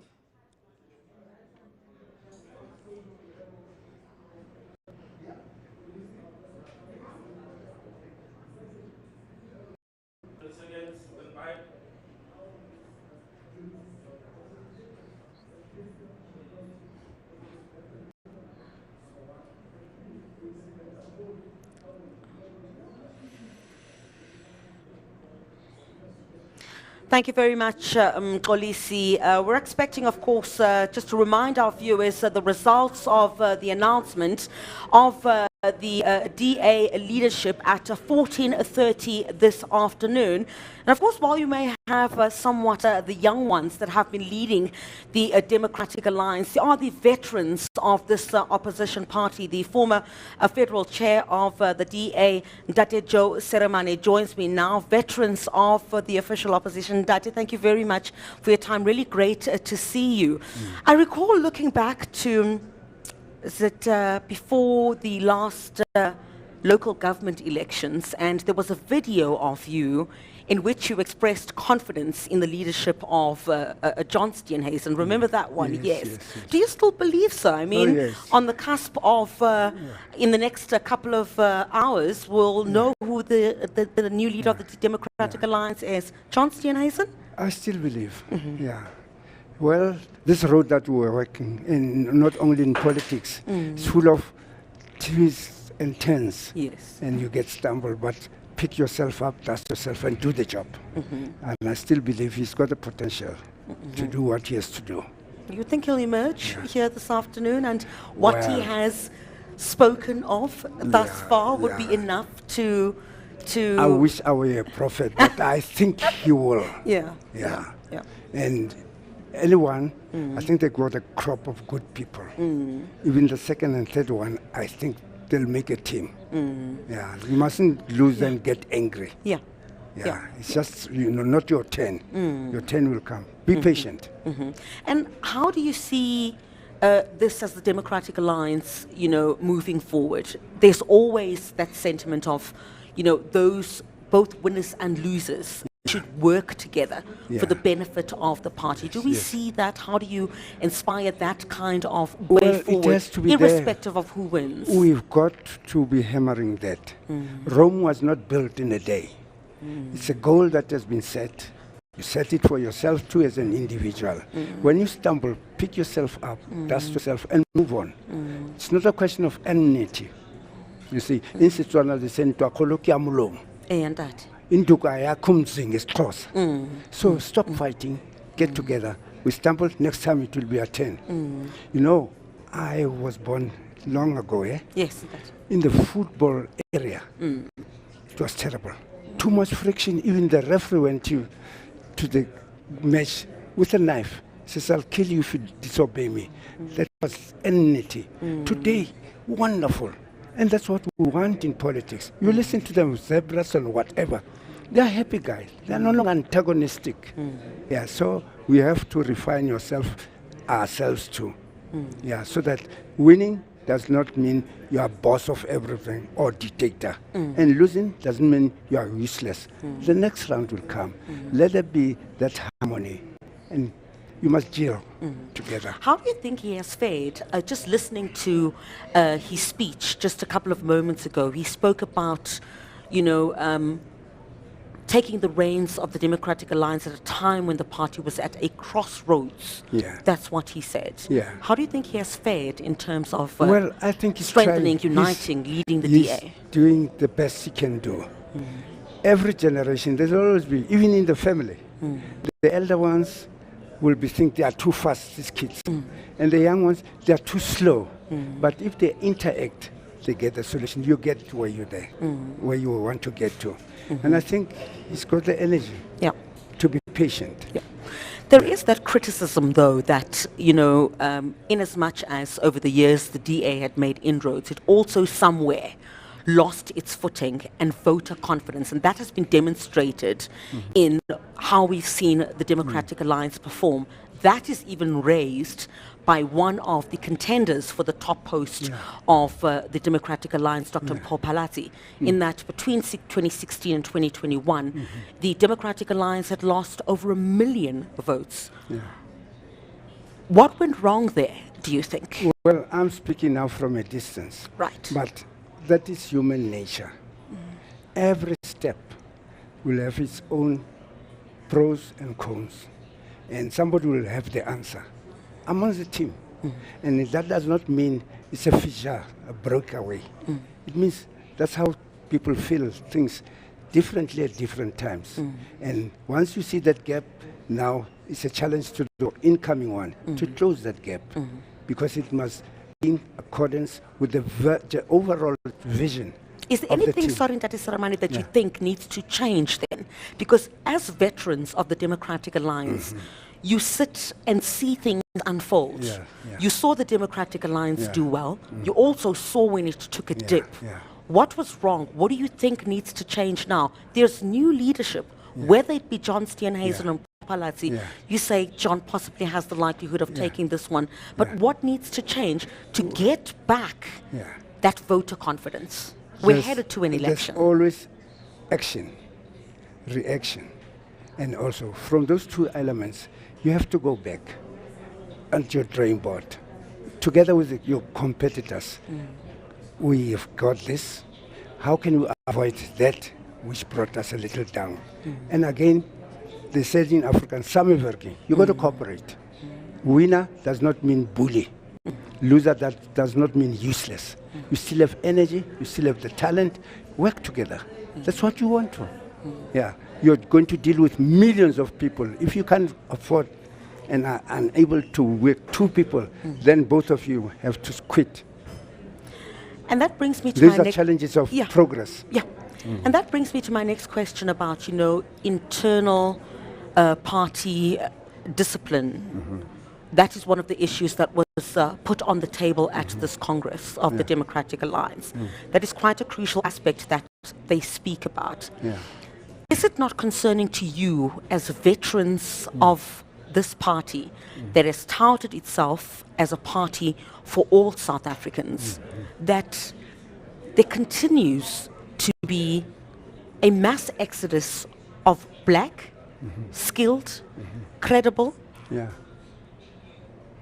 top leadership of the Democratic Alliance? I'd really like your view on that as a veteran of this party, The truth of the honestly. matter, when people are together, you're bringing talent. Sorry, you're bringing together talent and various aspects of one and the same objective that you're working for. So when it's like that, every time you got to change gears, adjust to the developments, because people bring in new skills, new approaches. How does it fit on your fundamental principles? Sometimes there's a bit of friction. Others go away, others stay on to do the job. But does it concern you that these are black leaders that are leaving the party and they don't have much nice to say once they leave? Does it concern you that black leadership in a party that has touted itself as a party for all, it is the official opposition and wants to be seen to appeal to everyone? Does that aspect concern Well, you? you're getting consent. What could be the tensions? What causes the tensions? And you hear, are they valid or not? Now that's your job to find out where do they go wrong. And when you think you can advise them, you keep on trying something. Not that you're dictating to them what to do. Here are the pills, now put them together. I give you the brick, I give you the cement and the soil. Now you do the mixture, build, rebuild if something is cracked. Should the DA be concerned, though? Do you think it needs to do some introspection on that and other aspects? I think every one of us, any organization, you got to move and reflect, stop and reflect all the time. If you don't want to reflect, then what are you trying to do? Because you're going to do with people with various approaches to life. And that's the challenge of leadership. Know when to go, know when to stop. Know when to adjust. And if you give people medicine, don't give them overdose. As veterans, have you reached out to, you know, I would want to say young, but they're of course younger than yourselves as veterans of the Democratic Alliance, to give direction, in particular in aspects where we continue to see Bongani Baloyi, for example, who, you know, Herman Mashaba, Musi Maimane, Mbalintuli. Those are just some of the names of black skilled talent that has left the Democratic Alliance. Have you raised these concerns with people like John Steenhuisen? Yes, well, quietly we speak to people, but you don't dictate to them. Okay. I mean, we too. So you were concerned and raised it with him? We raise quietly in a nice way, do it. And when they move away, remember they also have a right of choice to make their own decisions. It happens in every family. A well-established family does not mean they are all tools of somebody. They talk, they go and come back, or reflect and then meet elsewhere and interact. There are scrolls that they've chosen for themselves. I was making an example of football in our society. In my time when I was a young person, it was a battlefield. The referee would go into the field there with a knife or a gun and say, you guys, when I blow the whistle, you stop, otherwise somebody's going to die. Today, when I listen to them, I said, they're happy. They criticize each other, smiling, what? And that's what politics should try to get to. Yeah, but there's also to be in opposition or in power does not mean you are enemy of the state. There also is that criticism, though, that an analysis that we've done during the course of this Congress, that, you know, if you're not with a certain side of the Democratic Alliance, you're out. You're out if you're not with us on a certain section. You are against us. Yeah, I don't believe in that. You must is try that hard. not what is happening within the Democratic Alliance? Alliance? Maybe it was that, but it's a process that happens in any society or movement or whatever establishment of human beings. Those who have been there, they'll say, these kids are too fast. And those the kids that these old men are too slow. So find a way.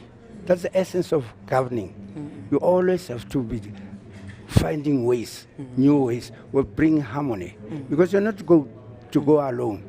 Who are you going to lead alone? What are you trying to build, a country or a little society? You're trying to serve a country. So you must have that stamina and patience and vision that we'll have to interact, whether you like me or not. Yeah, we all want water. And all of us are going to scream when there's no water. Yeah.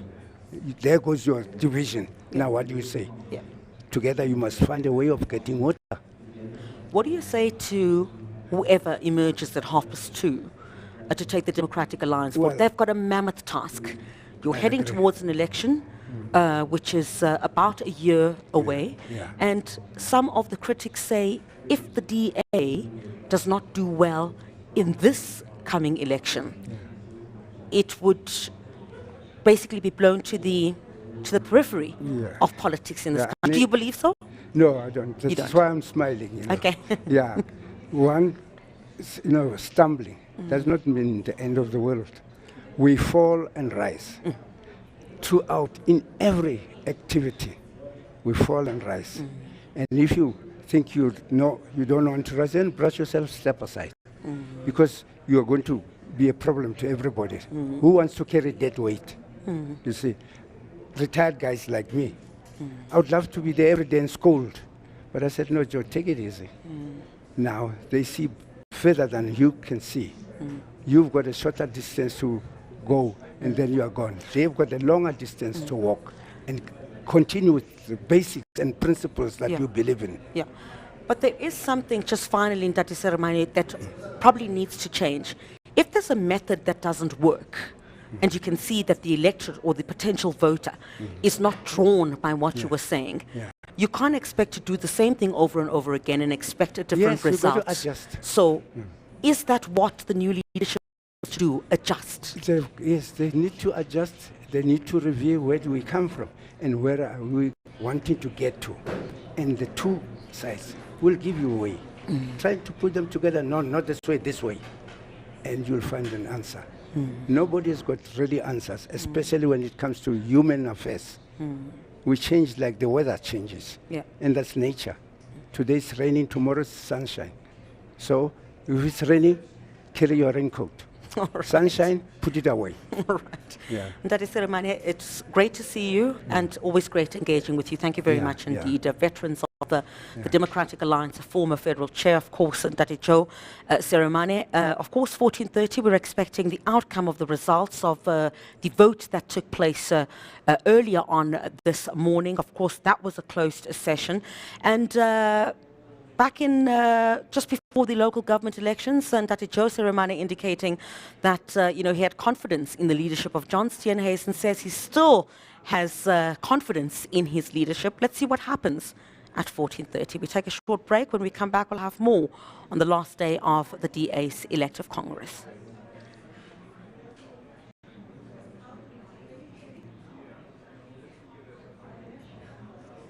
We move away from youth voter apathy. I thank you. Thank you. Ross? Thanks, Chairperson. I've actually changed my mind. I do support this motion, and I urge all delegates to support this motion. Thank you so much. Thank you. Thank you, Ross. Back to our proposer, Nicholas. Thank you very much, Matt. I think if Congress can support this, we would have at least won the first battle in addressing voter apathy from young people. So I know that Congress will vote green. Thank you, Nick. Okay, colleagues, let's proceed to voting. Green for yes, red for no.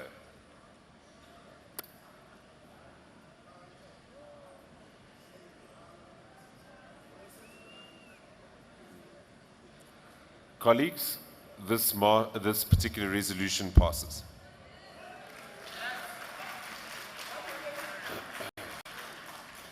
Colleagues, before we move on to Resolution 21, I want to just speak to the speakers of 22 who I'd like to come to the front, pardon me. Sikile Mgadi, which is already here. Tabani Mtetwa, which I don't believe is a delegate here. Tava Maifala Masebe, Pogiso, and that is the end of our list for that. Okay, colleagues, we now move to Resolution 21, and it's entitled Sensitization Training for Democratic Alliance Public Representatives, and it can be found on page 136 of your Congress booklet. It is proposed by Sekile Ngadi, who I will ask to speak to this particular resolution. Proceed. Thank you, Chair. It is an undisputed fact that we live in a diverse country with diverse communities and people. The ability for public representatives to deal with sensitive cases, particularly involving members of the LGBTQIA+ community, is vital to ensuring that we continue to embrace our values of freedom, fairness, opportunity, and diversity, but that we embrace them effectively and qualitatively. Congress, the DA is a party that believes in diversity, and we need to emulate that diversity in how our public representatives interact with communities that deal with marginalization, hate crime, and issues of discrimination. This resolution seeks to ensure that DA public representatives are capacitated with skills that empower them to handle complex matters of sexuality, identity, queerness from a perspective of being informed. It also resolves that all public representatives of the party will have access to specialized sensitivity training to better capacitate them with heightened skills regarding how best to navigate issues regarding the LGBTQIA+ community, not just in their wards, but in provinces and the National Assembly. Thanks. Thank you very much, Sekile. Our seconder is on video, Kaylee Lang. When members of my community are assaulted, when we have corrective rape on a regular basis in this country and in this city, especially in this province where we have the highest statistics of corrective rape, and when we have clinics who are not providing PrEP as well. You know, these are the things that we've been fighting for with the ruling party in eThekwini, and we need to practice what we preach. We have members of the provincial legislature, and we have members of parliament also fighting for the rights of the LGBTI community. We need to practice what we preach to the ruling party, and we need sensitization within this party so that our public reps know how to deal with these sorts of issues and help and guide the people who come pleading to us for help. Thank you, Kaylee. Pogiso. Thank you, Mr. Chairman. This resolution is in line with our values. We are a party that works for all. We define ourselves as open, diverse. We promote the right of everyone to live a life that they value. And we must continue to be the ones that carry the light to support communities that are marginalized and those that are victims of such crimes. However, there are attitudes ourselves that we need to unlearn. And I think that we need to learn to understand how to support those that we claim to support better. So it is important that we are continuously trained, we continuously review our attitudes and our perceptions, and that we are in a position to support these communities that are part of who we are. Therefore, we fully support this resolution. Thank you, Chairman.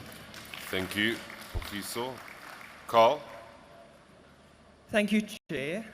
It is incorrect to presume guilt before innocence. Saying that all public representatives need sensitivity training kind of presumes that our public representatives are problematic when the majority are actually not.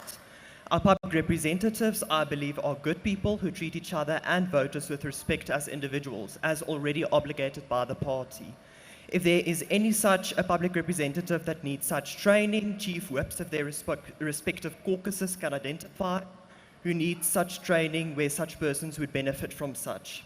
I think a more localized approach is more suited and in line with our value of federalism. I ask delegates to not consider this resolution with due respect. Thanks. Thank you, Carl. Martin. I stand in solidarity of the LGBTIQ community of Uganda, down with President Museveni, may freedom and love in Uganda reign.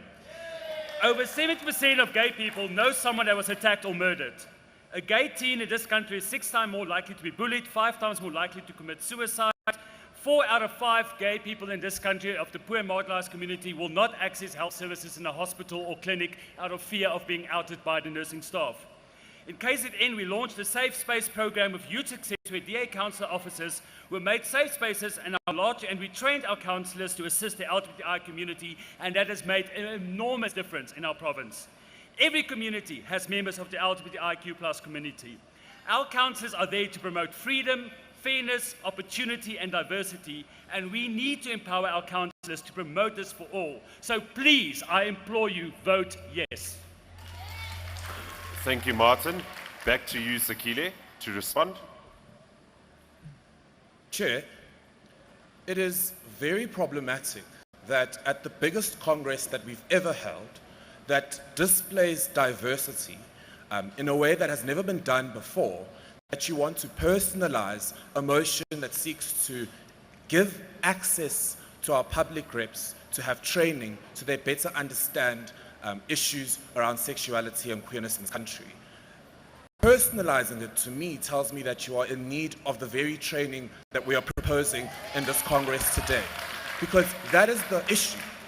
Tell Lindo Gutletlele, a 29-year-old who was stabbed 23 times and had the knife left in his eye socket, that everything in this country regarding sexuality is all well and good. These are the problems that are faced by communities daily, and if we are serious about government as the Democratic Alliance, we have to support this resolution. Thank you. Thank you, Sakile.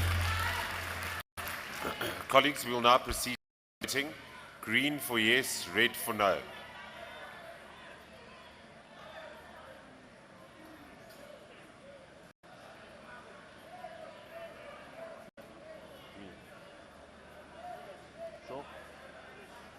Okay, colleagues, this motion has received sufficient support, or rather resolution, and therefore passes.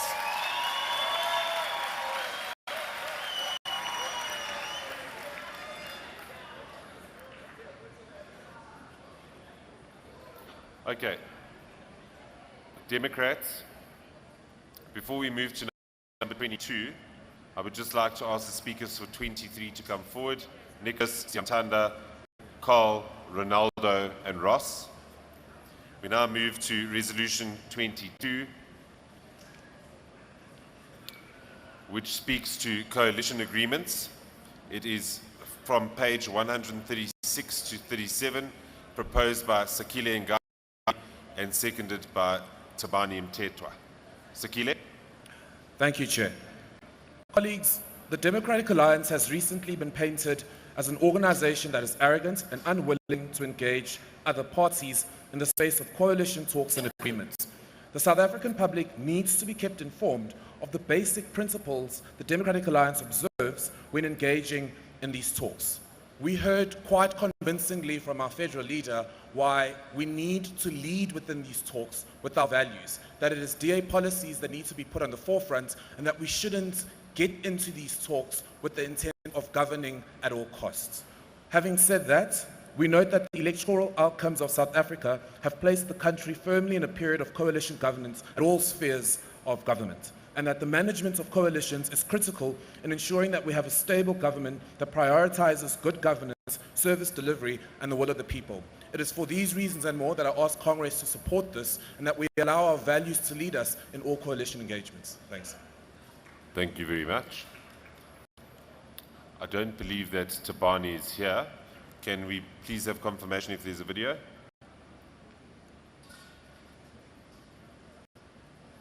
Okay. It seems as if there's not a video for this particular resolution, but as long as the seconder remains as the seconder, we can continue with the debate. Move to the first speaker, which is Tava. Thank you very much, Chairperson. I welcome this resolution on the basis that I know firsthand what it means to govern in a coalition where you have a problem with certain coalition partners that don't share your values and principles. Now, I want to also implore Congress to support this on the basis that, as the proposer has mentioned, that where it is clear that we are not finding each other on values and principles, that we rather stay away from those coalitions. It is more detrimental to be in coalitions just for the sake of governing than, being able to govern well. So I then implore Congress, let's support this motion. Thank you, Tava. Pogiso.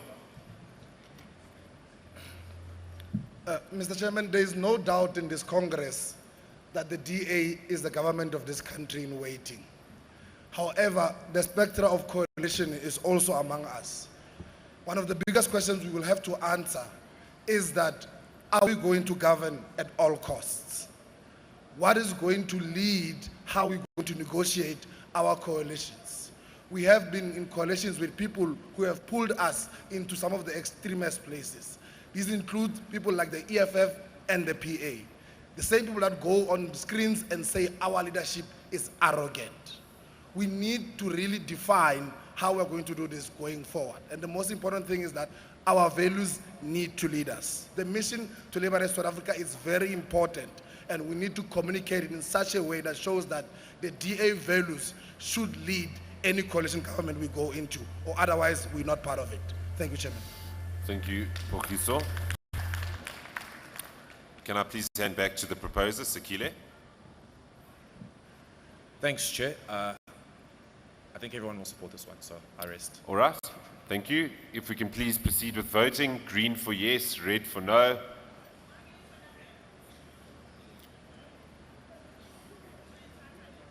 Thank you, Democrats. I think that one has passed. All right. Before 23, can we please have the speakers for Resolution 25, Ivan Meyer, Leon Schreiber, I believe, is in the count as well, and is not able to be here, and then Pokhiso and Liam. Thank you. We now move on to resolution number 23, which is entitled Concerted Effort in Generational Inclusion in List Processes, page 137 of the Congress booklet, proposed by Nicholas Inyati. Thank you, Matt. I think let's be honest with ourselves. The DA is the only party that currently, in its councils, in its provincial legislature, chairs caucuses in national parliament, that has young people being represented and afforded an opportunity. But the danger with this is that it is in the prerogative of who is at the helm of leadership. We do not have a policy position, an aggressive policy position, that says in our caucuses we must see a reflection of young people. And I personally, I am unapologetic about advocating for young people. But what this Congress must note is that advocating for young people is not an attack on older generation. We must learn to coexist. We are doing this because we want to build a party that can self-sustain, a party that grows its own timber. And the only way that you can truly grow your own timber is when the old and the young coexist and work together. What this policy seeks to do is not to have a quota system, but it is to agree on principle that our caucuses, whether in council, whether in parliament, must reflect the future of South Africa that we speak about. A future that is young and old, and a future where all of us work together. So the principle here is that let us be aggressive in our approach to addressing the future of South Africa. Thank you, Nick. Thank you, Nicholas. Yes. Colleagues, if we're being honest, we are at the risk of being unable to retain young talent over the last couple of years. Having invested a lot of money in them, a lot of time, a lot of material in them as well. I think one such province maybe might be Gauteng, that we've seen a lot of that happen over the last couple of years. And it's not sloganeering when we say young people are capable and able. On the ground, they are there, they're winning us the votes. In terms of content, for instance, they are sound. And we are able to prove this because over 25% of the amendments and motions that came to Congress in that booklet comes from young people in this part. And you must commend Nicholas and the PF for being able to do that. Lastly, from me at least, because yesterday's motion did not pass, let's not try and use youth when we feel like it, and we use young when we feel like it. Youth must reflect anyone under the age of 31. And that means we want to see the 21-year-olds, 23-year-olds Your time is in up. those lists Please next year. conclude. Thank you. Colleagues, whilst that particular proposition was being delivered, there was a lot of noise in the background. I think we can all agree that resolutions are equally as important as one another, and therefore we should show the same kind of respect due to each and every person who's put their name in the hat to participate. So if we can please just respect the process and understand that there's not too many more resolutions, and then we'll be done with the end of the session. Carl, over to you. Chair, thank you. Our selection panel process should be free of bias. Young people thrive in the DA because we are an open opportunity party. And we have one of the youngest parliamentary caucuses in the world. We have the youngest councillors, MPLs, MPs and mayors in the country. The DA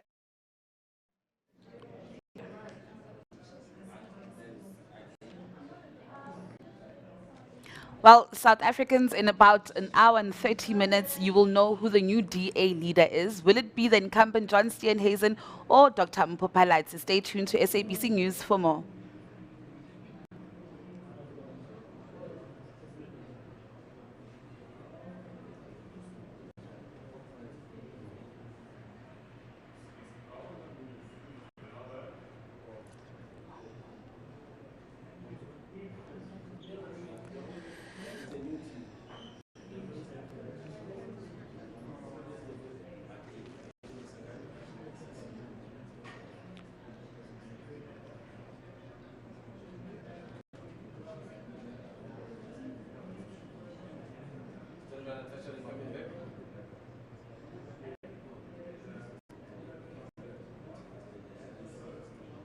Thank you, PK.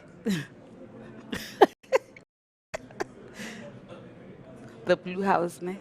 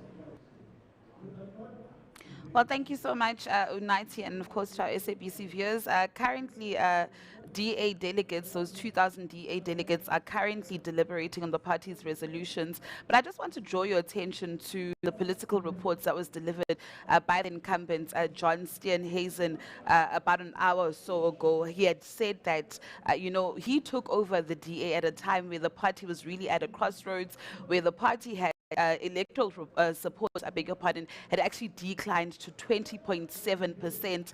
And he had said that, listen, when he took over the party, he managed to actually grow the party's support at the polls. But let's just listen to that clip, Unaiti.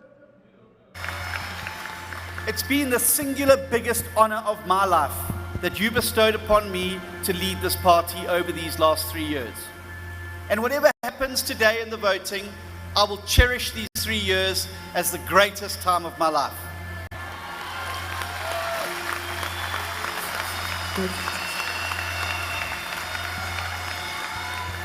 And that is largely due to the fact that every single day of those last 3 years, I've had the opportunity to work with all of you, side by side in the trenches, fighting the good fight, never giving up, and never stopping to fight for the people of South Africa.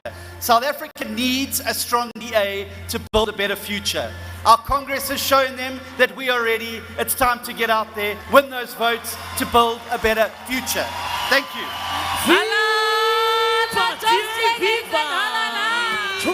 Mr. Steenhuisen, you also mentioned the very, important topic of coalitions, and this is as the DA is actually pushing for certain laws to actually govern coalition governments. Let's just also listen to that clip. Because this is something that's certainly going to be a big part of our election story next year. And the events of the past few years in Johannesburg and Ekurhuleni, and also in Tshwane, have taught us some incredibly valuable lessons. Many of these lessons were around the importance of principles in coalition governments, and how you can never sacrifice these principles just for the sake of power. But an equally important lesson we learned was around the composition of coalition governments. If you look at the difference between the relatively stable Tshwane and perpetually unstable Johannesburg and Ekurhuleni, it comes down to a number of parties represented in coalition. In Tshwane, we have a majority coalition made up of just 4 parties. In the other Gauteng metros, we have minority governments with up to 10 parties in each. This is why our excellent Chief Whip in the National Assembly, Siviwe Gwarube, is working hard on a number of bills aimed at solving these issues around too many splinter parties disrupting coalition government. Well, like I mentioned earlier on, we're less than an hour, 30 minutes from finding out who the new DA leader will be. And remember, the underlying tone here at this conference is that whoever will be elected to be the new DA leader may be potentially the presidential candidate for next year. And this is if the ANC will be dipping below 50%. But the DA is confident that they will be, the kingmakers, post the 2024 elections, which will take place next year or night. And the party really saying that, listen, they really want to be, the party of choice for many South Africans. The underlying tone also is that the DA has the capability to take South Africa forward, and the time for the ANC is actually over. Like I attributed earlier on, the DA leader there, John Steenhuisen, giving his political report, saying that he found the party, somewhat at a crossroads.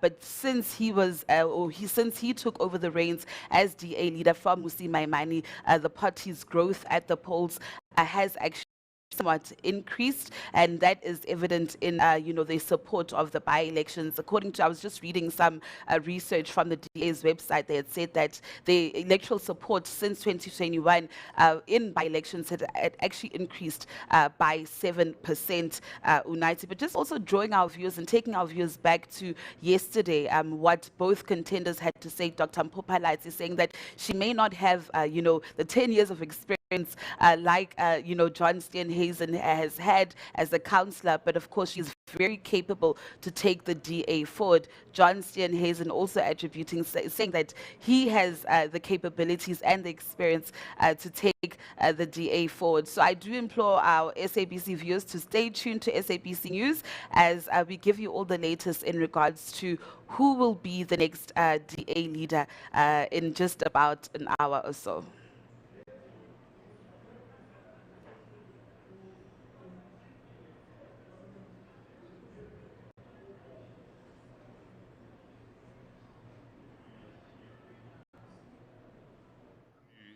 Ivan, to respond. Delegates, there must be no illusion about the enormity of the task ahead and the enormity of the election next year.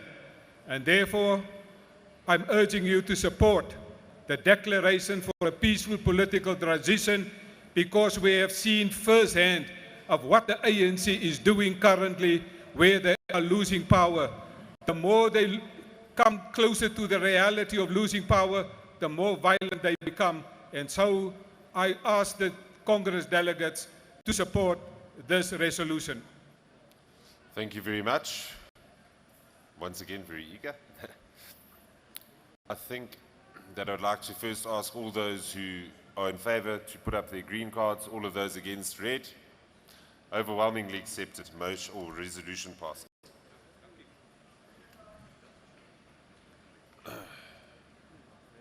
We then move on to our final resolution for the day. And this is, well done for getting this far, everybody. I think we've done well. Resolution 27 is entitled Deconstructing Racial Classification, and it can be found on pages 139 to 140 in your Congress booklet. It's proposed by Emil Langenhoven and seconded by Topolo Makati. Emil, over to you. Good afternoon, delegates. The purpose of this resolution is to roll back the racial classification that was designed by a government to determine the outcomes of citizens based solely on the color of their skin. These outcomes have locked many into poverty and predetermined their destiny. In speaking to various people about this resolution, I am told that the party has already taken the position of non-racialism. Yet we often hear talk of the colored black or white vote. These are terms that do not speak to a non-racialism, but rather encourages race-based identity politics within the party. We use racial classification as an easy way to generalize a population segment where various segments of the population have sub-segments, subcultures, different language, dialects, and religions. Since the dawn of democracy, the ANC has created at least 116 race-based laws. Some pre-1994 laws that are still operative today were originally non-racial but were racialized post-1994. It seems that racial division is becoming more entrenched in South African laws, which are designed to once again predetermine the destiny of a population segment. As our Federal Council Chair Helen Zille mentioned in a policy report and referencing the economic justice policy, we can no longer use race as a proxy for poverty. And as our federal leader mentioned in his speech, identity politics has already done much harm to the party, as evidenced by the 2019 election results. Race classification is antithetical to a non-racial party, and it must be deconstructed both internally and legislatively. I thank you, Chair. Thank you very much. Over to the seconder, Topolo. Thank you very much, Chair. Once again, greetings, Democrats. In the past, laws and classifications were made on the basis of race. These laws ended up being the catalyst of division within our society. Years later, and we are sitting with, as Emil has said, 116 laws entirely drawn upon racial divide. These laws, once again, paint a trace of the past, and they do not remedy the problems of the people of South Africa.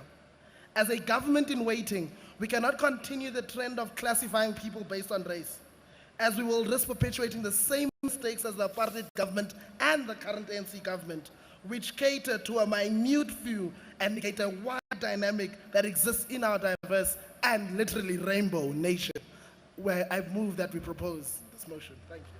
Thank you very much, Topolo. Over to Tava. The previous government defined me by my color. The current government continues to define me by my color. I think it is very clear that there needs to be a change in that regard. If we are serious about race not having a proxy, I think we should support this resolution as a way forward. This will then allow us to make sure that when we speak of people, we recognize their culture, their language, their individualism as enshrined in our own values and principles as a party. Thank you. Thank you very much, Tava. Over to Henry. I do support this resolution. Racial classification was the cornerstone of the apartheid regime. Doing away with race classification will be one step closer to equality.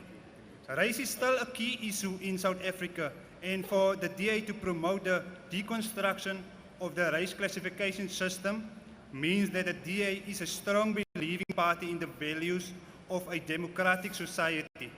The DA must acknowledge the wrongdoing of race classification. This is evidence that the apartheid regime left deep marks. The time has come to do away with the race classification so that we can all build a better tomorrow for all South Africans. Thank you. Thank you, Henry. Nicholas? Thank you very much. I've forgotten what happened with Resolution 23. I want us to remind ourselves what the DA is. The DA is a party for all, and that must be lived in each and everything that we do. This resolution seeks to guide us that in the DA we no longer speak about a black voter. In the DA we no longer speak about a white voter. In the DA we don't speak about a colored voter, but we speak about South Africans who will be voting for a better future.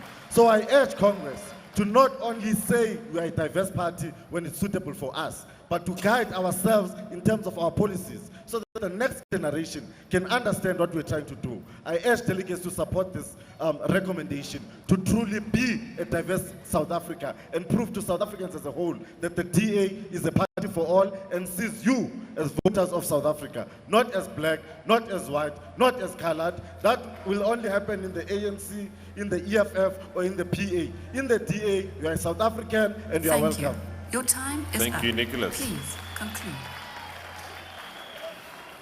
Back to colleagues who voted already, we need to allow the proposer to please speak to his resolution first. I'm sure he's welcoming the support, but over to you, Emil. Thank you, Mr. Chair. I couldn't possibly put it more succinctly than the speakers behind me that have spoken. I think I'm going to leave it to this august House to make the decision, and we will move forward from there. Thank you, Chair. Thank you, Emil. May I please ask voting to commence? Green, yes. Red, no. Green. Colleagues, therefore the last resolution for the day does in fact pass, but before we end off, I want to hand over to our federal chairperson, Dr. Ivan Meyer.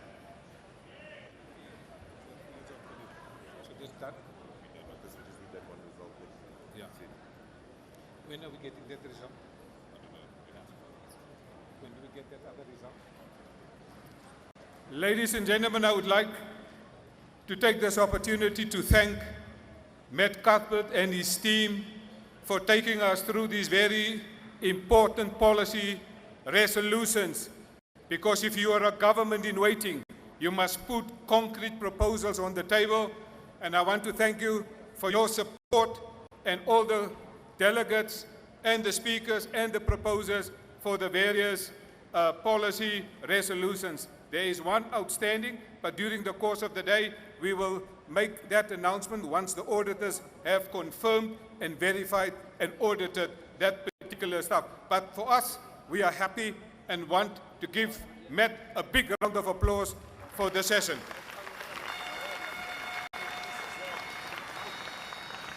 We know where we are going, and we are thankful for this opportunity.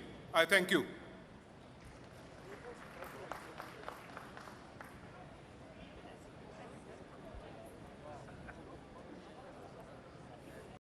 Okay, thank you very much, delegates. We have our policy now, and we have our way forward, and I'm tremendously excited about that. You know, as we do, the DA says, the DA does. The DA say, the DA doen.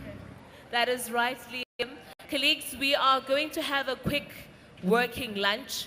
So everybody is urged to quickly go get your lunch, come back, and then we're going to proceed as we all sit and eat. What's important to note, before you rush out, hear this, please. Everybody is expected to be back at 10 to 2. That is 13:50. 10 to 2, please be back so that we can proceed with the rest of the day. See you. Delegates, thank you very much. Please be back in your seats at 10 to 2. Thank you.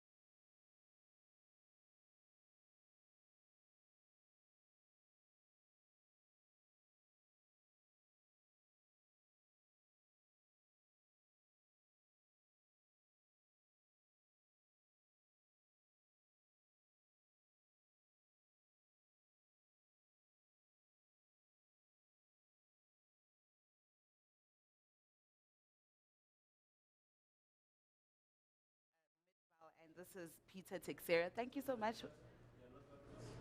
Wait, are they not on us? Well, thank you so much for joining us again. We are an hour away from knowing who the next DA leader is. And just before that, United, I'm joined by a person who's no stranger to us members of the media, and that is the mayor of the Midvaal municipality here in Gauteng, Peter Texera. Thank you so much for joining us on SABC News. Good afternoon, and thank you for having me. Yes. So, who would you like to be, or who would you like to be the next DA leader? It's obvious it's John Steenhuisen for me. I think he comes with a wealth of experience. We've seen how he is fighting for the country in Parliament, and he just has all the experience. He ticks all the right boxes. He speaks for all South Africans, and I think he's the right man for the job. And why not Mpho Phalatse? Look, Mpho, she's okay, but I think not yet. It's not a time yet. I think she is still an asset to the party. But I think John at this stage is ready to lead this country. Okay, Peter, let's just also talk about the Midvaal municipality. You've received 9 consecutive clean audits. Yes. How do you manage to do that as a municipality? It's because there's a sheer political will to get things done. And I've been very privileged in a sense that I've inherited a very stable government. So my predecessors, from your Marty Wenger to your Timothy Naas to your Bongani Baloyi, they did an excellent job, and for me it's just to continue growing the institution.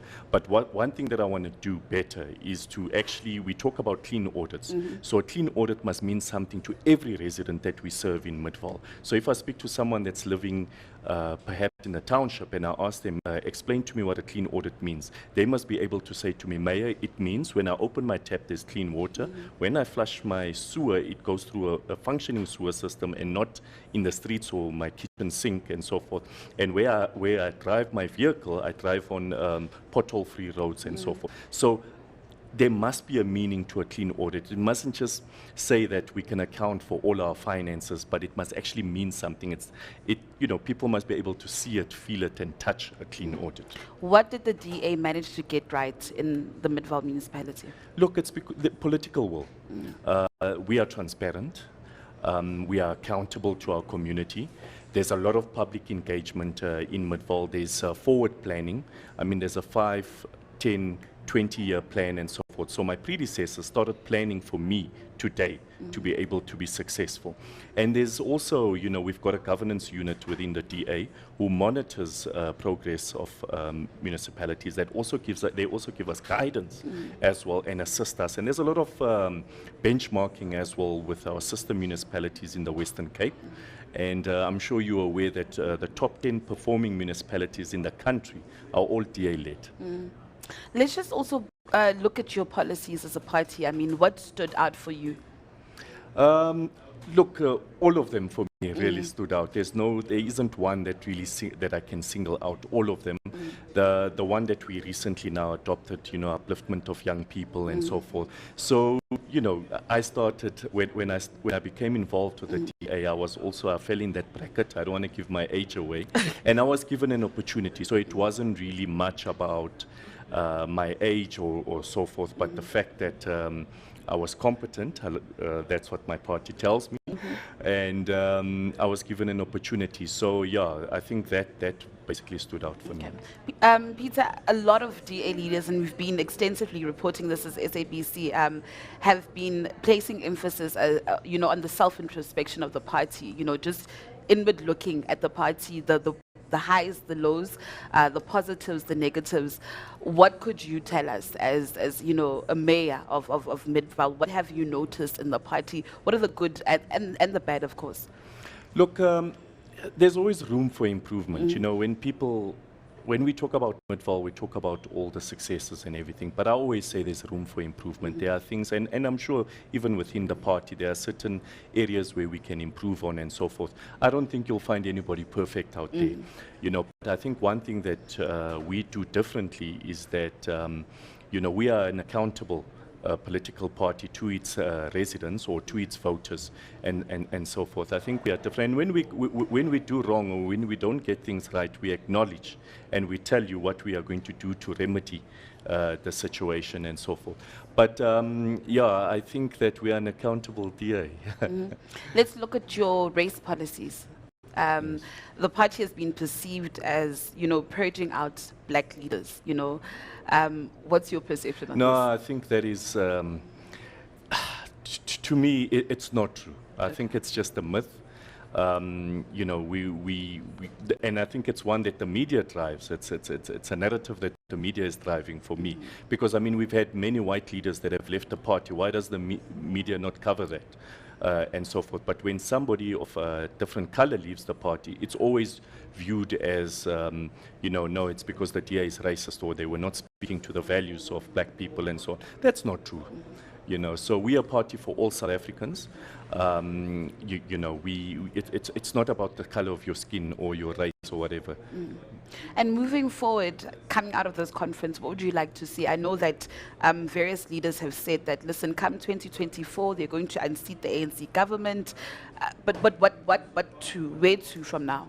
No, that's the number one priority, is to unseat the ANC. We've shown this good, where the DA governs, we've shown we've got a good track record.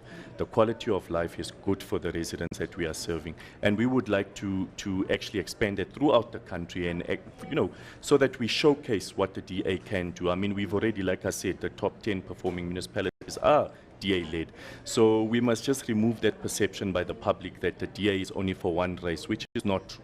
It's for all South Africans, and we would like to showcase the successes of Mpho in other parts of the country as well. So yeah, we request that that all South Africans must rally behind the DA. Okay, just one last question, Peter. So if the ANC doesn't dip below 50%, or let's just say it does, actually, the DA has made it clear that under no circumstances will you guys actually go into a coalition with the EFF. Will you be open to talking to the ANC? Never. No, we will not talk to the ANC, we will not talk to the EFF. Yes. Okay, with that note, thank you so much for your time, Peter. It's of a course, pleasure. that was the mayor of the Midvaal municipality here in Gauteng. And with that, let's just take you to an ad break.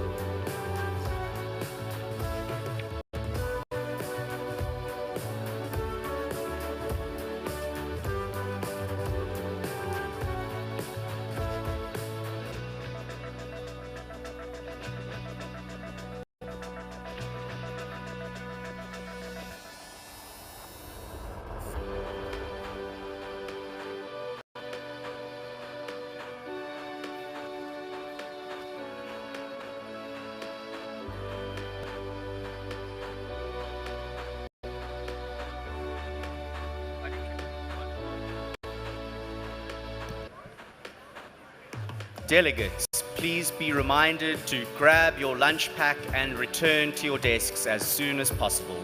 Delegates, please all take up your seats as soon as possible.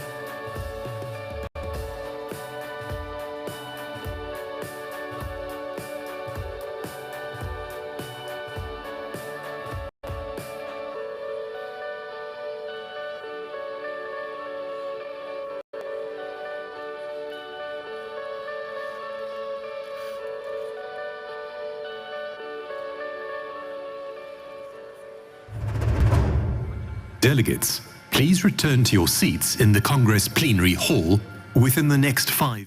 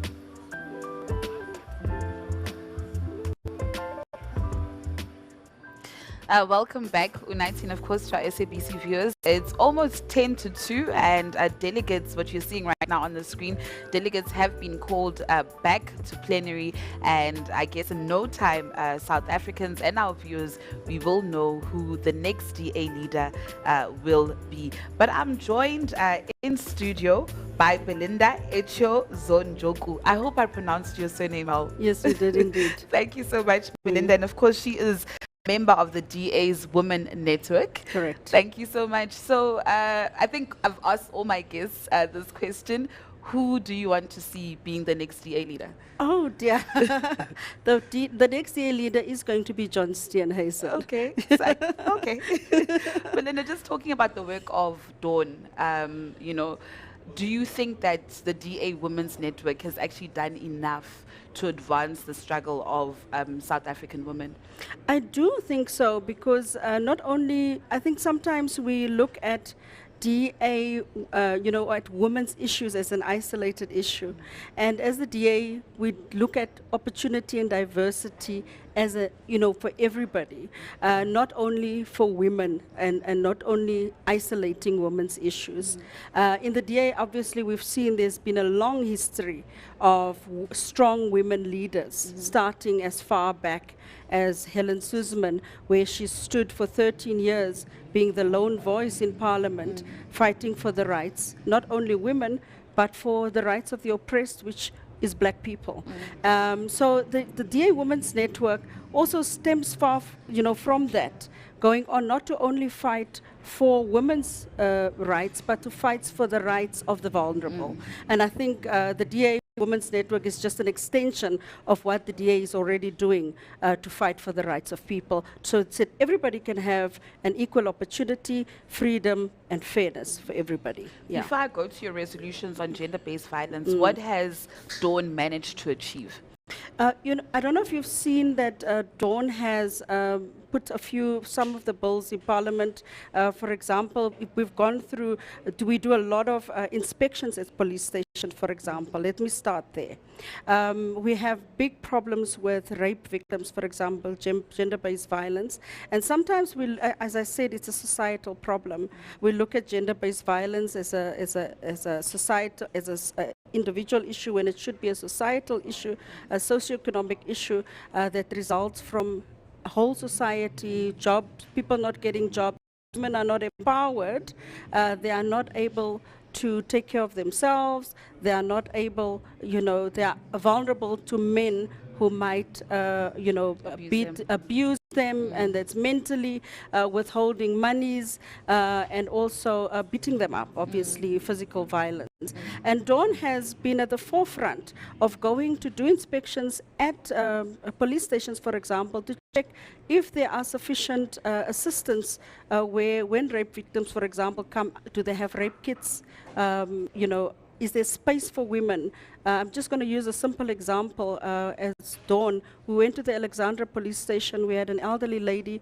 They robbed her. She went into, they broke into her house. She was robbed.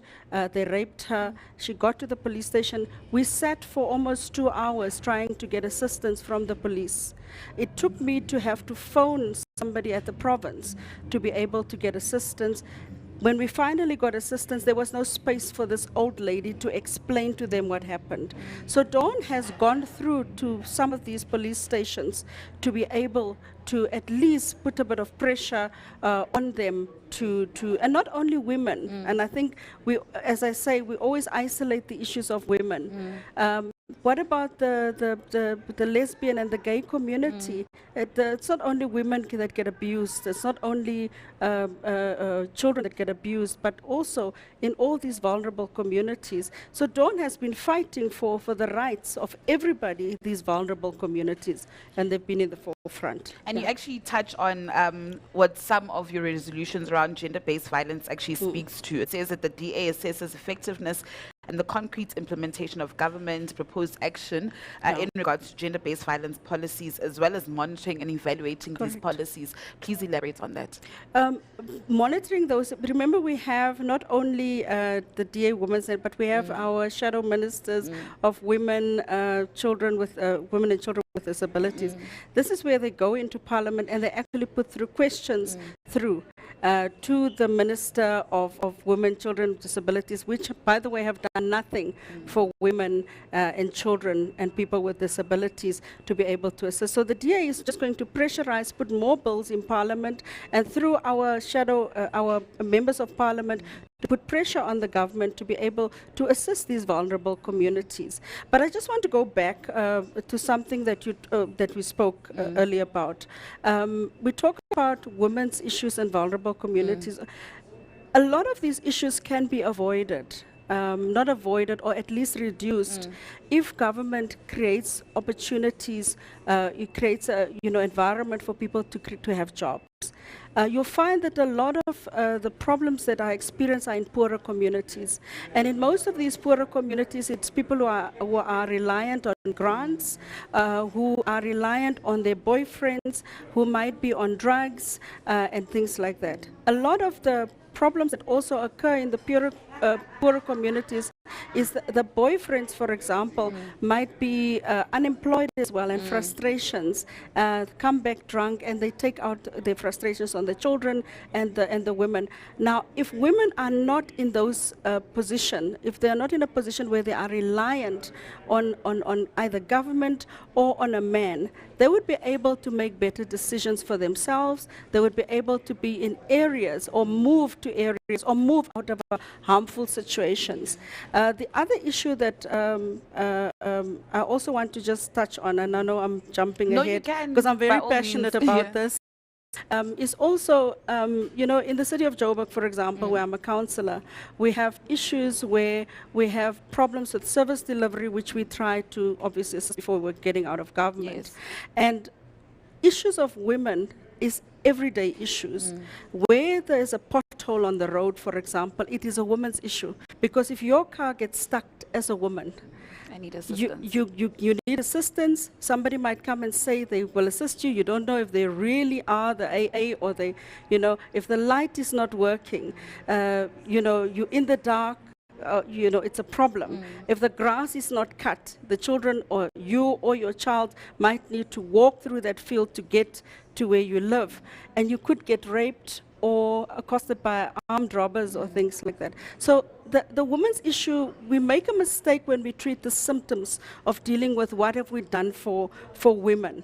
And we always try and isolate the issue of gender-based violence. We should be looking at a societal solution. And part of that societal solution is economic growth and dealing with service delivery issues, which will assist then for women to empower themselves, to not only be in a better position to make better decisions, but also if the street lights work, you get home quicker. If the road works, you get to your house, and you are able to be safe behind your gated community. Or you can even move out of an area where you feel you are no longer safe. So those are some of the things I just wanted to highlight. Because I felt we're dealing with Dawn, but the woman issue is not a special case. The problem is if we look at women as victims, we are always going to look at the symptoms. We're not going to look at what we can do to actually look for a solution. And we need to look at women's issues as a whole society issue, which affects everything around us, including our children and our spouses.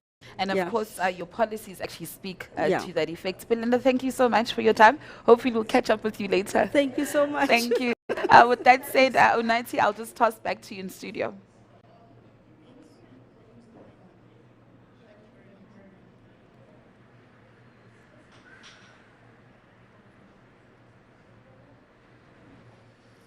Cool. Thanks, Belinda. Thank you so much.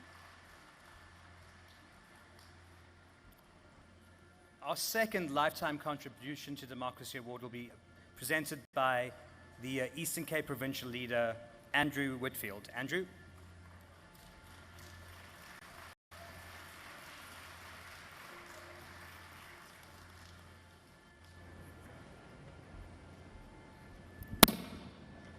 It is a tremendous honor to receive this award on behalf of one of the most remarkable public representatives with whom I have had the privilege to work. Annette Steyn has been a dedicated Annette Steyn has been a dedicated and hard-working, passionate ambassador for our cause for more than 25 years, serving as a councillor, a provincial director, provincial chairperson, and a member of parliament extraordinaire. For so many of us, Annette has been a mentor and a mother who has cared deeply not only about her issues and her constituents, but for her colleagues who have felt like family in her presence. Seldom has a door been so open, a heart so full, and a spirit so determined as that of Annette Steyn's. There isn't a province she hasn't crossed multiple times, no distance too far, no issue too small. Annette has been available to us all and to all South Africans for whom she fought so fiercely. The DA and South Africa have benefited tremendously from Annette's passion, knowledge, and experience in agriculture, and our party continues to benefit from her involvement in selection panels or even just a phone call for advice. So I ask this Congress to help me today in recognizing Annette Steyn's contribution to democracy by giving her a round of applause worthy of the hero she is. Thank you.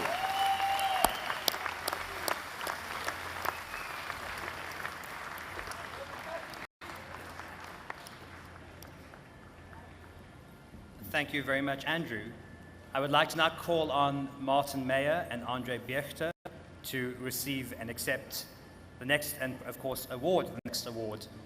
Martin and Andrew.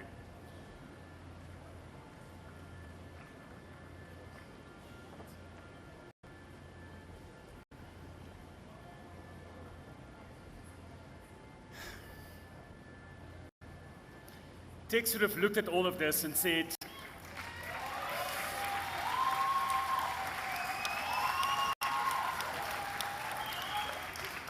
Tex would have looked at all of you and said, ag nee besie, wat 'n nonsens is hierdie nou? Tex Collins was indeed larger than life. From caucus to PC to federal council, Tex had strong opinions, and he never hesitated to express those opinions in the most colorful language that he could think of. Being the elder statesman he was, there are very few DA politicians in KZN that was not mentored and formed by him. And this includes our current federal leader, John Steenhuisen, who underwent a baptism of fire as an activist putting up posters under Tex. I first met our Texas as a first-term councillor, my first term, his fourth or fifth one, and we had a long and a hard road filled with laughter, but also with tears, and some fights and a lot of forgiveness.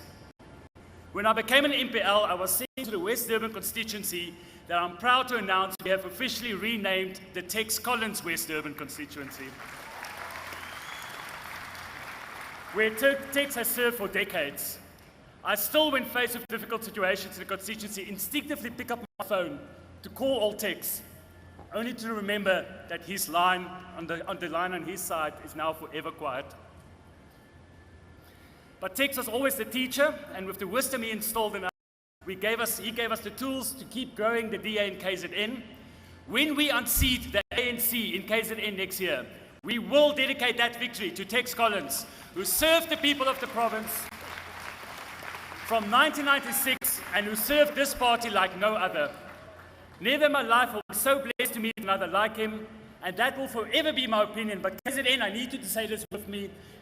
If I said this is my opinion, Tex would have told me, but your opinion is not worth a bucket of spit. Thank you. Now to receive the award is Tex's friend and councillor, Andre Biechter.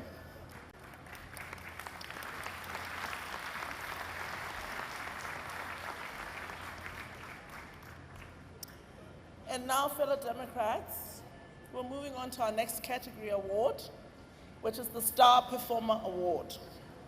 The Star Performer Award is for an activist who has shown commitment and work for the DA in communities that go far above and beyond what we do on a daily basis. It is bestowed upon those who fly the DA flag high and as high as possible with nothing in return. We salute the many nominees here and recognize all the hard work of everyone. We will be giving out this award to both 2021 and 2022 to our most worthy recipients. Thank you, Refilwe. Our next recipient has been a loyal DA activist since 2019. And during the COVID pandemic, he assisted hundreds of people in Nelson Mandela Bay by getting hand sanitizer, soup, and other items for people that were most in need. He also has a grass cutting business, and when the municipality did not renew the grass cutting,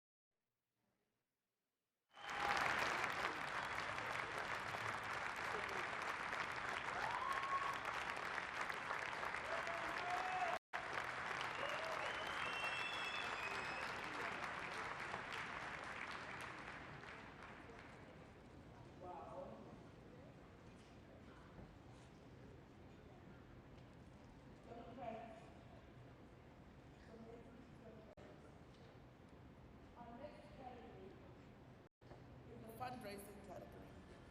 A very difficult task for those who do it.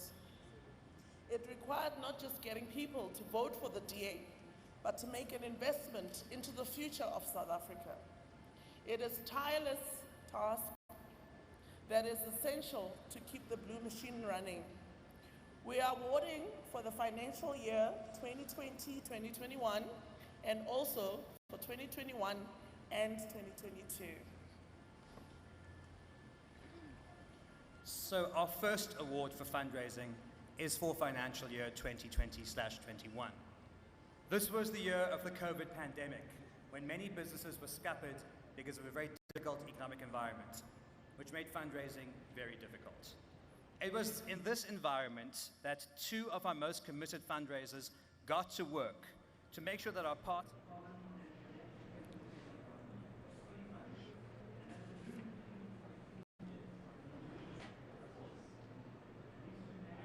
Well, Unati, we continue to give you analysis of the second day of the DA Federal Congress. And of course, in less than 30 minutes, we'll get to know who the new DA leader is. Just a quick reminder to our SABC viewers, we are live on our SABC pop-up channel, SABC Plus, from 8 till 5 p.m. this evening. Of course, at 2:30, we will be joined by our SABC2 viewers.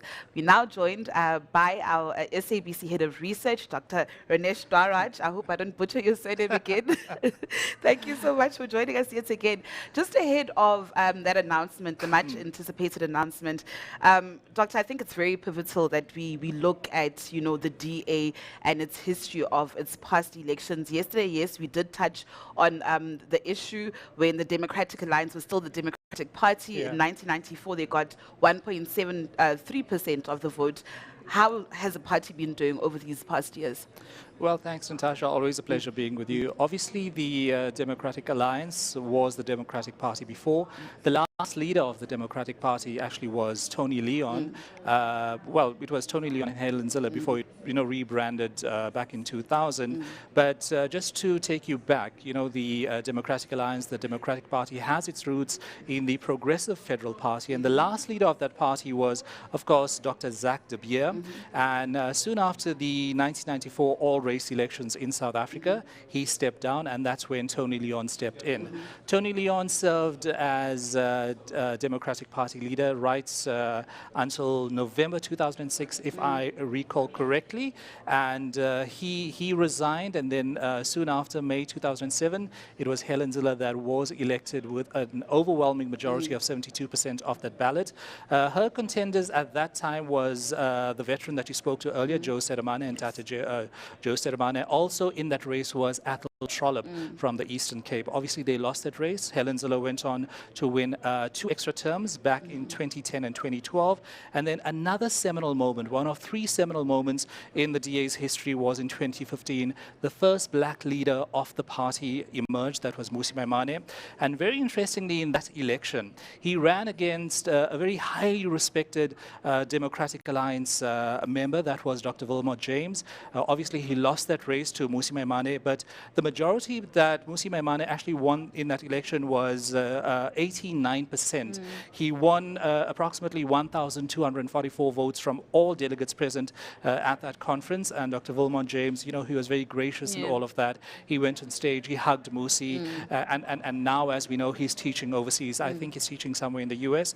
Then obviously what happened in 2019, bad election results, the first electoral decline for the Democratic Alliance in post-apartheid South Africa. There was a report, and I think it's very important for all of us to look back at that report. What exactly happened? The DA leader, Mmusi Maimane, commissioned this report, and he got 3 leaders of the party to actually look into the reasons why the party had its first electoral decline.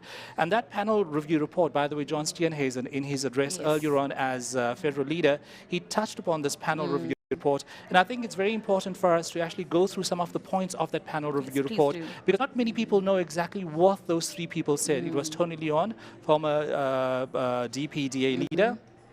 It was Ryan Coetzee, the former CEO of the Democratic Alliance, and Michelle Leroux. So apart from the leadership recommendations that they did make, they also found issues of, there was an atmosphere of fear of people speaking out within the, within the party between 2015 to 2019. They also discovered there's a sense of hierarchy. There's a sense of authority being, people being subjected to in the corridors where the DA was, especially in Parliament. There was no empathetic leadership, they also highlighted. They also picked on the disjuncture between national and provincial structures of the party. People were very reluctant to come forward and raise their hand, raise their voice. They also spoke about social media and its destructive qualities. Here, obviously, we're referring to leaders who had spats over Twitter, over Facebook. Diane Kohler-Barnard, highly respected DA member, DP member as well. Helen Zille, the infamous colonialism tweets in 2017, and a few of the other leaders. Then they also spoke about, in that report, leaks to the media. When the DA had those meetings in those caucuses, it was leaked to the media. For what reason, no one knows. And, you know, those stories were always in the Sunday papers, the Friday morning newspapers. And then very importantly as well, when there were issues within the party, when there were disputes, when there were issues of ill discipline, the race card always was something that was raised.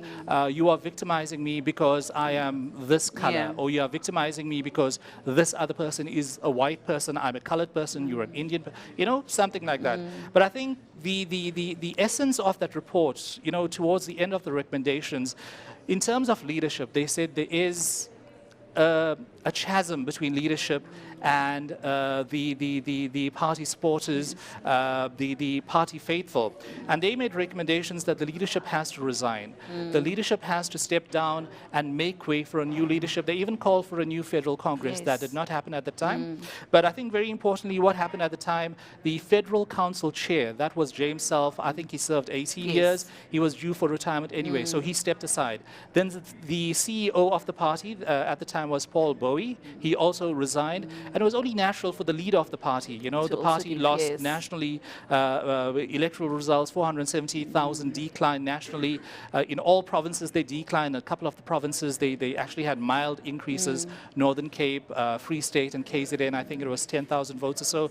So it was only natural. It was expected that Mmusi Maimane had to resign. But, you know, obviously the allegation since then has been Mmusi Maimane actually abandoned the party. But, you know, from where I'm sitting, from a research perspective, it was expected that he had to resign. He had to step down. He could not hold on to that position because it probably would have been untenable for him. So that report is very important, and I'm kind of glad that the leader, the incumbent leader, actually touched upon that.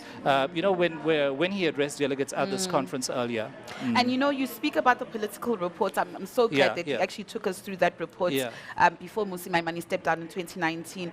Quite scathing though against the former leader of the DA, Mmusi Maimane. It also brings me back to the point where Tony Leon had called Mmusi Maimane a failed experiment. Let's talk about that.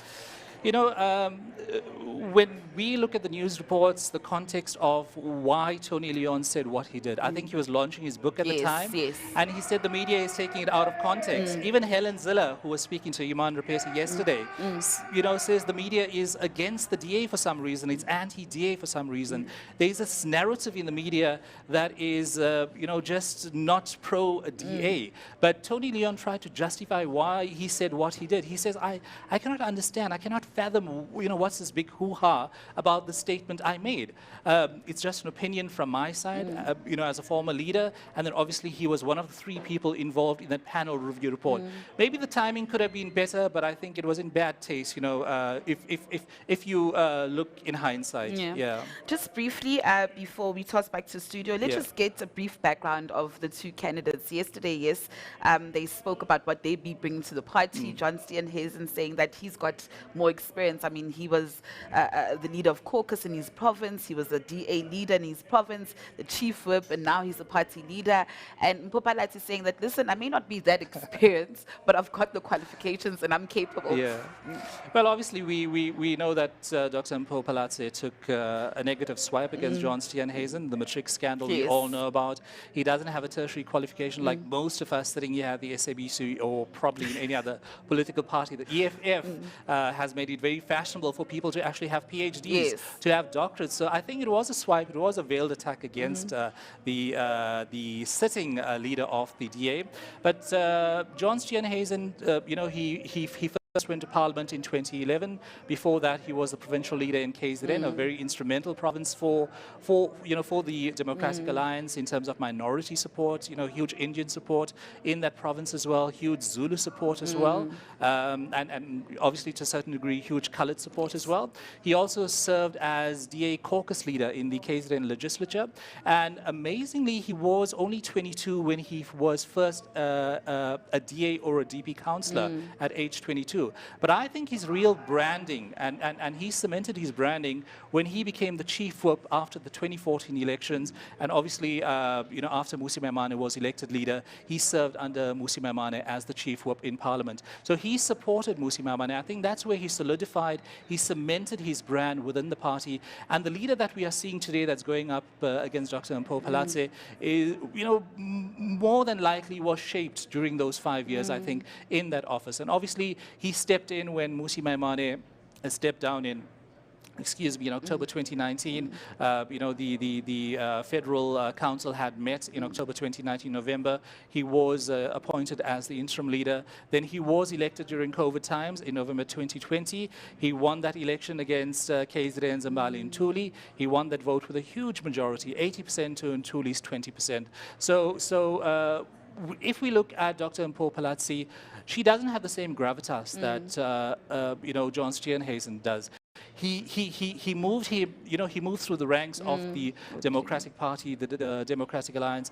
Unfortunately, Dr. Mpho Phalatse does not have that advantage going to this election. Although the speeches were very convincing yesterday, but I think, if you look at the cheers and the applause that Steenhuisen received compared to the kind of silence that Dr. Phalatse received yesterday, kind of tells you that it's probably a one-horse race, and we'll probably know, in a couple of minutes that, it's looking like a landslide victory for Steenhuisen. Okay. Dr. Harinesh, thank you so much for your time. Always great speaking to you. Of course, that was our good doctor from the SABC, the head of research, giving us great analysis there, Unathi. For now, I'll just toss back to you in studio.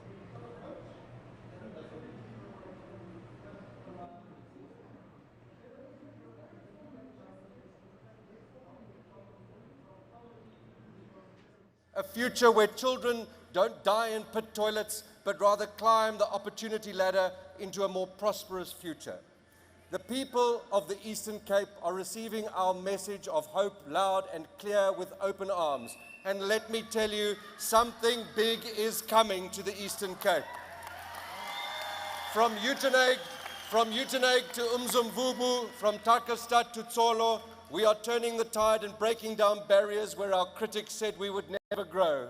500% growth in Ward 11 in Umzimvubu in 2021 and 500% growth in Takastad in 2022 are signs that change is coming to the most unsuspecting parts of our province because of the hard work over a long time by an incredible team of dedicated ambassadors of hope in blue t-shirts, many of whom are here today. And today I want to dedicate this very special award to our hardworking and dedicated activists across the Eastern Cape province, without whom none of our achievements would be possible. United we stand. Phambili DA, phambili.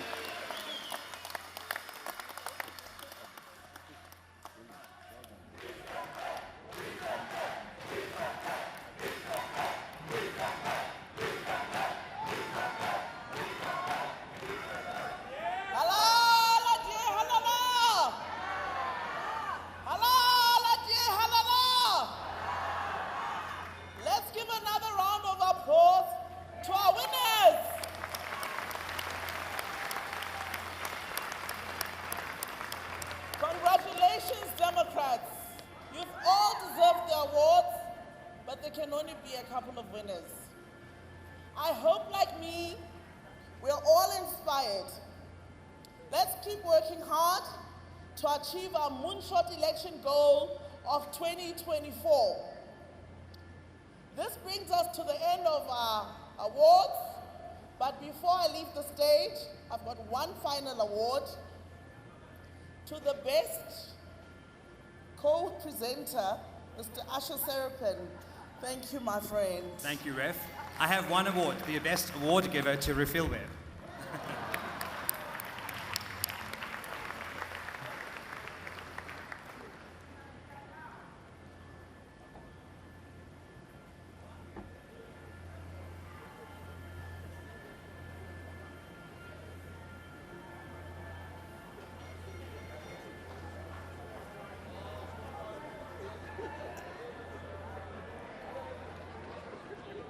Delegates, we're coming closer. But firstly, I have two important matters before the Congress. Firstly, I have consulted with the presiding officers, with the counters, and with the auditors about Resolution 17 that dealt with the issue of DA caucuses and public participation.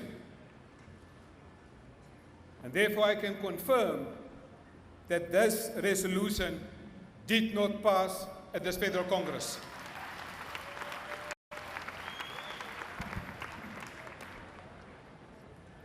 Delegates, the previous time when we met was in 2020 at the virtual Congress. The previous time when we had a face-to-face Federal Congress was in 2018. And so 2023 will go down in the history of the Democratic Alliance, because this Congress of the DA is the high point of hard work by our public representatives, our activists, our leadership, and our professional staff. Our members, branches, and all the structures growing our party and our support. This Congress was made possible by the hard work of so many. And therefore I want to extend a special thanks to the DA in Gauteng for your spirit, support, and for being the host province for the Congress and never-ending willingness for all federal political events. Thank you, Gauteng. And for other parties watching on the social media, on the national television, a big thanks must go to our presiding officer, Gregory Krambok, Deputy Presiding Officer, Bridget Masango, and Dr. Mimi Gondwe. A big round of applause for them.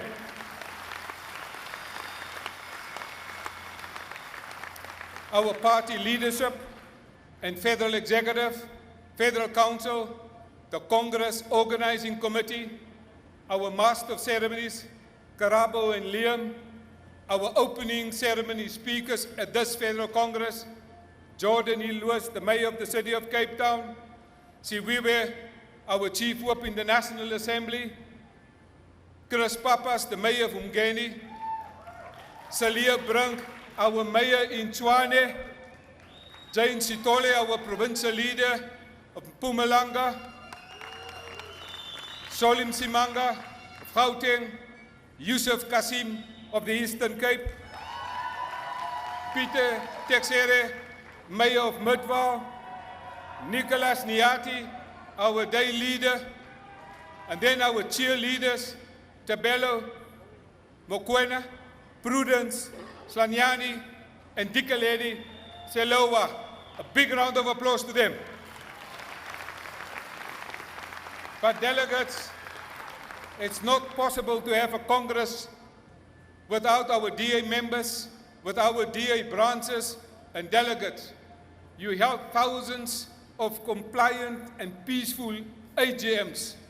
Thank you for peaceful AGMs, unlike in some other parties.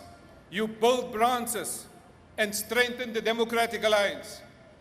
Our constituencies and all our public reps, the AGMs you oversaw, made this Congress possible. And a huge vote of thanks to our provincial leaders, deputy leaders, provincial chairpersons and deputy chairpersons, your PECs, and the various leadership teams, leading 9 delegations of thousands of DA members into the biggest Congress ever. Our 9 provincial directors and staff for election of delegates, compliance, logistics, travel, planning, and the work here at Gallagher Estate. And our Committee of Constitutional Amendments, Resolutions, and Congress Awards, Kevin Milam, Gwen Ngwenwa, Matt Cuthbert, and Asa Sarapin. I think they deserve a big round of applause.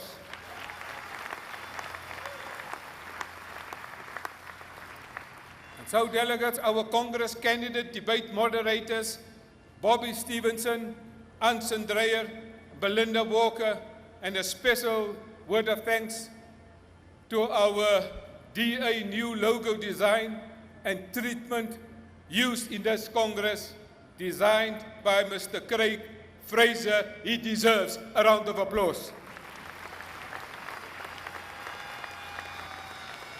We also thank those who have made great contributions as service providers to this Democratic Alliance Federal 2023 Congress for audio-visual production and technical direction, Blackbird Production for putting on the show, Gearhouse for oversight of the free and fair elections and the processes here at this Congress, our independent auditors. We would also like to thank our host, Gallagher Estate, and finally, to our federal head office and all our professional staff who committed months of work to planning and operationalizing this Congress, assisted by staff from all 9 provinces. Our project leads who were recognized for their talent, attitude, and hard work. Our program director, Matthew Gertzner, he deserves a big round of applause. While you cannot have a Congress without a proper voting roll process, voters roll, voting and delegate management, a huge round of applause to Barney Kruger. Design, branding, marketing, audiovisual, and social media, Amy Franklin, outstanding work. And then, ladies and gentlemen, during this Congress for the last 2 days, there were live broadcast productions during this Congress on the social media, and therefore, a big round of applause for Azola Mboniswa.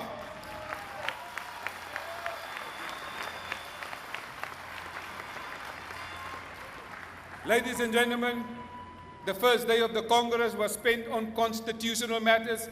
The second day was spent on resolutions. And therefore, I want to thank the constitutional amendments and the resolutions official that worked tirelessly, non-stop, Yuan Kutsi. The Congress Awards and special guests, Lisa Balser, Voting Devices, Systems, Technology, Adrian Frith, and I think you will appreciate Wi-Fi, IT, Marianne van Eck. Big round of applause to them as well. Our media operation and journalist support, Ryan Smith, Charity McCord, and Lisa Albrecht. Branding and Gallagher Estate Project, Gary van Wyk, deserve a big round of applause. Our finance and fundraising, you cannot put a Congress like this together without a detailed budget, planning, spending, expenditure control. And therefore, our thanks and appreciation on behalf of the DA Federal Executive and the Federal Council and the Federal Congress goes to Stephen Murphy. The project coordinator, Angelique Isaacs, Gallagher Liaison and Travel Logistics, Clint Basson, Office of the Chairperson of the Federal Council, Nicholas Gottschall, Office of the Chief Operating Officer, Rusta Kipi, and then our Chief Operational Project Manager of the Democratic Alliance, whom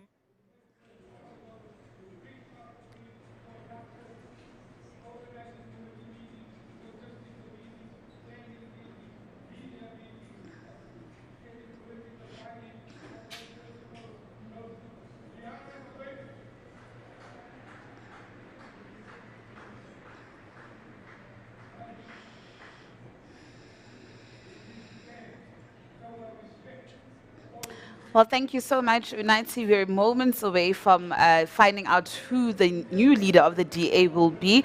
But I'd just like to take this opportunity opportunity to welcome our SABC2 viewers. Thank you for letting us into your living rooms and making SABC News your news channel of choice. Of course, we can see Ivan Meyer there, the federal chairperson, just thanking delegates here for the work conducted over these 2 days, just basically saying and thanking, delegates, also just going through, various logistics and, ensuring that everything is actually going well. We also joined here by our good doctor.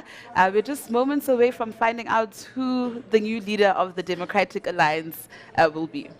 Yes, Natasha, and obviously we know the entire country is watching. I'm also told that the president of the country is probably tuned in as well, and maybe the leaders of other opposition parties watching what's happening to the Democratic Alliance, who they're probably going to be dealing with, in the run-up to next year's not local government, but provincial and national elections, which is general elections. So I think it's going to be a very important day for all South Africans because, as we all know, that the Democratic Alliance is the official opposition in the National Assembly.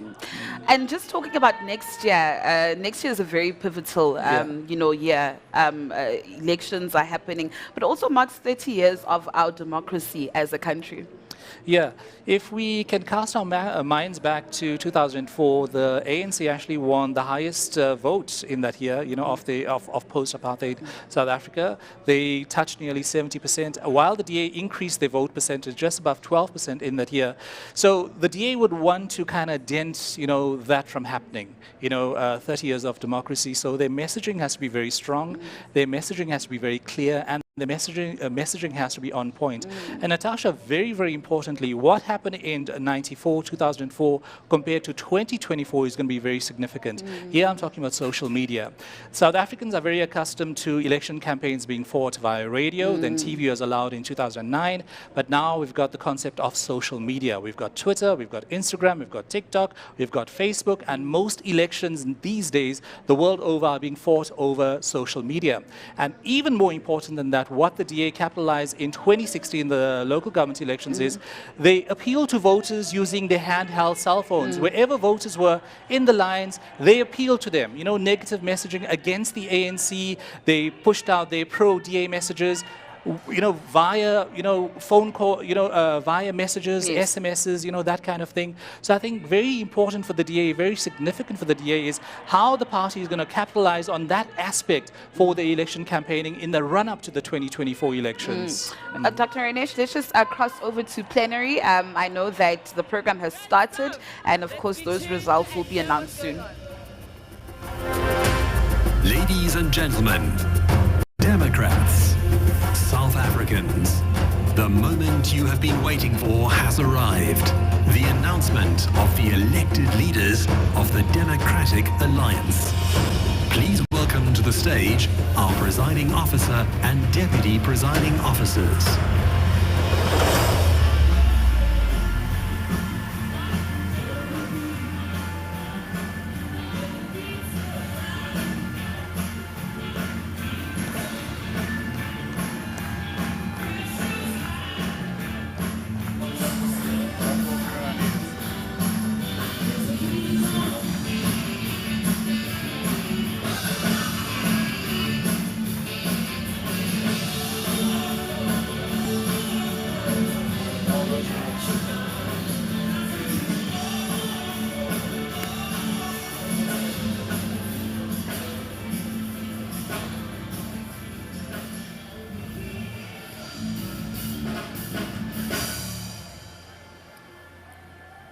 Okay.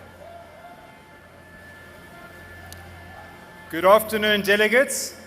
Our voting results are in. This election has been the largest and most inclusive election in the history of the Democratic Alliance. More DA members and delegates than ever before have elected the leadership for the coming years towards election 2024. The newly elected leadership have the largest mandate in the history of our party. This election has been facilitated through the Open Vote secure online voting platform, and as with every election where Open Vote has been used around the world, today's election has run 100% according to plan and has satisfied all the requirements of freeness and fairness.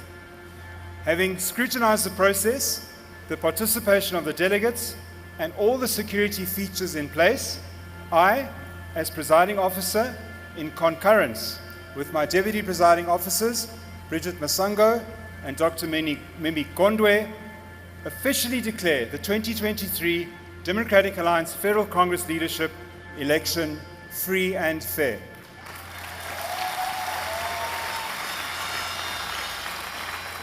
All candidate agents present during the count of the election results have overseen the counting process, and we can announce these results without any objections. Deputy Presiding Officer Bridget Masango, do you concur? Greg, I do concur 100%.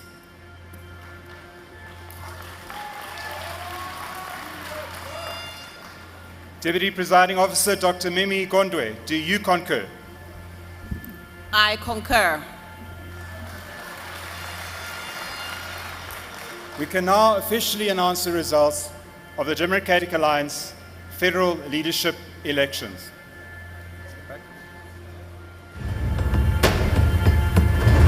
A strong leadership team builds a strong DA. Up first, we have the results for the positions of the deputy chairpersons of the DA Federal Council.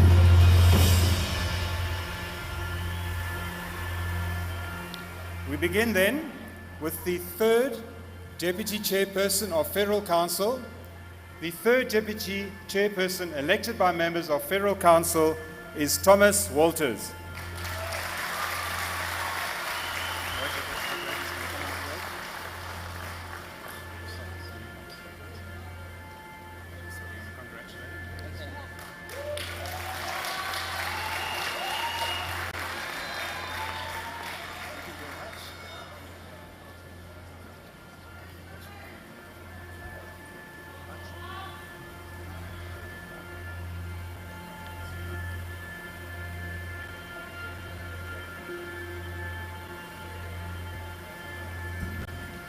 We now move to the second Deputy Chairperson of Federal Council. The second Deputy Chairperson elected by members of Federal Council is Dr. Annalie Lottrit.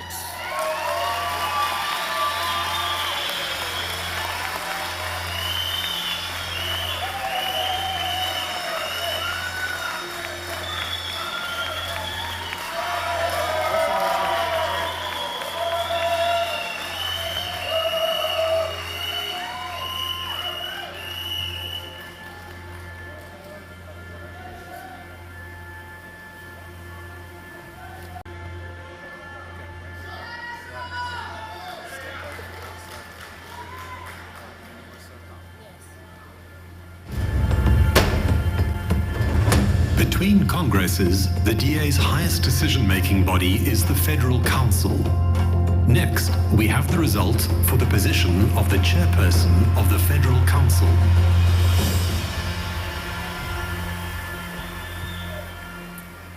Delegates, for the past 3 years, the administration and internal processes of our party have been in safe hands. It is my pleasure to announce and call to stage uncontested for another term as the chairperson of Federal Council, Helen Zille.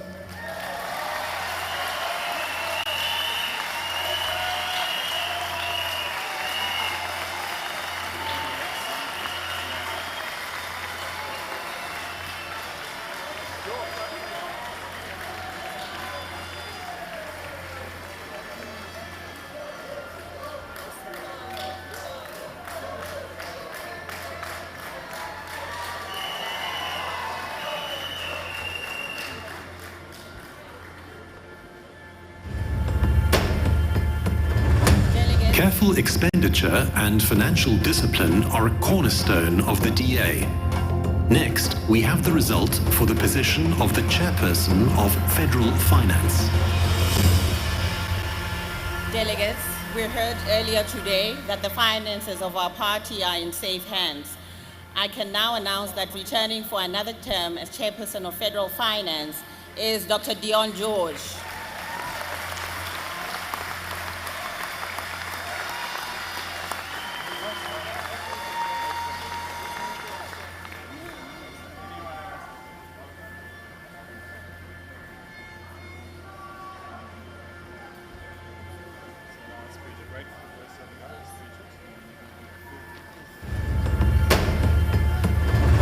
Supporting the critical work of managing and overseeing structures of the party, next we have the results for the positions of Deputy Federal Chairpersons. We begin with the third Deputy Federal Chairperson. The third Deputy Federal Chairperson elected by delegates of this Congress is Anton Bredell.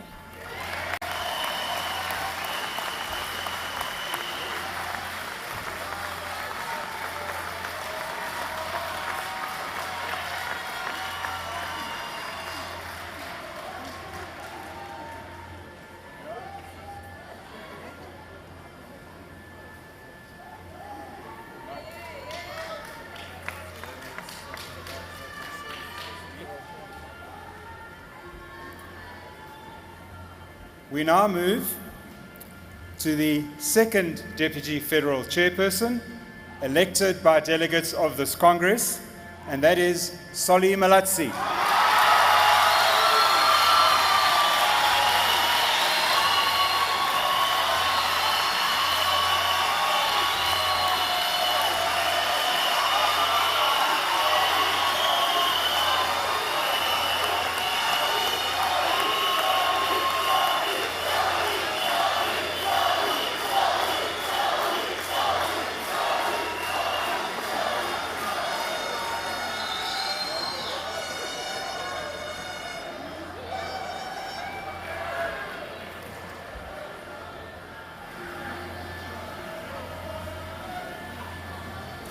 We now move to the first Deputy Federal Chairperson. The first Deputy Federal Chairperson elected by delegates of this Congress is J.P. Smith.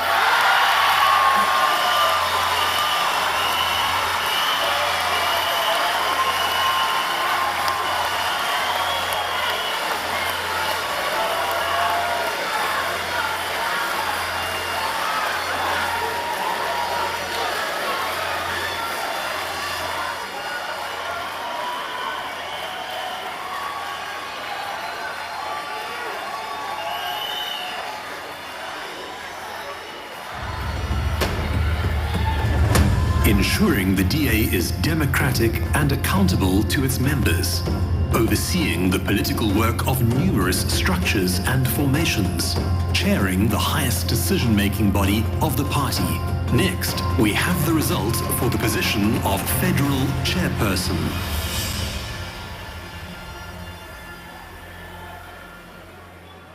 Our Federal Chairperson to chair our party for the forthcoming term, elected by delegates of this Congress, is Ivan Meyer.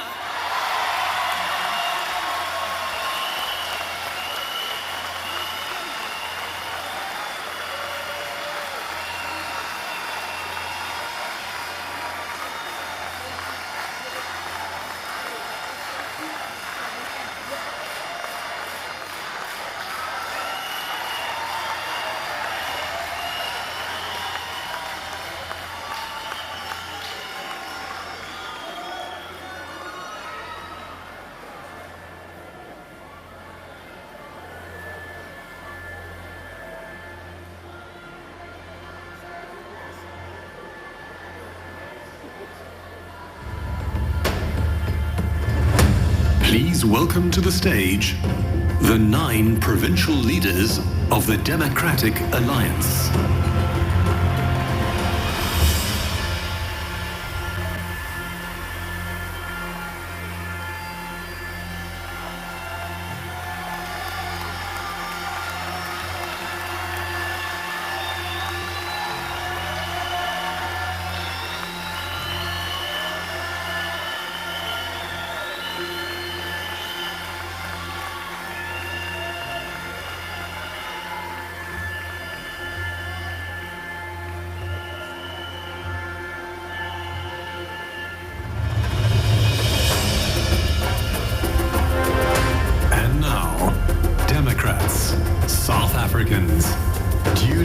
elected by the largest federal Congress we have ever had.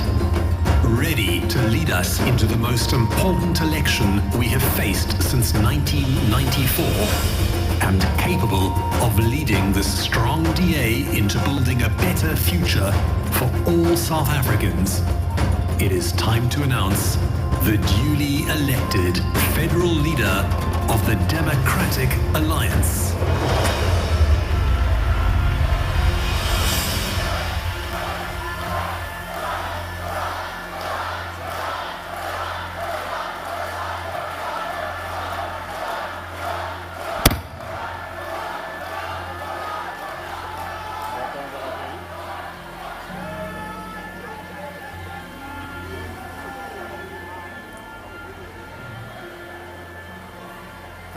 Thank you, delegates. As presiding officer of this Federal Congress, it is now my profound honor to announce a position of significant importance for our party and this country as the DA continues to grow and as our trajectory sets in onto the union buildings. This person will lead us into the all-important 2024 national elections. The federal leader of the Democratic Alliance is, envelope please.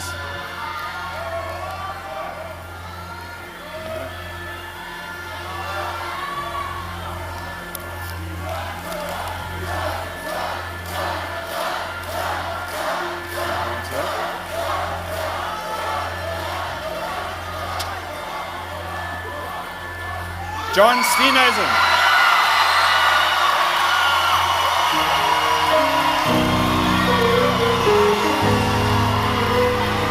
Viva John, viva! Oi, oi, John, oi, oi! Aê, John Steenhuisen, aê! Oza, John Steenhuisen, oza! Oza, John Steenhuisen, oza! Oza, John Steenhuisen, oza! Viva John Steenhuisen, viva! Viva!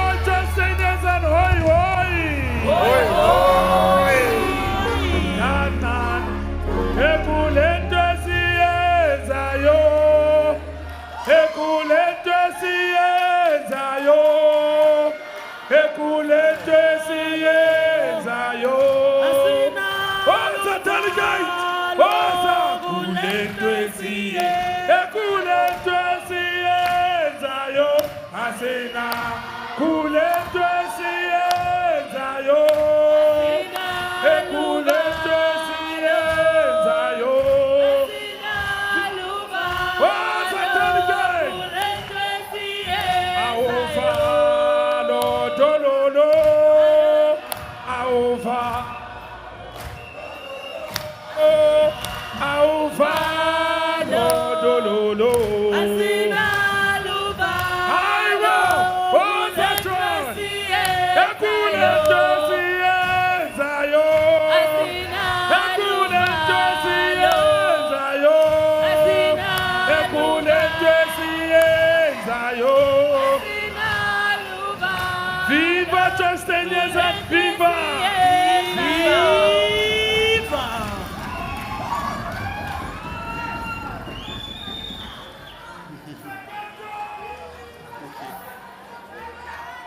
Viva DA, viva! Viva! Pambili DA, Pambili! Pambili! Forward to 2024, forward! Forward! Pansy corruption, pansy! Pansy ANC, pansy! Forward to the future, forward! Democrats, friends, and to fellow South Africans watching at home, wherever you may be, I am humbled to stand before all of you today to answer the call that you have made during this historic Congress. And my answer to you is a resounding yes. Yes, I will work with each and every one of you to lead the DA into the national government in 2024. But firstly, I want to thank all of those who contested positions in this Congress. We have elections in the DA that are run well, that don't end up with victors and vanquished, and always end up in the best interests of the DA. So to our opponents and all of the races, to all of those who may not get elected, let's work together to build this party and build a better future. I want to thank every DA delegate, every DA public representative, activist, member and supporter who has placed your trust in me to lead you as your federal leader for a second term. And I pledge to devote every fiber of my being to our shared destiny of boldly taking the DA into the future. In this quest, I will be joined by the rest of the DA's national leadership team that you have elected this weekend. To our federal chairman, deputy chairs, federal council chairwoman, and to her deputies, congratulations. I look forward to working closely with all of you, as well as with our amazing provincial, regional, and local leadership teams to take our party to even greater heights.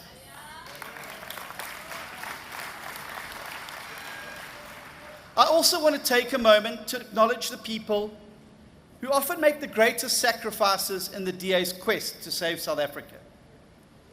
And I'm sure that every person in this room can attest that the DA would never have been grown to become the party that we know today without the unwavering support of each of our families.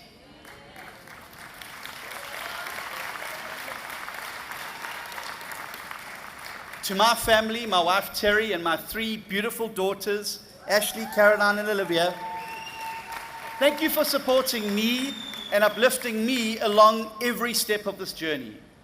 It is from your unending love that I find the courage to persevere even when the times get tough. Thank you.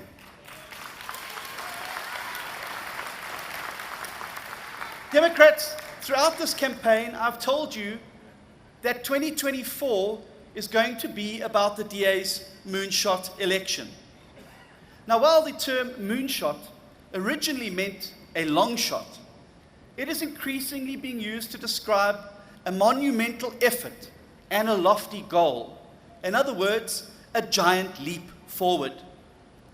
A leap like ensuring that the DA leads the national government in 2024.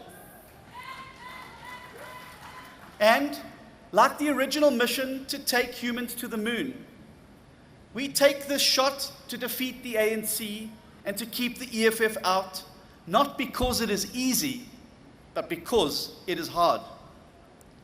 Since 2019, we've been working on the first phase of that project. This phase was all about stabilizing and fixing the DA so that we could get back to winning ways on our way to taking our moonshot. It was about rebuilding internal cohesion. It was about discipline, systems, and policy. And as we look back to 2019 today, I can confidently say that this phase was a success.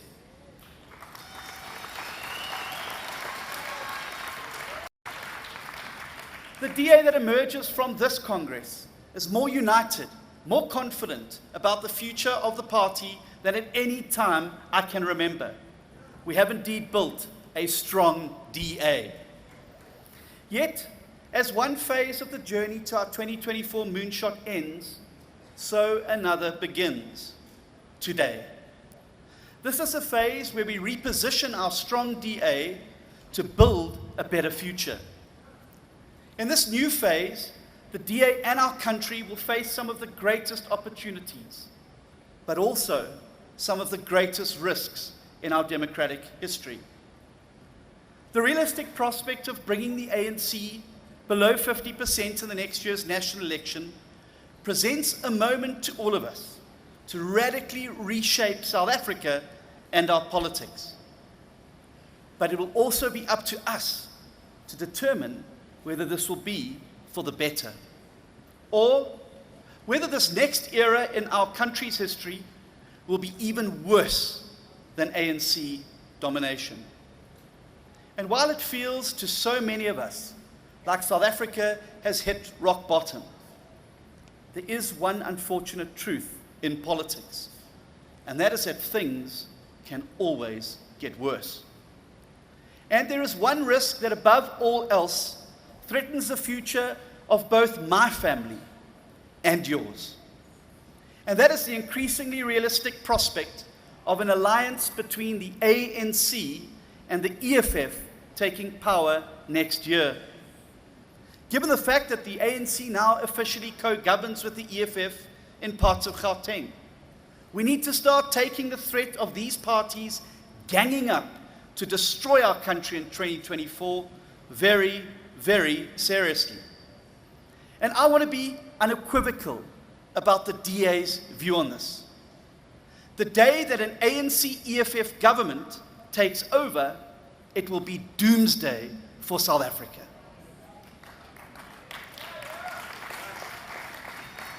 And let me tell you, EFF doomsday will make the collapse of Zimbabwe look like a dress rehearsal. And it will leave all South Africans, black, colored, white and Indian, completely destitute and abandoned. And that is why, during the remaining months before next year's election, the DA will also make it our #1 priority and do absolutely everything in our power to prevent an ANC-EFF doomsday coalition from taking power.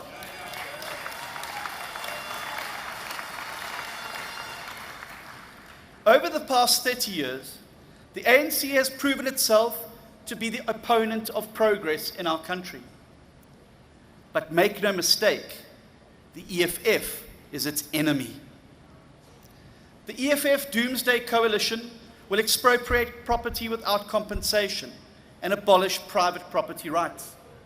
The EFF Doomsday Coalition will nationalize and destroy foreign banks, investments, mines, and other investments in the country. The EFF Doomsday Coalition will plunge this country into ethnic and racial conflict, the likes of which has never been witnessed before. And the cold, hard truth is that the Doomsday Coalition between the ANC and the EFF has already taken over Johannesburg and Ekurhuleni with the help of its little proxies. Next year, it will be knocking on the doors of the union buildings, right next door from us in Pretoria.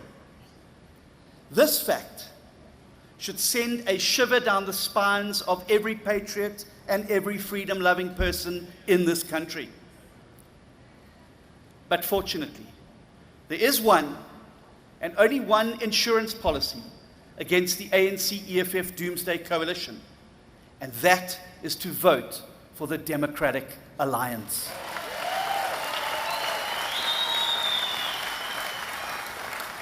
Because the DA is the only party that's big enough and strong enough to stop Julius Malema. The DA is the only party with the size, the resources, and the track record to oppose and defeat the Doomsday Coalition. And for proof, look no further than the action that we took against the chaos that the EFF threatened to unleash during their so-called national shutdown. It was the DA that took decisive legal steps and mobilized our thousands of branches all across this country to stop the EFF dead in their tracks. And today, I publicly declare Julius Malema's EFF to be political enemy number one of the Democratic Alliance.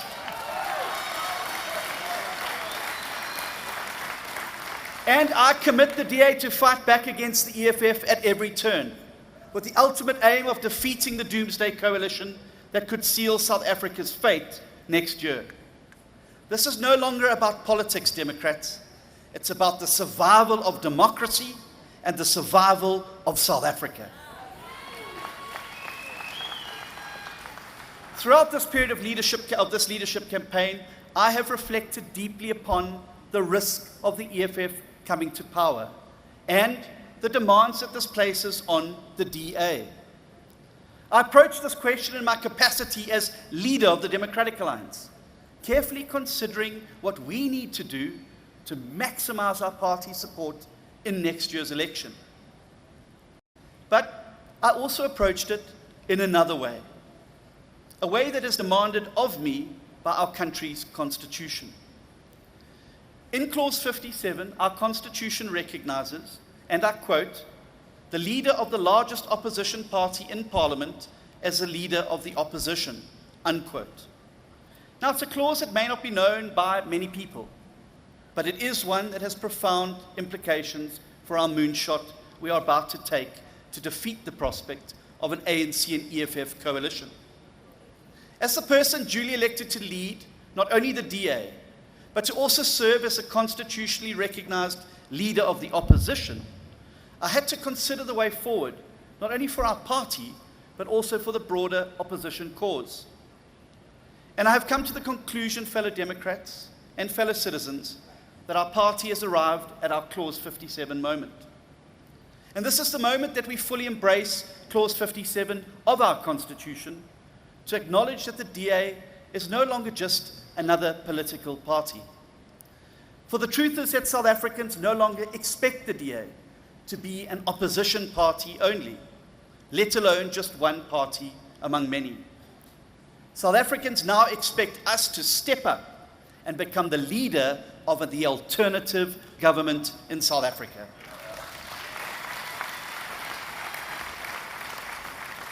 What they want and demand of us, above all else, is for the DA to unite all the forces in this country that stand opposed to the ANC and the EFF. What they want is for the DA to lead, and lead is what we shall do. I ask you simply to look at the ANC for an example of what happens when a leader lacks the courage to put South Africa ahead of narrow political interests. Cyril Ramaphosa constantly puts the ANC ahead of South Africa. He even openly admits that he would, and I quote, rather be seen as a weak president than to divide the ANC, unquote. And it is because of this mindset that our nation is rotten with cadre deployment, infected with corruption, and dying from maladministration. And it is because of this mindset that the ANC has embraced the EFF as a coalition partner in Gauteng. Because, you see, for the ANC, politics has become more important than the people. But I'm proud to say that the DA is different. We recognize that if we are to achieve our moonshot, to remove the ANC from power and to keep the EFF out, we will need to think and act in bold, new ways. We recognize that one simply cannot achieve something that has never been done before by acting the same way that you've always acted before. And above all else, we recognize that now is the time for the DA to become the leader of the alternative that will change our country for the better, as Clause 57 demands of us. And in the interests of doing what Cyril Ramaphosa cannot, of rising above petty partisan politics, of putting South Africa first, and keeping the ANC-EFF doomsday coalition out, I can today make the following announcement. In my capacity as leader, not only of the DA, but of the opposition alternative in our country, our party will immediately initiate a process to form a pre-election moonshot pact with like-minded political parties, civil society organizations, and civic movements to defeat the ANC, to keep the EFF out, and to inaugurate a new national opposition coalition government. This invitation is broad and generously open to the leaders of all civil society bodies and opposition parties that are, as a matter of principle, opposed to the ANC and the EFF.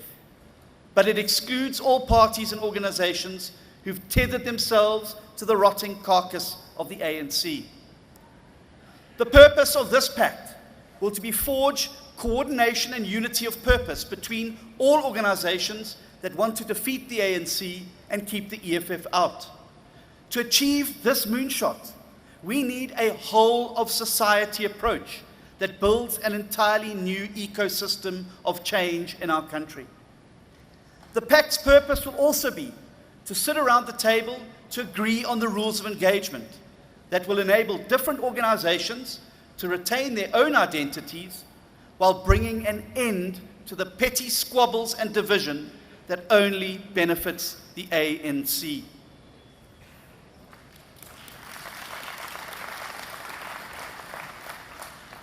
Democrats, it's not going to be enough to save South Africa if we just drag the ANC to just below 50%, as that will leave them with too many avenues to stay in power, including through a doomsday coalition with the EFF. But let me be clear, it will also not be enough to form an impotent, unstable minority coalition at a national level. Our experience in places like Johannesburg and Ekurhuleni teaches us that minority coalitions that cannot reach 51% are inherently unstable. And the DA has no interest in destabilizing South Africa through an unworkable minority coalition. What this means is that this moonshot pact must work together to reach the mark of 51%, so that we can defeat the ANC and its proxies and keep the EFF out. It is in pursuit of this goal that the DA takes the bold and unprecedented step to now lead a united opposition moonshot pact.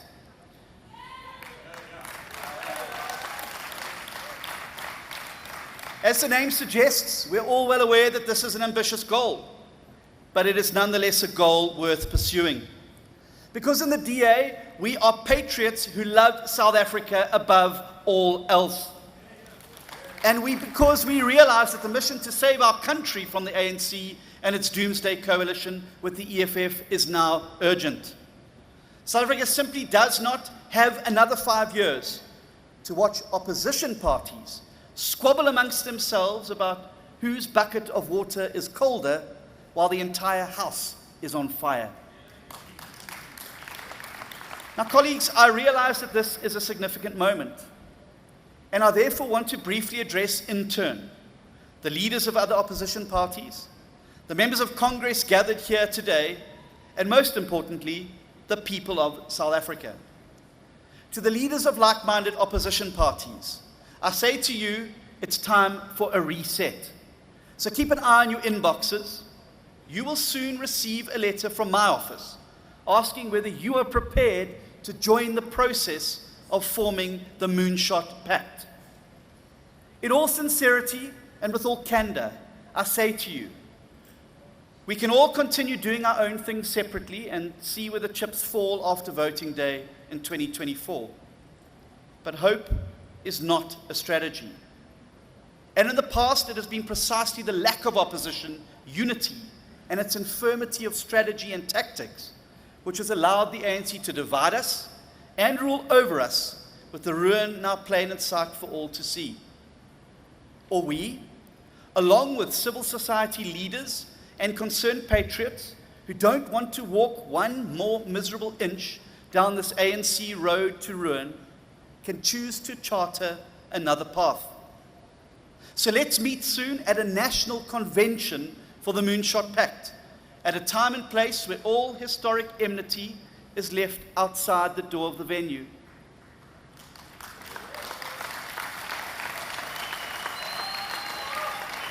I make this proposal to you as the newly re-elected leader of my party. If we're going to make this Moonshot Pact work, it must be an initiative that is actually led by the leaders of all partner parties. We have learned from hard experience that agents or entourages sometimes push agendas that are at odds with the vision of the leader. So this formation must be strictly a leaders-only initiative. Of course, a secretariat will be provided, but all of the negotiations and discussions must be handled by the party leaders themselves. There can be no more important job for any opposition leader in South Africa at this time than this mission of a Moonshot Pact. Let our meeting reach common cause on how we can answer the most difficult yet essential question of all. How can the opposition forces and their leaders ensure that the mightiest possible offer is placed before voters next year to change the face of our government and the fate of our country? And that surely is a question worth answering, a challenge worth facing, and an alternative worth creating. Each party that signs up to our pact should be guided by one central question only. What are we doing to grow the non-EFF opposition vote from the 32% that pertained in 2019 to the 51% we need in 2024?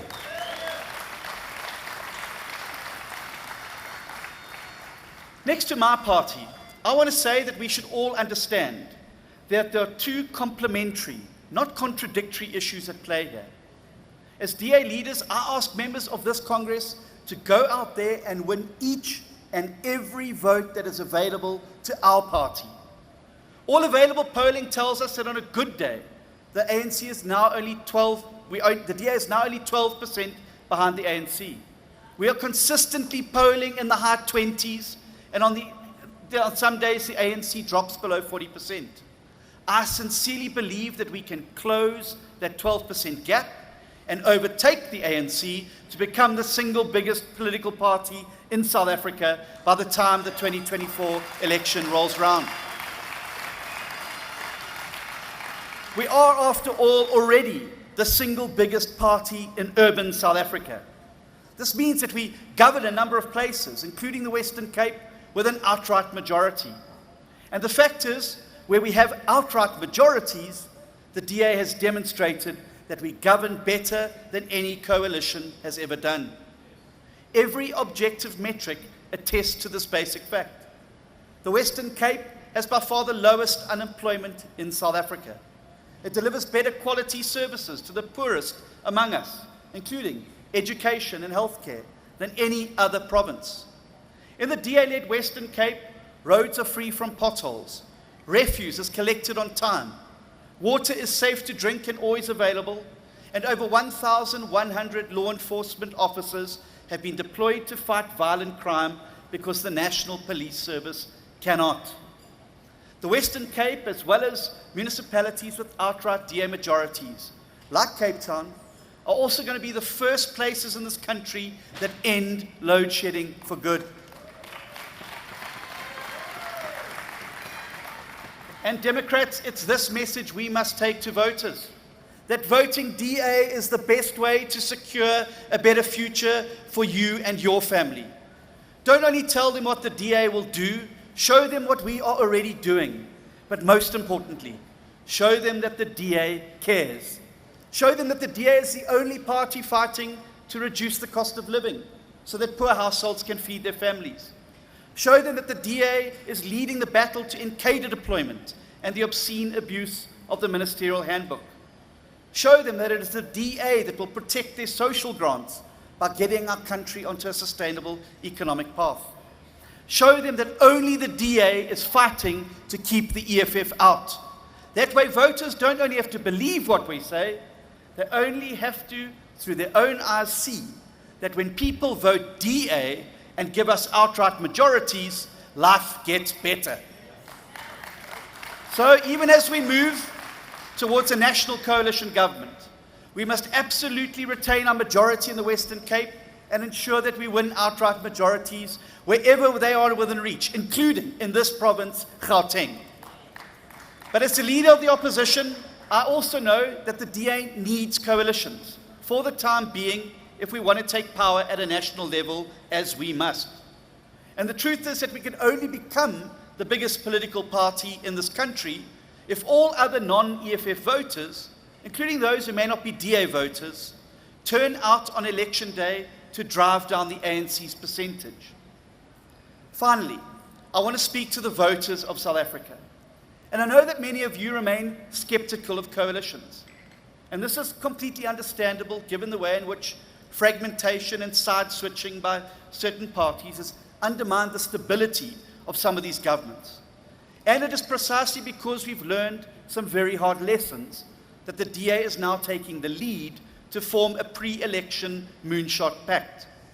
By getting different parties to make a public and transparent commitment to the pact and the values it will be built on, well in advance of next year's election, we hope to provide greater certainty to opposition voters than was the case before the 2021 election. It's also because we've learned from past experience that we've introduced legislative changes to make sure coalitions work better. But I do also want to point out that there are inspiring examples of successful cooperation between parties that I hope will then guide our Moonshot Pact. And the first comes from KwaZulu-Natal, where a pact between the DA and the IFP has seen us collectively take more wards off the ANC than ever before. In some cases where it's made sense, the DA abstained from particular by-elections and encouraged our voters to tactically vote for the IFP.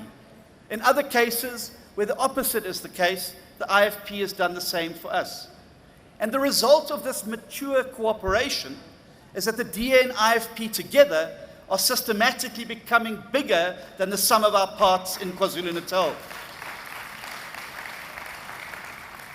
Another positive example comes from the Western Cape, where the DA, the Freedom Front Plus, and the local Cederberg Easter Community Party have tactically cooperated to win enough by-elections to remove the ANC and its proxies from power in that entire municipality.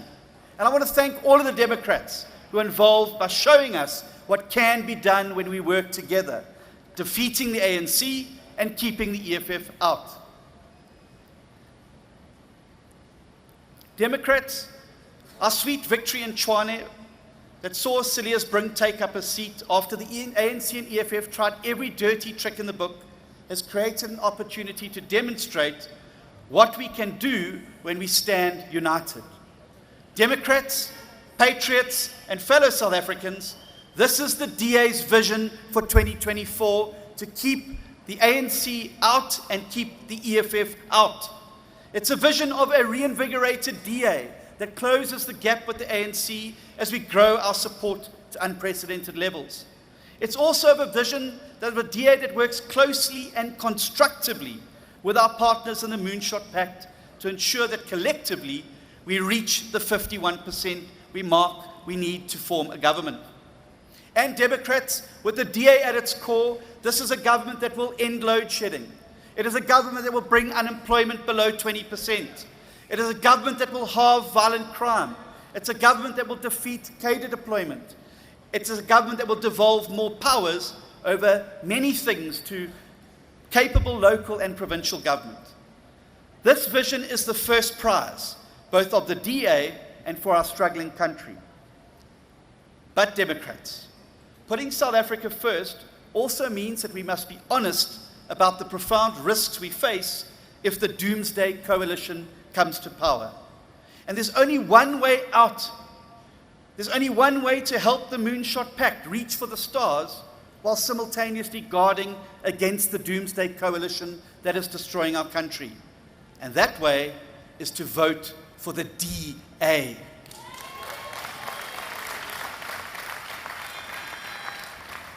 In 2024, a vote for the DA is not only a vote for a strong and stable party to anchor the Moonshot Pact, it is simultaneously a vote to stop the EFF doomsday from engulfing us all.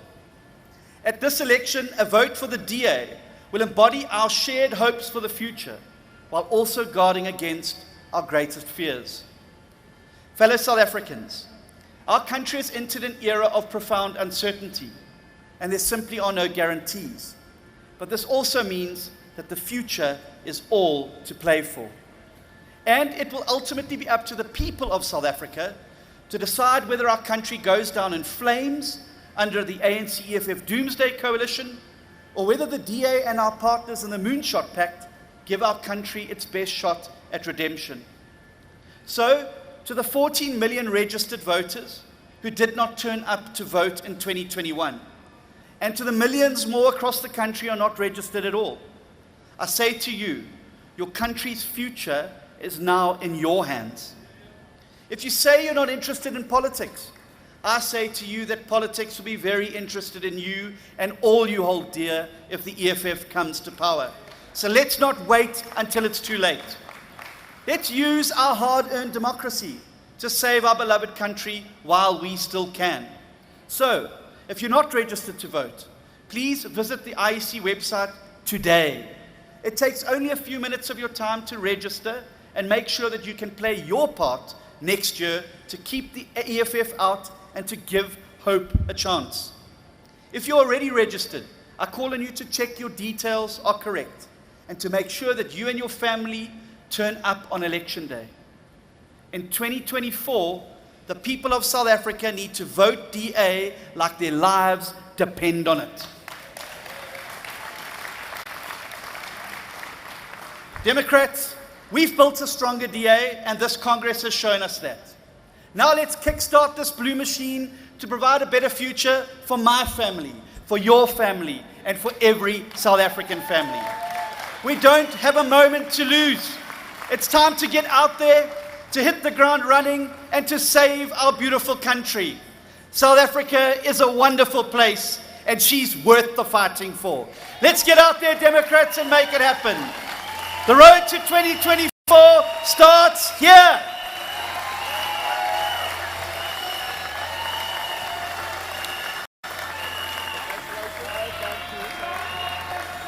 Oi, John, oi, oi! Oi, oi! Viva John Steenhuisen, viva! Viva John Steenhuisen,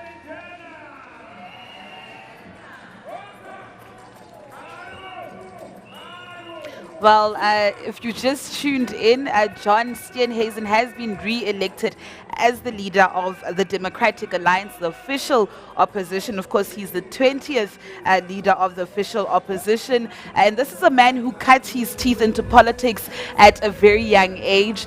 He served as a councillor of the DA for 10 years. He then moved in and served the DA as a caucus leader in KZN. From then on, he served the party as a provincial leader in KwaZulu-Natal, further moving on as the chief whip in parliament, and now re-elected once again as the DA leader. Let me just take this conversation to my panelists. I've got two doctors in studio, Dr. Ranesh and of course Dr. Mpho, who's the senior lecturer at the Wits School of Governance. Let me start with Dr. Ranesh, who's the head of research at the SABC. No surprises there, John Steenhuisen coming back in. Yeah, absolutely, Natasha. No surprises. I think the only thing that everybody is waiting for is by what margin did he actually win this race. If you take your mind back to 2020, he beat KZN Zimbabwe Ntuli by 80% to 20%. So we don't know those figures yet. We want to see those figures, but I somehow suspect he won by a possible landslide. But very importantly, I think this is the party he was pining for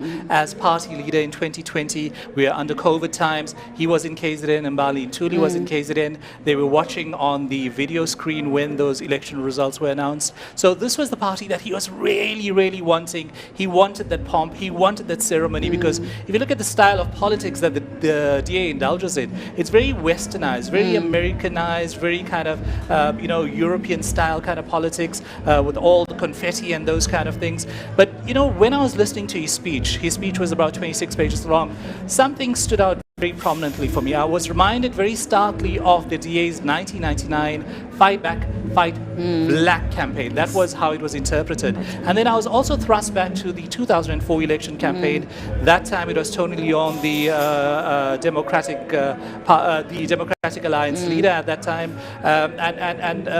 During that time, their election message centered around the DA is the only party or the torchbearer of opposition politics. And that's the kind of message I got here, because he mentions Zimbabwe as well. He says, if we don't act now, South Africa will be another Zimbabwe if the ANC and if the EFF go into a possible coalition when the ANC is pulled down, below that 50% psychological mark. So I think lots of negative campaigning against the governing party, the ANC, and most notably against the EFF, which is rising fastly. The voters' role is changing as well. Younger voters are coming to the fold. So I think the DA is worried about that. That's why he mentioned towards the end of his speech this thing in academic circles we call the voting age population. In 2019, the voting age population numbered around 36 million. Of those 36 million in the 2019 national provincial elections, only 26 million of those people those registered voters actually turned out. Well, 17 million of those 26 million people actually turned out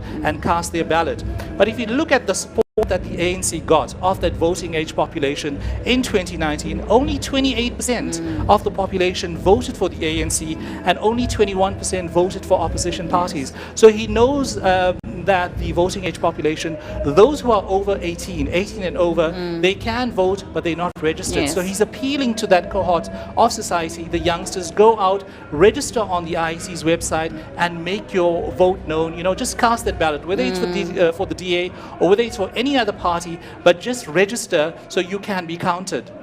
Dr. Tengiwe, let me take this conversation to you. Quite scathing remarks he made there, declaring the EFF as political enemy #1. He made it clear that under no circumstances will they go into a coalition government with the EFF. Quite scary, especially if we're looking at the numbers that the DA has and the race moving to 2024. And looking at that, how he has coined the coalition between the EFF and the ANC, and actually, in a more radical way from a DA stance. So it leaves us with questions of, if not ANC or EFF, then who are they going to come to a coalition with as they planning to lead? But also that is important, for the voters who are listening and are thinking of all this chaos around the coalitions around bigger metros, for instance. So we're asking ourselves, so is the DA going to the union buildings? If they are going to the union buildings, they are going with who? Because they are the three biggest parties in South Africa, the ANC and EFF and the DA. So by numbers, so they are most likely to combine the EFF and the ANC. If the ANC, for instance, say they lose numbers, probably numbers go to the EFF, and then some of them go to the DA, and then the other parties get in smaller numbers. So we sitting here imagining, the picture that we can paint as they are moving to the union buildings to take over the country next year. Who are they going into coalition with? Because the other parties, although they are there very vocal, very present, but mostly at municipal levels, we haven't seen their growth at a national level. And it's something interesting that we are yet to watch playing around. And the prospects of them talking to the ANC, will that happen? Well, I think it's something that we're yet to see, whether the numbers that are going to be lost from the ANC because of the frustration, of course, some of the issues in the country, whether they're going to go to the EFF or them. But also what we've observed over the years is that most people have stopped voting, not necessarily, pushing votes to the DA or to the EFF or any other, but also people have preferred to stay at home, to abstain from voting because of the frustrations. So what then does that mean? The questions maybe we should be asking the DA moving away from this conference today, what is, from what we heard from Dr. Mpho Phalatse yesterday, he was talking about, galvanizing, support from the communities, from the activists. The question of gender encircles me as I'm sitting here looking at the top candidates, and I'm not seeing the reflection, the question of young people, the youth, I'm not seeing the reflection there. So I'm wondering if those who have been sitting home and not voting, how much is the DA appealing to that voter population, given the class, the gender, the race, all those dynamics that matter in the everyday, especially looking at the inequalities that continue, to structure the South African landscape. Dr. Renesh, they also took, John Steenhuisen also took a swipe at the policies of the ANC and the EFF, especially around, the nationalization of the Reserve Bank and, a land expropriation without compensation. Yeah. I think, again, Natasha, what the DA was, they've got the strategy. Again, I'm reminded of what happened in 2004, what happened in 1999. They painted this scenario of a doomsday scenario, and he actually uses the term doomsday pact. Okay. Yeah. Dr. Renesh, we'll take this conversation further. I know that my colleagues Samgele Masego and Zandile Mbecha are actually on the floor, and they are getting reactions for us. Gentlemen, what's happening on the ground where you guys are?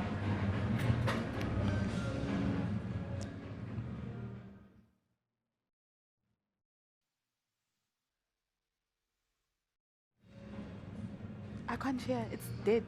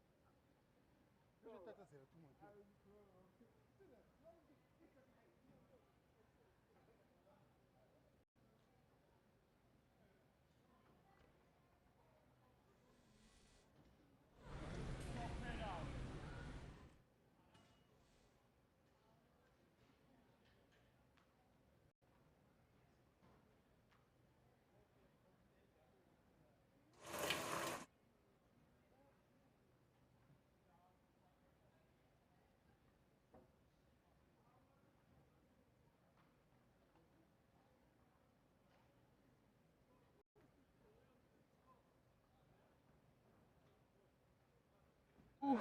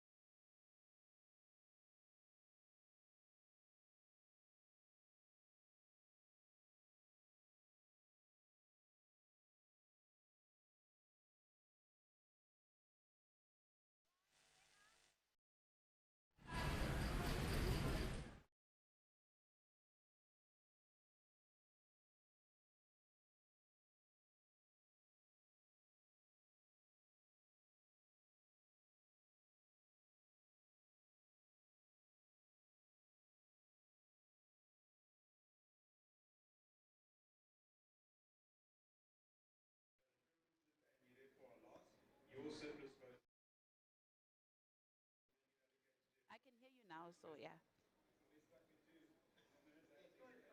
No, it's fine. Do all of the candidates, including Phalatse, sign off on the acceptance of the results, or? Its words here, but everybody else did sign off the results slips, including both agents for John Steenhuisen and Phalatse. So that result slip has been accepted by both campaign teams, and that's a very good thing for DA internal democracy. And we perhaps don't quite succeed, but we accept the results gracefully, and we sign off on the results. Thank you very much. Thank you very much, Mr. Craig Krunk. I'm just going to bring in Mr. Mpho, once again, our political editor here at the SABC. Mr. Mpho, just the essence of Helen Zille basically saying that they are not saying... That pause.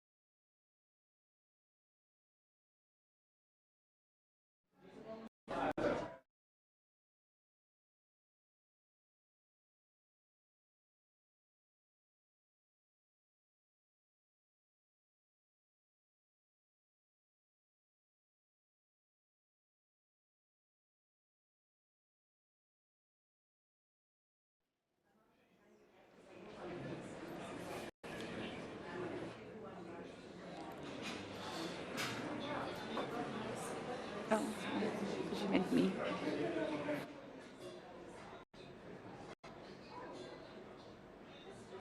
Well, interesting conversations there coming from my colleagues Samgele Masego and Mzandile Mbejo. We're actually laughing when Usamgele was trying to put Ivan Meyer into a corner talking about coalitions. And Dr. Ndlovu, let me take this conversation to you, especially about talking about coalitions. We heard John Steenhuisen there talking about the opposition moonlight pact with various other political parties other than the ANC and the EFF. Please elaborate for us. Well, it's an interesting conversation, picking the conversation where we left at in our previous speech about, the numbers on the ground. And I think what was coming from the floor, especially from Zwandile, is very interesting in terms of, talking about numbers, but also how the language was very explicit when it comes to the EFF, but not necessarily coming for the ANC directly. And in terms of what does that mean, for us, and knowing in terms of the voters that we're appealing for, from the DA side. So they're looking at. I think the speeches, yesterday's speech and the two speeches today, are very particular and are very outright about who are we looking for as a part of our constituency, but also not compromising our values and everything. We've already had that conversation. But the interesting narrative that is coming here around, the EFF, but not necessarily the ANC, but we want to unseat the ANC. So here it suggests that there is a pool of, voters here that the DA might be targeting that are not necessarily, that are ANC voters, but not necessarily, the broader ANC voters, but, the group that does support the policies, some of the policies and some of, the leadership of the current sitting president,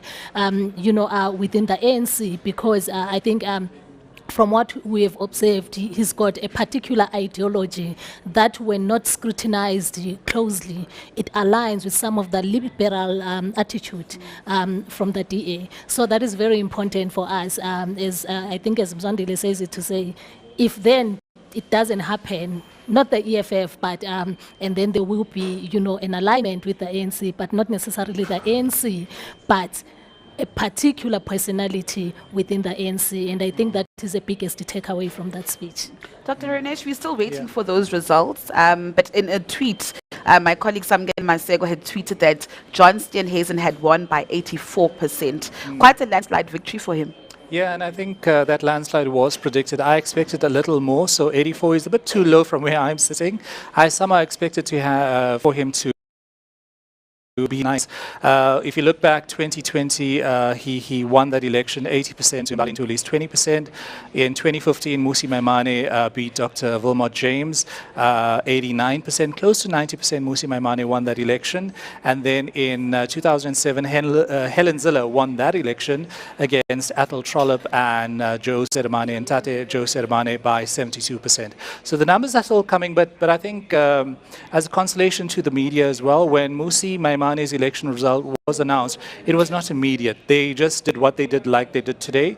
They had a name in an envelope. They, at that time, by the way, it was Helen Zille who took the envelope, the name out of the envelope and presented it to Congress. So, and then later on, those results were released to the media, and then there was a media briefing after that. So I think those results we will get, but I think it will maybe in the next hour or so, we should hear something. Yeah. We focused on John Steenhuisen being re-elected. Let us also look at the other positions as well. I mean, Helen Zille coming back as Federal Council Chair, no surprises there. Yeah. The likes of Ivan Meyer as well. But it's quite interesting when Solly Malaitsi went on stage. He was elected as a deputy, the second deputy Federal Chair. A huge round of applause for him, as well as JP Smith. I think especially in the case of Solly Malaitsi, you heard the loud cheers. I think he has a very bright future within the DA. I think maybe that's the sign, the early signs that of all the recent black leaders leaving the party in the past couple of years, maybe this is someone new that we can focus our eyes on. We can, elevate him to, higher positions within the party. He has been within the structures of the party. He was spokesperson of the party as well. So I think that support is very telling. It is extremely very telling. He's well spoken as well. He's very very articulate. We've also got Siviwe Garube. She's been elevated to chief whip within the party, serving under John Steenhuisen in the National Assembly, taking his old position as well. So Solly Phalatse, and then obviously JP Smith, he is within the Cape Town City Council. He is an MMC. I forget the actual title. I think it's Safety and Transport, Yes. something like that. So he has a very bright future as well, very young person. But if you'd recall, he's infamously known for having clashed with Patricia de Lille, and he was caught up in that entire saga with de Lille, when eventually she did leave the party back in 2018. So I think the DA is kind of valuing these young leaders, encouraging them, compared to the older leaders who went on stage.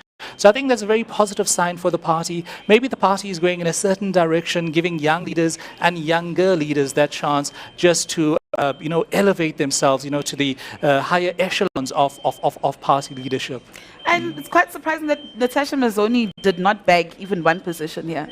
Yeah, I think that was no surprise as well. And we had Natasha Mazzoni on SABC TV platforms yesterday. And I think after the interview, she did reveal something very personal to SABC journalists who was present here. So I think maybe delegates kind of identified with that. They empathized because she had a family crisis. So maybe they wanted to give her that space, because there was a lot of talk, especially in the media, saying that she was demoted as chief whip. But she disputed that, because she says, it demanded too much of my time. And, during this very trying time in my personal life, I had to step back. And she spoke to John Steenhuisen as leader of the DA, and he understood where she was coming from. So I think maybe a bit of a disappointment to her, but I think she will value that space, that personal space more, to process what happened in the last couple of years to her and her family more. Yeah. Dr. Thengiwe, throwing this conversation forward, 2024 is just around the corner, and it seems as if the DA has set its eyes on the union buildings. They seem quite confident that, listen, next year the ANC will fall below 50%, and potentially John Steenhuisen could be the next presidential candidate of this country. Well, I want to pick up the conversation from the conversation that you were having around Solly Phalatse, and I want to bring in the question of representation here. That is very key in terms of identity representation, especially looking at the narrative against the non-racial politics, non-racial party and all of that. And I think when he stood to go up to the stage, and then there was that, applaud from. So there are a whole lot of issues, his leadership and everything that has already been covered by my colleague. But also identity politics matters here, and a lot, and especially to the conversation that you're talking about, to say they are headed to the union buildings. Who are they going with? Thinking about John Steenhuisen being the possible next candidate, presidential candidate, I mean, there is a lot of work on the ground to be done. I think that cannot be disputed. Yesterday we had conversations around, do we think the time that they spent here is enough to have debated some of the policies and everything that needs to be done? But I guess other conversations are already happening outside, but I think we saw, when they were talking about them already, positioning themselves and having started the work for mobilization. But I would say the work is very important, and it starts with, bringing together Mpho's followers and Steenhuisen's followers in one, and then deploying them again to the ground. But also something that was very interesting from the speech was how Steenhuisen positioned himself as a leader coming to mop up and to clean up, the party that was in tatters. And in terms of what does that mean, in terms of him coming in and also reasserting the identity and the political ideology of the DNA. So in terms of what does that mean, so it becomes very important. Well, to our viewers, thank you so much for making SABC News your news channel of choice. We do apologize for that technical error. But of course, United, it's been an absolute pleasure bringing you this two-day conference of the Democratic Alliance here from the Gallagher Convention Center.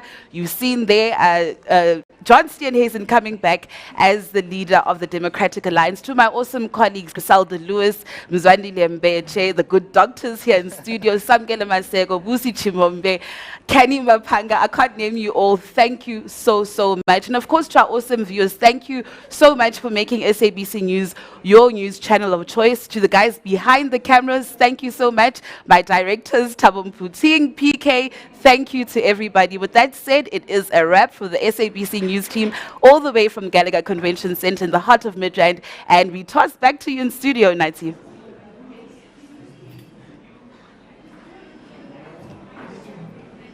it's a point and it's only illusionary.